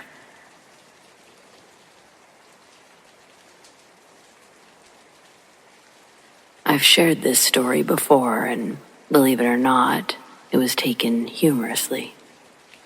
I may not go as far as calling you a bad person for laughing, but I can assure you, it's not a funny story.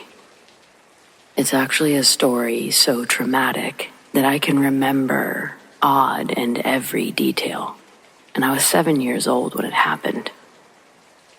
My bus stop was on a road that makes a super tight L shape. That's where me and the other kids from Deer Lake Elementary waited for the bus to pick us up in the morning. The bus stop area was designated by a big boulder on the side of the road in the grass, right at the elbow of the turn. After, it's another long road that branches off to different parts of the town, neighborhoods, and the school. If you go down even further, there's a graveyard at the end of it. A funeral procession was driving by one morning. Me and my friends see the hearse driving at us relatively fast. So all of us hop off the boulder and walk a couple of feet out of the way of the approaching hearse. The thing tries turning too late and hits the boulder head on. It was only going 20 at most, but it was enough to eject the casket out the back of the hearse. When it smacks onto the ground, both its doors pop open, and we get to see the peaceful old man resting in his casket slide past us. Problem is, coming up behind the hearse was the rest of the funeral attendees. First one's a blue Toyota truck with big tires. The guy driving doesn't see what happened from his vantage point. He knows how to take the turn, but he doesn't see the casket. He did feel the truck lift up a little bit on the front passenger side tire as it actually rolls into the open casket. The whole thing made a snap as the wooden walls at the top of the casket was crushed under the truck, dropping it back down from its tilt. The driver was confused. I think he thought that he hit one of us bus stop kids because he immediately looked out his window at us with a, "Huh?" face. Then he hopped out and walked to the front of his truck and saw his tire inside the casket, flattening the upper half of the body like a pancake. He's like, "Oh no," and jumps back into the truck, throwing it into reverse and hitting the gas with enough torque to shoot the casket forward, out from under the body, spinning it around on concrete until it stopped in an Egyptian-looking pose. That's when me and my friends all went fucking nuts and ran home to our houses. From crash to pose, this whole thing lasted 12, 13 seconds at most, but I don't think I'll ever get the gross, flat-top corpse sliding around out of my core memories. Yuck and sad, really sad for the family. I'm sure they also didn't want that to happen.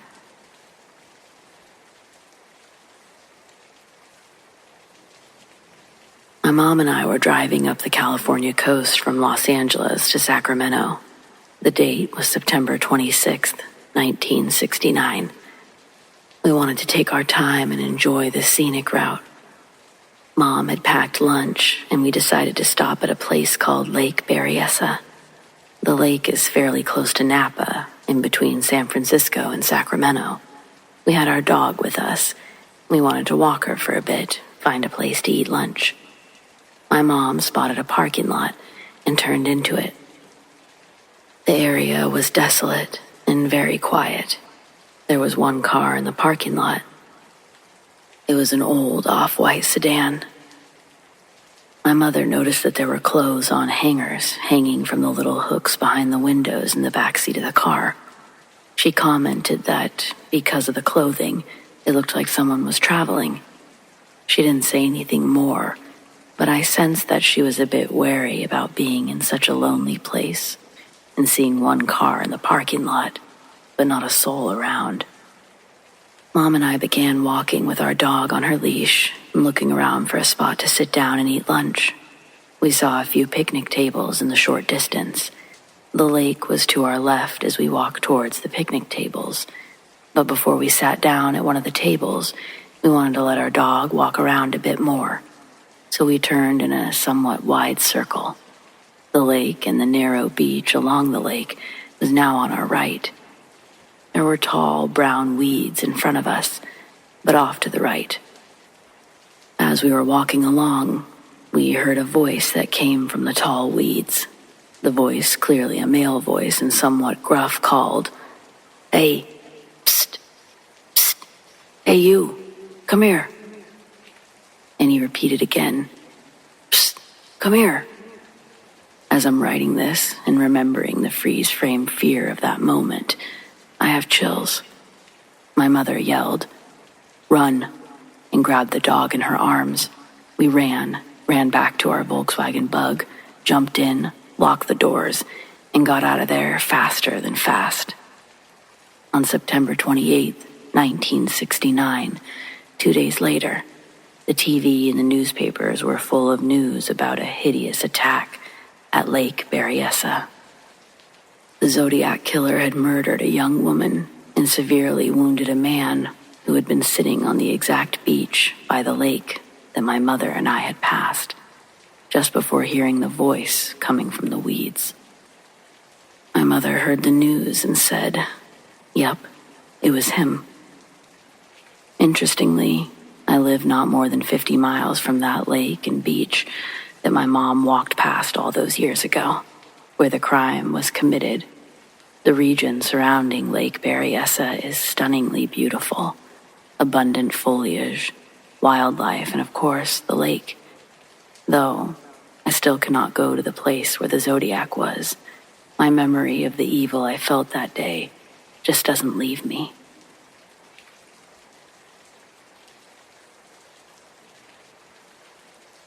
I was 13 years old. I'd been attacked in a school playground by a vicious Doberman, let loose by some stupid kids.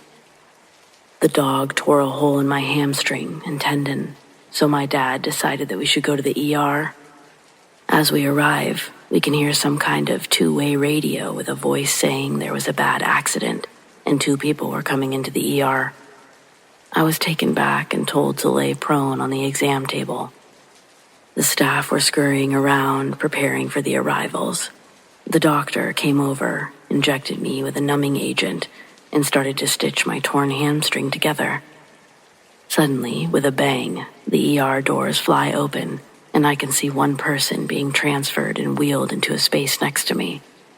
The doctor made his apologies and ran over to help him. I couldn't make out the gender because the amount of blood.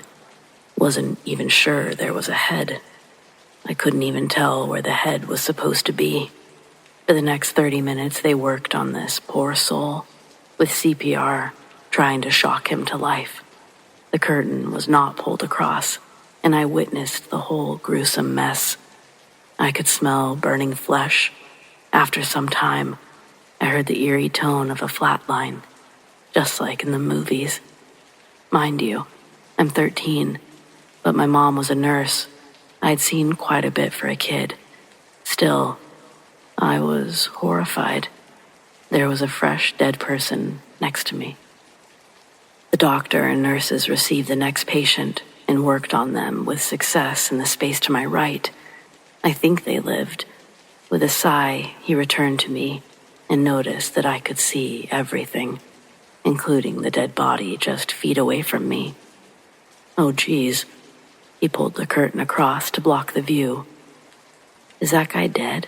I asked. "Yep, damn it he is. He didn't wear a seatbelt, and this is what happens."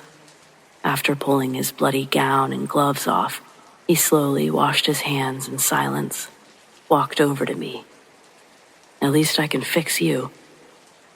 My dad asked how it went in the ER, and I told him I just wanted to go home.